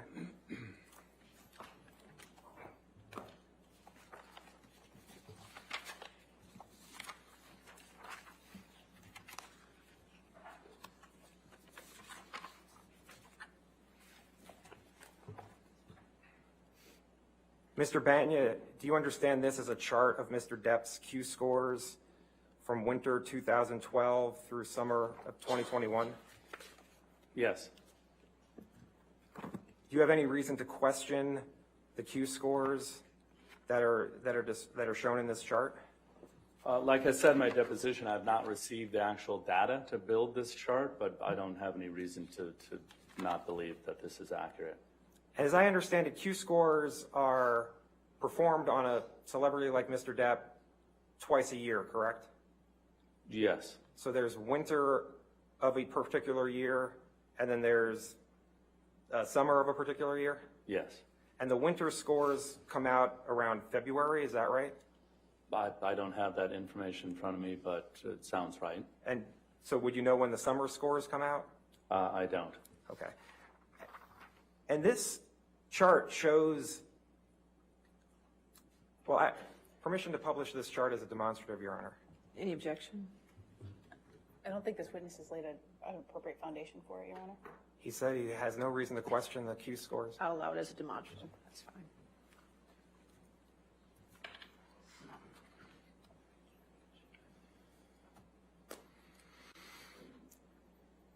And so this chart shows Mr. Depp's positive and negative Q scores, correct? Correct. And the positive Q scores are in blue. That's correct. Can you blow it up a little bit, Michelle? And the negative Q scores are in red? Yes. Okay. Objection, Your Honor, may we approach for a Yes. moment?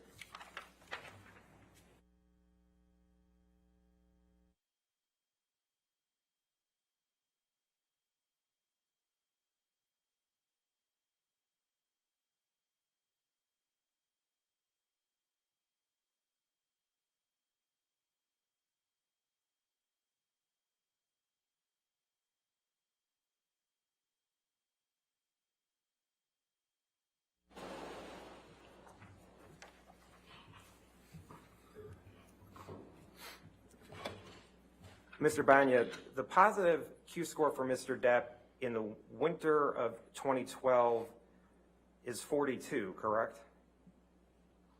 It's in between. Yeah, it's in between 40 and 45. Okay. And did you check the actual Q scores that Mr. Jacobs demonstrated in his report? No, my analysis was a snapshot of time. I wanted to know Johnny Depp's Q scores directly before the 2012 allegations, 2016 allegations of abuse, and after. Okay. And you see here that the positive Q scores for Mr. Depp dropped from 42 in the winter of 2012 to 35 in the summer of 2016, correct? Yes. That's a 7-point drop, correct? Yes. And that's before Ms. Heard had her divorce filing, correct? That's correct. And that drop in Mr. Depp's positive Q scores could have nothing to do with Ms. Heard's op-ed, correct? Correct. And that drop could have nothing to do with the allegations Ms. Heard made after the divorce filing, correct? Correct. And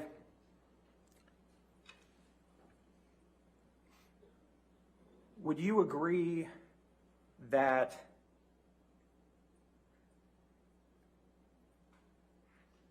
the positive Q scores actually start to show an increase for Mr. Depp after the op-ed? There's a decrease and then there's an increase? Yep. And the same for the negative Depp Q scores. There's a bit of a positive and then it goes down, correct? Yes. So really the op-ed had no effect on Mr. Depp's Q scores, correct?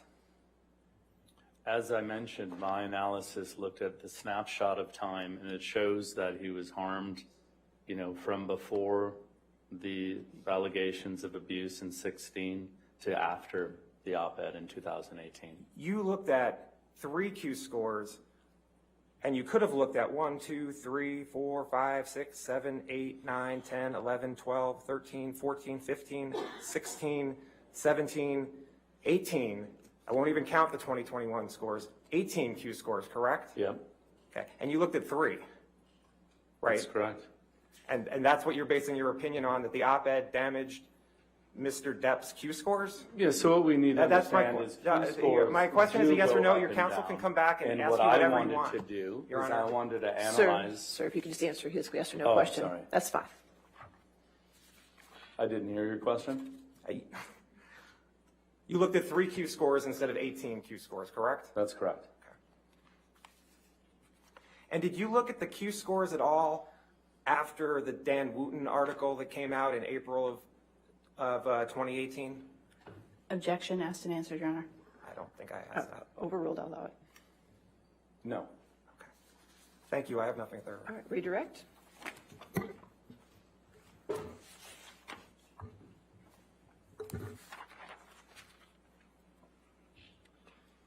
Mr. Bania, on cross-examination, you were asked some questions about the fact that you made a determination about which of these articles had a negative connotation. Do you recall that? Yes. Is that something that you do in situations other than in your analysis in this case? Yeah. So in non-litigation, when we're building brand monetization strategies, especially if you're going to work with a celebrity or an athlete, you want to look at what's going on out there, about that personality. Because celebrities and athletes, Q scores can go up and down. You want to analyze the time and see what's going on out in the media. Do I really want my client to license in a celebrity that there's problems out there, or an athlete? So yes, it's important to look at this. And I believe you were asked whether you're offering an opinion in this case about the impact of the op-ed on Mr. Depp's public image. Do you recall that? Yes. And I believe you testified that you are offering an opinion on that. Is that right? Yes. What's that opinion? Well, the opinion is that he's portrayed in a negative connotation after that date. And with respect to the Q scores that you analyzed, Mr. Nadelhoff was asking you about the 3 points in time that you looked at. Why, in your opinion, was it appropriate to look at just those 3 Q scores? Yeah, as I was trying to explain, Q scores do go up and down. We're analyzing a period of time. We want to see what's happening right before an event during that event and if there's another event after that event. And that is our area of analysis. So that's why just these 3 sets of Q-scores are the appropriate way to analyze this. Thank you. I have nothing further, Your Honor. All right, is this witness subject to recall? He is, Your Honor. All right, sir, do not discuss your testimony with anybody since you are subject to recall, but since you are an expert, you are allowed to stay in the courtroom if you wish, okay? Okay, All right, thank you, Your sir. Honor. All right, you can step down. Okay. All right, your next witness. Your Honor, I believe we're calling Erin Falati by deposition. Oh, okay. And, Your Honor, there are a few exhibits, there are at least 2 exhibits that I think you guys saw on the list. Okay, could you put, I'm sorry, could you put your microphone on? We approach, there's 2 exhibits that we have Okay. to speak about. All right, well, we're.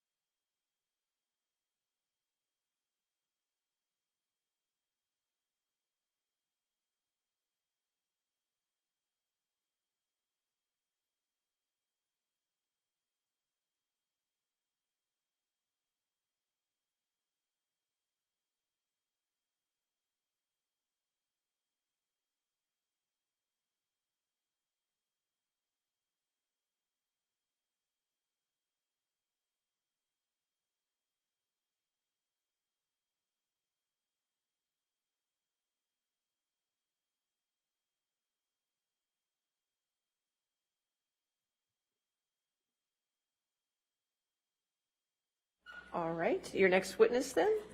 Thank you, Your Honor. Plaintiff calls Erin Falati, also known as Erin Borem Falati, and Ms. Heard's counsel begins the questioning. Okay, thank you.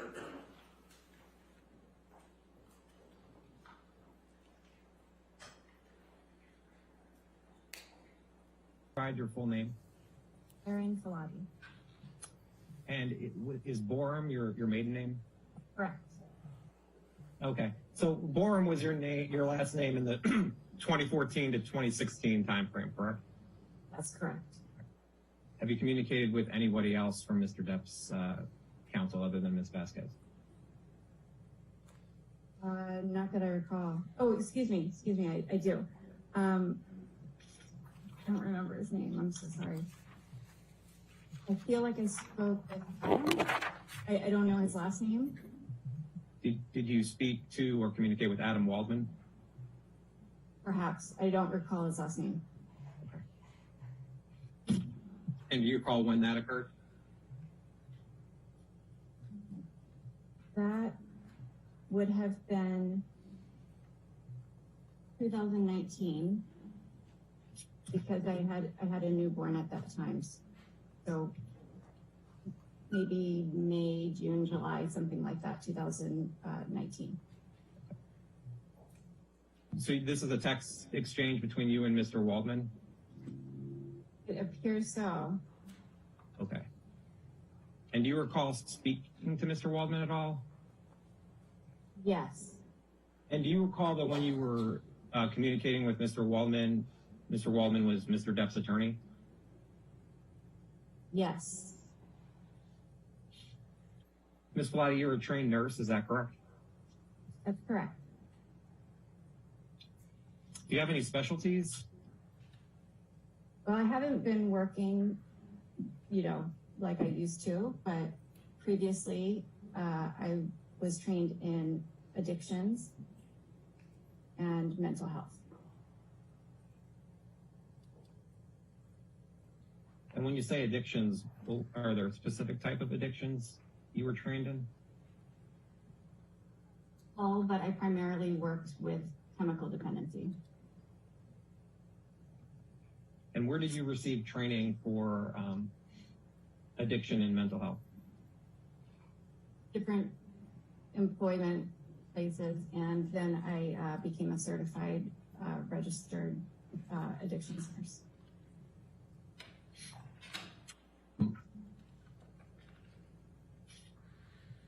You know who Dr. David Kipper is, correct?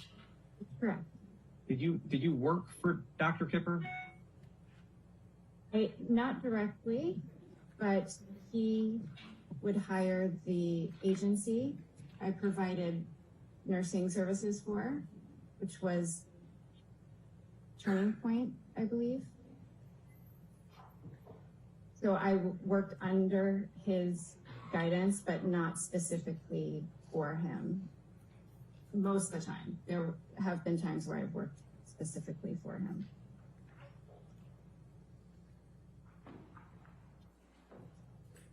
Okay. When did you start working for Turning Point Nursing Services, or whatever the name of that company was? I don't recall. My best guess would be somewhere between 2007 or 8.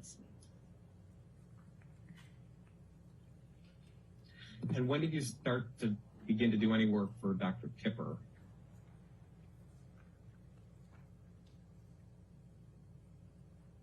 I believe 2014.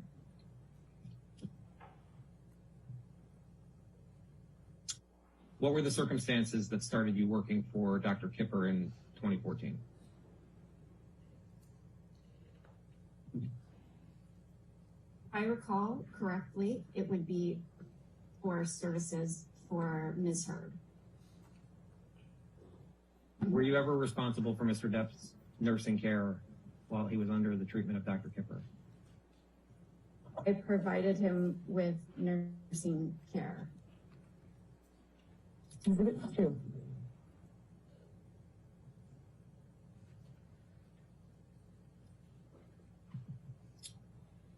So, Ms. Falati, I'm showing you what's been marked as Exhibit 2 to your deposition. And these are AHTPD 16929 through 16/9/59. And is that the paper documents you have, a set of the paper documents you have in front of you? Part of it. The first page. And the first page might have said at the bottom also K-182. Yes, I have that. Okay. Do you recognize these as your, what are these? These are my nursing notes kept for Ms. Heard. Yes.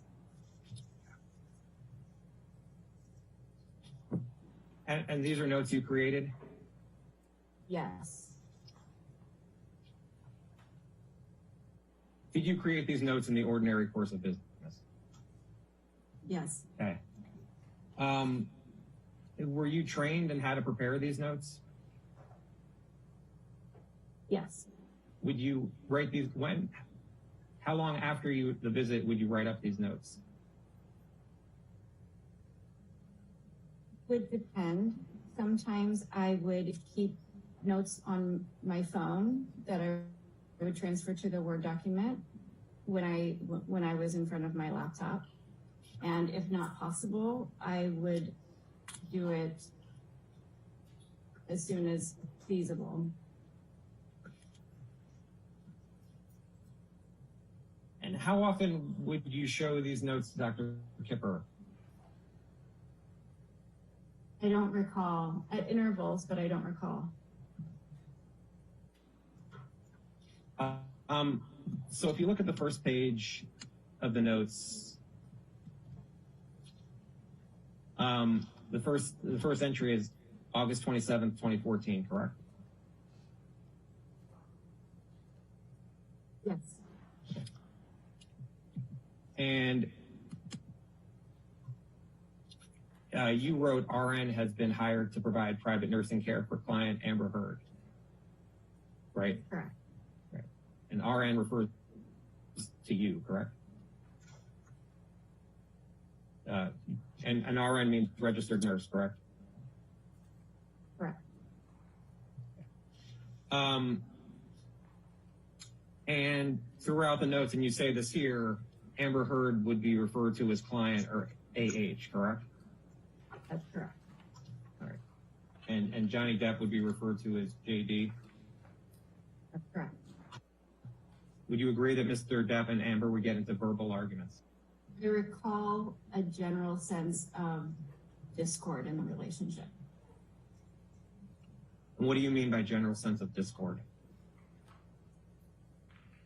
I just recall there being disagreements, reconciliation, and kind of that repeating pattern.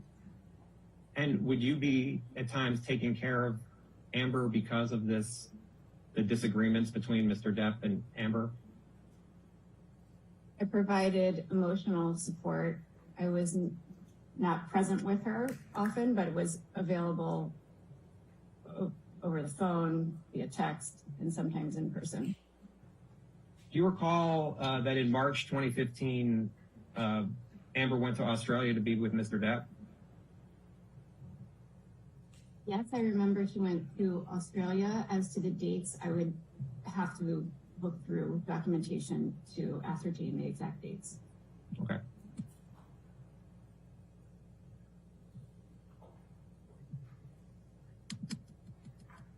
And on Exhibit 2, this is your note of March 7th, 2015? That's correct.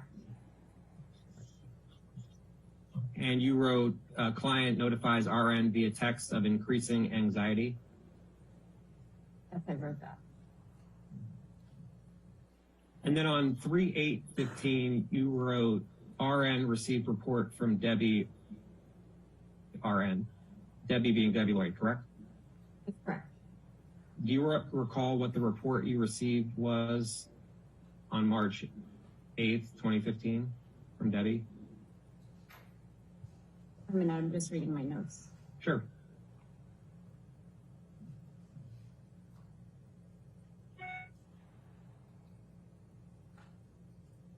So to answer your question, no, I don't recall specifics of what the report would have been. I assume, based on this note, that would have been a phone call. Okay. And it says, client will be returning to Los Angeles on March 9th, 2015, accompanied by House Manager Ben. Do you see that? Yeah. Did you have an understanding as to why Amber was leaving Australia in March of 2015? Yes. I don't know if this is the exact timing, but you know better than I, there was an incident in Australia and they had to be, Ms. Heard and Mr. Depp had to be separated. So Ms. Heard returned to Los Angeles for my nursing notes, and I believe Mr. Depp must have stayed in Australia. What was your understanding as to why Mr. Depp and Amber had to be separated? It's hard to recall specifics because I wasn't there or involved at the time, but became involved again. I remember hearing from other people that there was quite an argument between the two in Australia. Do you have any understanding if anyone was injured during the argument between Amber and Mr. Depp? Physically injured? Physically, yeah. Again, I wasn't present, so I'm only speaking as to what I recall during that time period and what I sort of remember hearing from others. And also, I just remember Mr. Depp's finger was injured. I can't tell you specifically which one, but I remember there was an injury to his finger. Do you have any understanding as to how his finger was injured?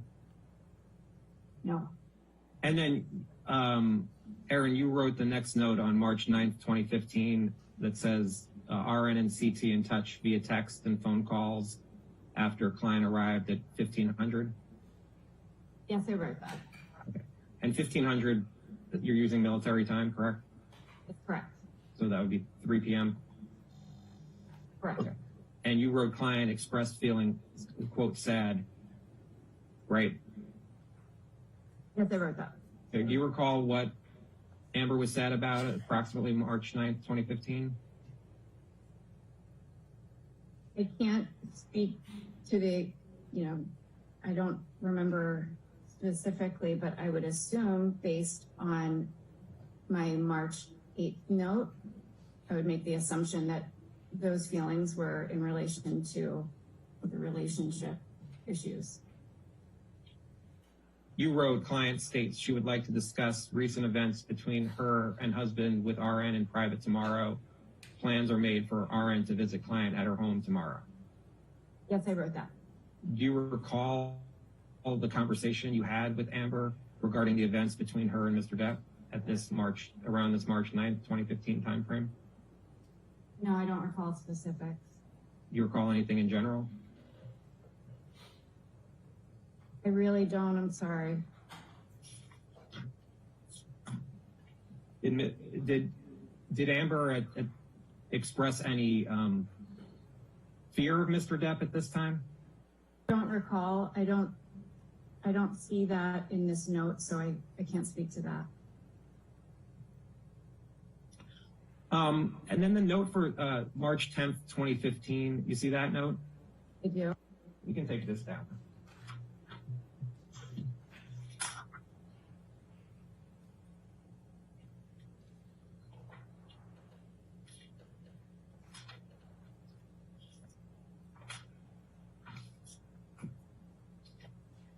We put up attachment 25, please. Stand by.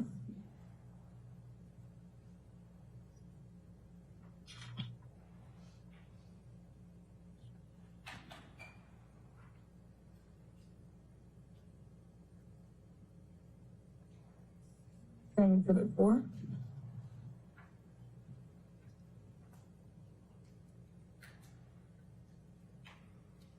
Falati, I'm showing you a text chain between you and Whitney Hurd on March 23rd, 2015. Do you see that? Yes, I do. And on March 23rd, 2015, you texted to Whitney Hurd, Debbie just told me what's going on and to check with you, is Amber awake or fall asleep? Do you see that? Do. And then Ms. Hurd wrote she finally fell asleep. You see that? Yes. Okay. Then you wrote, thank goodness, she must be exhausted.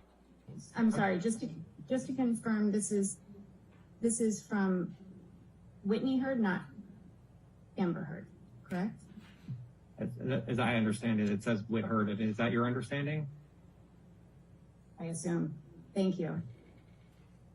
And then do you recall ever communicating with Whitney Hurd via text or chat? That sounds familiar. Okay.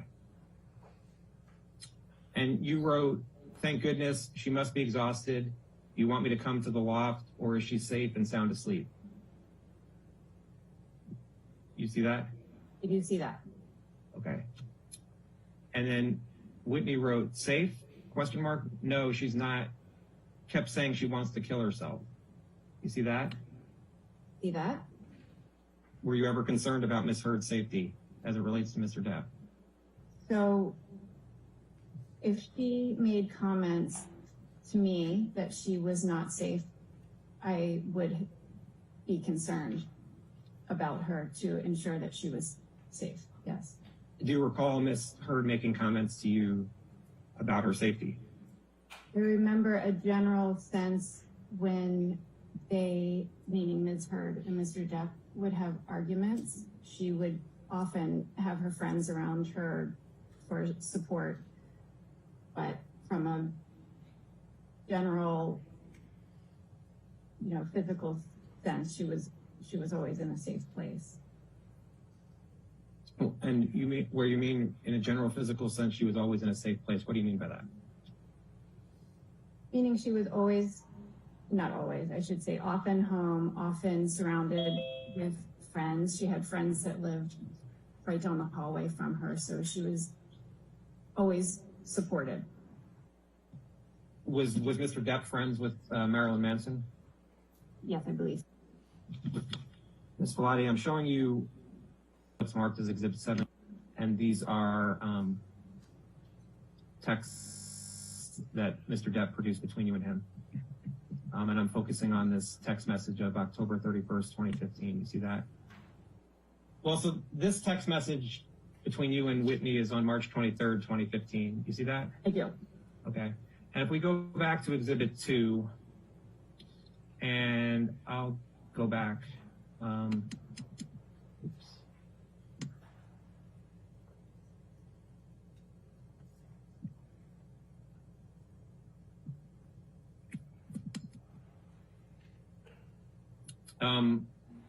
There's no entry for March 23rd, 2015. Yeah. You see that? Not everything you did for Ms. Hurd as a nurse is reflected in these notes, correct?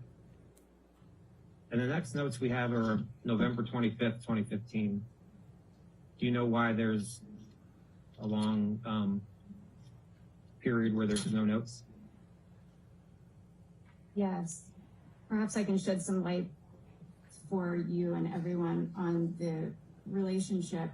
When I was first hired to care for Ms. Hurd, I worked full-time. I was assigned 24/7 basically. And after a period of time, I became more part-time and on call.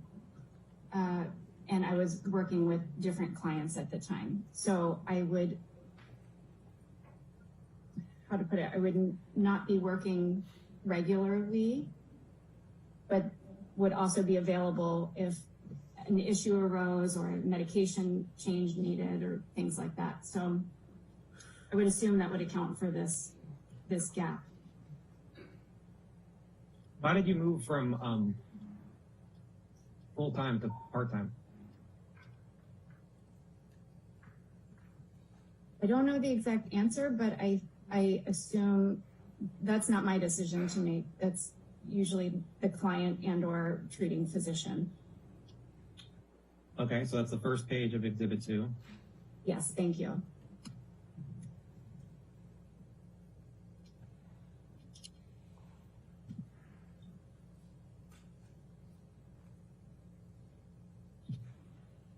So if you can you go down to, it's about the third paragraph, a little bit, yes.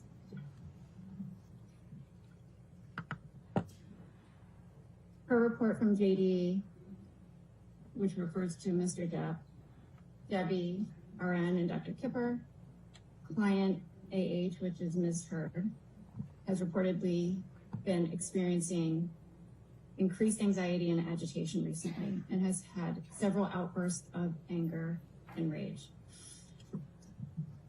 From what I remember, when I was involved in the case, it was to help assist Ms. Heard with some emotional issues, anxiety issues, in attempts to assist, in layman's term, kind of calming things down a bit. Do you recall any examples that you knew of anger and rage showed by Amber? I do recall seeing her very angry. I have to refer to my notes. It was in London, so that would have been 2014. And I believe it was in reference to a violating incident where her phone had been hacked and she was quite upset.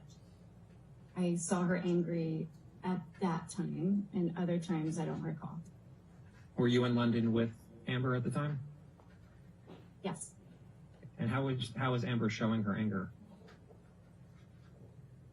I recall loud, kind of elevated voice, yelling, crying, quite upset. Do you recall receiving a call from Amber around December 16th, 2015 regarding this argument between Mr. Depp and Amber? I don't recall a specific phone call. Would you doubt that a phone call occurred if you wrote it down in your notes? If I wrote it, I don't doubt that it occurred. I just don't have memory of it.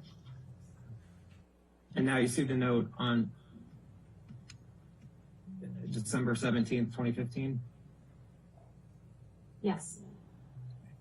And you wrote RN in contact with client to notify her that she'd be able to deliver medications to her home.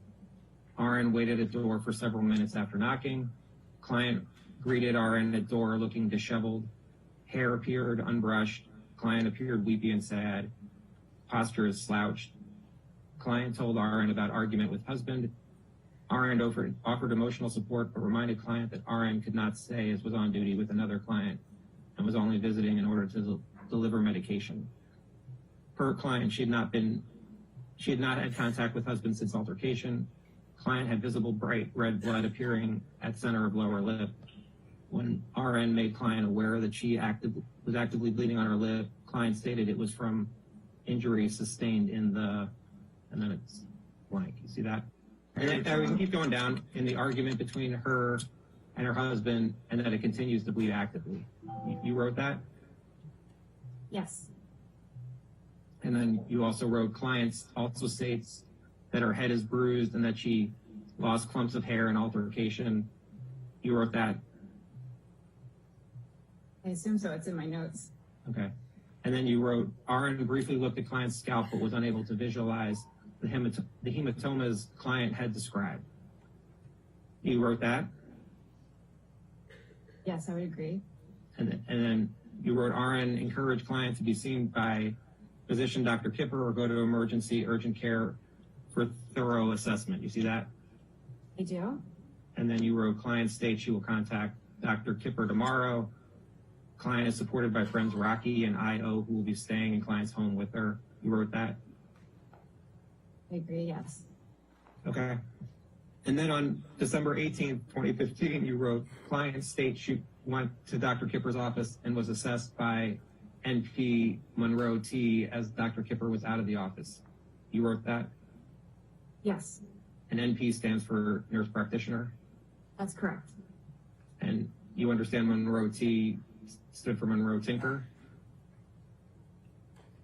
Yes, Do you recall if Mr. Depp ever forgot to take any of his medication?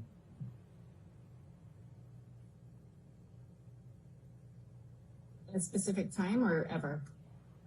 In any time where you were working with him? I would say vaguely, yes. Ms. Falati, I'm showing it's been marked as Exhibit 11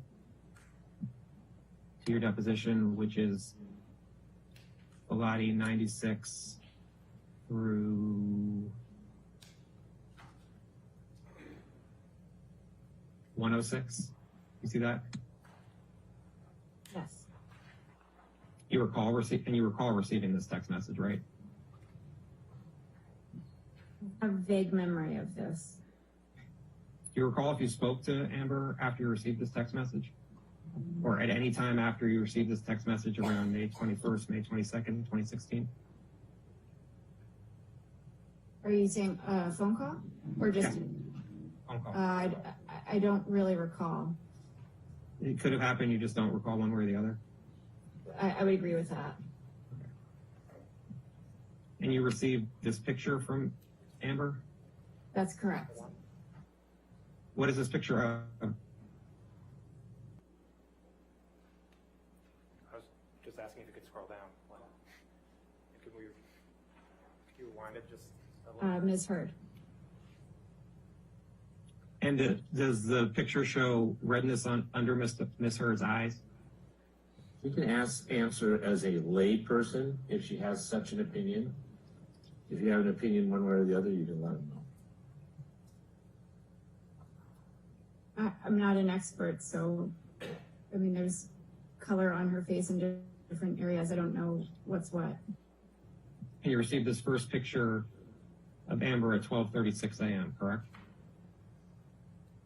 That's the timestamp there. And you received another picture at 12:36 a.m.? It appears so. And who do you see in that picture?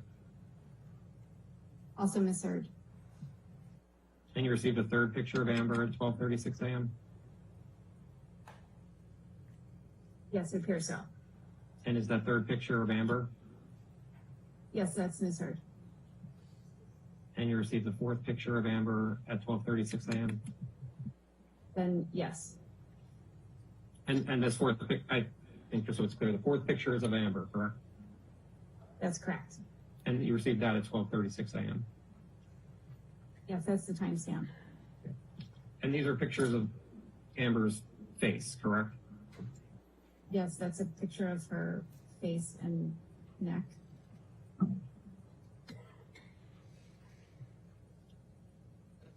Do you recall do you recall receiving those pictures? Like I said, I have a vague memory of this, but I don't specifically remember receiving it. Okay. Do you know if you reported these pictures or what Ms. Heard reported to you to Dr. Kipper? I would assume that if any information was presented to me, I would have contacted Dr. Kipper. And do you know how you would have contacted Dr. Kipper? No, I depending on the date, time, I would sometimes call, email, text. Do you recall if you wrote nurse notes for this incident? I don't recall. Do you want us to look at Exhibit 2? That's the nursing notes? Yeah. Why don't we do that? So there's notes for May 11th, 2016. You see that? Yeah. And then the next notes for May 26th, 2016. Yes. Okay. Do you know why you didn't include notes for May 21st, 2016? I don't know.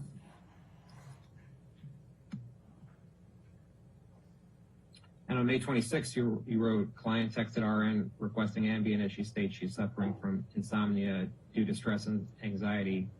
Client reports, quote, having the hardest week of my life, end quote. You wrote that? Yes. And you wrote, client states she cannot deal with the negative media publicity she has received surrounding the divorce she requested from her husband, JD.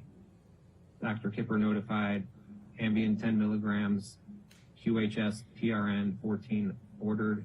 Per Dr. Kipper, client is encouraged to make appointment with Dr. Kipper in office to be assessed. Client did not respond. You wrote that? Yes.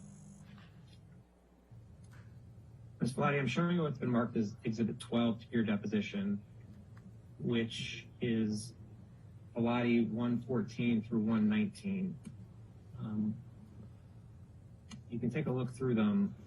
It appears to be notes of when you were Mr. Depp's nurse, as opposed to Ms.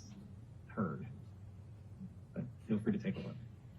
That's correct. I think these are my nursing notes in relation to Mr. Depp.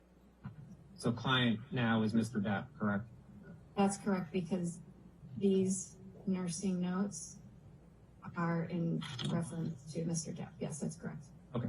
And in the nursing note for April 23rd, 2015, you wrote that Dr. Kipper will introduce Rosalind Phillip to Debbie RN and clients Amber H. and Johnny Depp. Debbie RN will assist in coordinating session appointments between clients and Ms. Phillips. Do you know if Mr. Depp and Amber ever saw Rosalind Phillip? I don't know.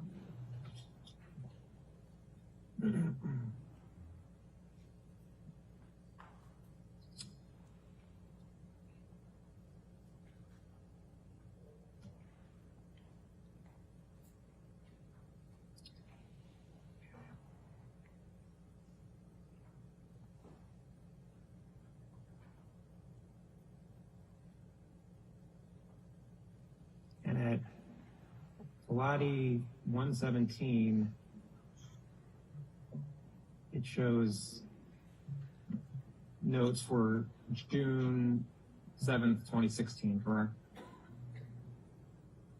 That is correct. You wrote, the following medications were approved per Dr. Kipper to be given to the client, and then there's a list of medications. You wrote these notes, correct? Yes, that's correct. And did you understand that Mr. Depp was taking those medications as of June 7th, 2016? Per this nursing note, it appears that he was taking these medications listed.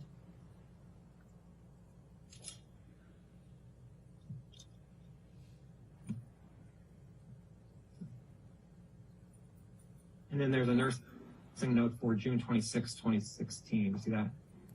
Yes. And it says, you wrote, client is going through divorce with wife Amber H. and is dealing with the loss of his mother, passed away 1 month ago.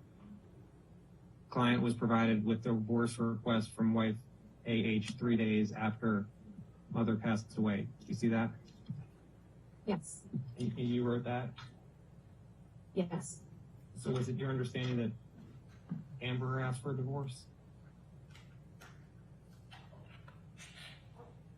This note says that Mr. Depp was provided with divorce request from Ms. Heard, so it appears she was the one requesting a divorce.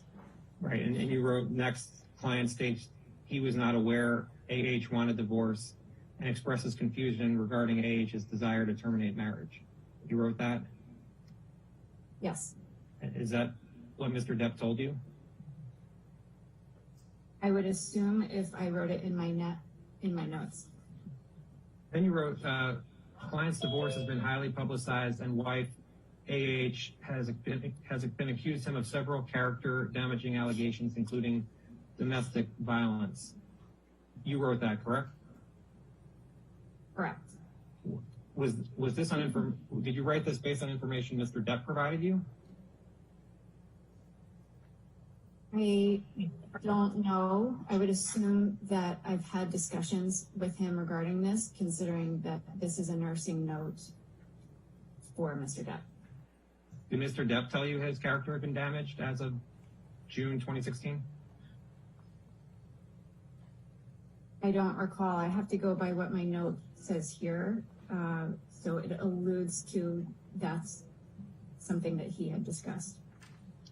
And you see where you wrote, client states he felt helpless previously, but is now angry at AH and wants to clear his name. Mr. Depp told you that? Again, I don't recall for sure, but I would go back to my nursing notes because those were written more at the time. So I would assume that he and I discussed that. Okay, farther down, you wrote, RN assisted client in processing feelings and encouraged client to continue utilizing individual therapy as he responded well to RN's use of therapeutic communication. You see that? Yes. And you wrote that, correct? Yes.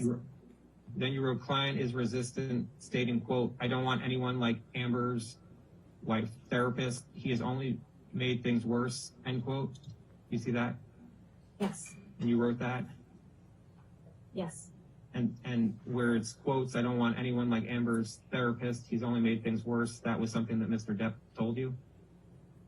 Again, as I have it in quotations, I assume he made that statement. A little farther down, you wrote, throughout RN's visit, client maintains attention and is actively participating in conversation. Client consumed 3 vodka drinks during RN's seven-hour visit. Client did not eat during visit and drank water only with several prompts from RN. RN educated client on possible interactions between prescribed medication and alcohol. Client verbalized understanding but stated, quote, right now I need a little alcohol for all the bad things I'm going through, end quote. You wrote those lines? Yes. Say the document speaks best as to how many drinks Mr. Depp had? Correct. And that Mr. Depp drank 3 vodka drinks during your visit? That's what my note says. Then you said RN provided one-on-one emotional support and encouraged clients to limit and or abstain from alcohol and illicit drugs. You wrote that? Yes. Do you recall why you told Mr. Depp to abstain from illicit drugs? No, but I did, and not just with Mr. Depp, but in my line of nursing, provide education always with any medication clients are on and contraindications. Do you know if Mr. Depp ever took any illicit drugs during the 2014 to 2016 timeframe? I don't know. I didn't witness him using any illicit drugs, so I can't speak to that. Your Honor, at this point, the questioning switches over to questions for by counsel for Mr. Depp.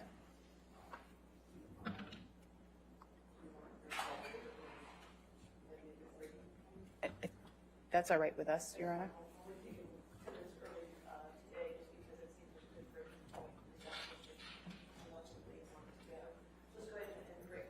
I'm sorry, let's go ahead and break for the evening. We will see you in the morning. Just do not discuss the case and do not do any outside research, all right? And we'll have the rest of this tomorrow morning, okay? Thank you.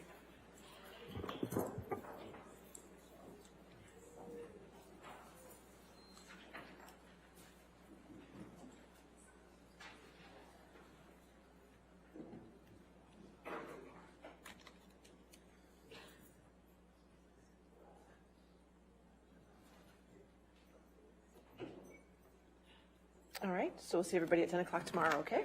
Thank you. Thank you, Your Honor.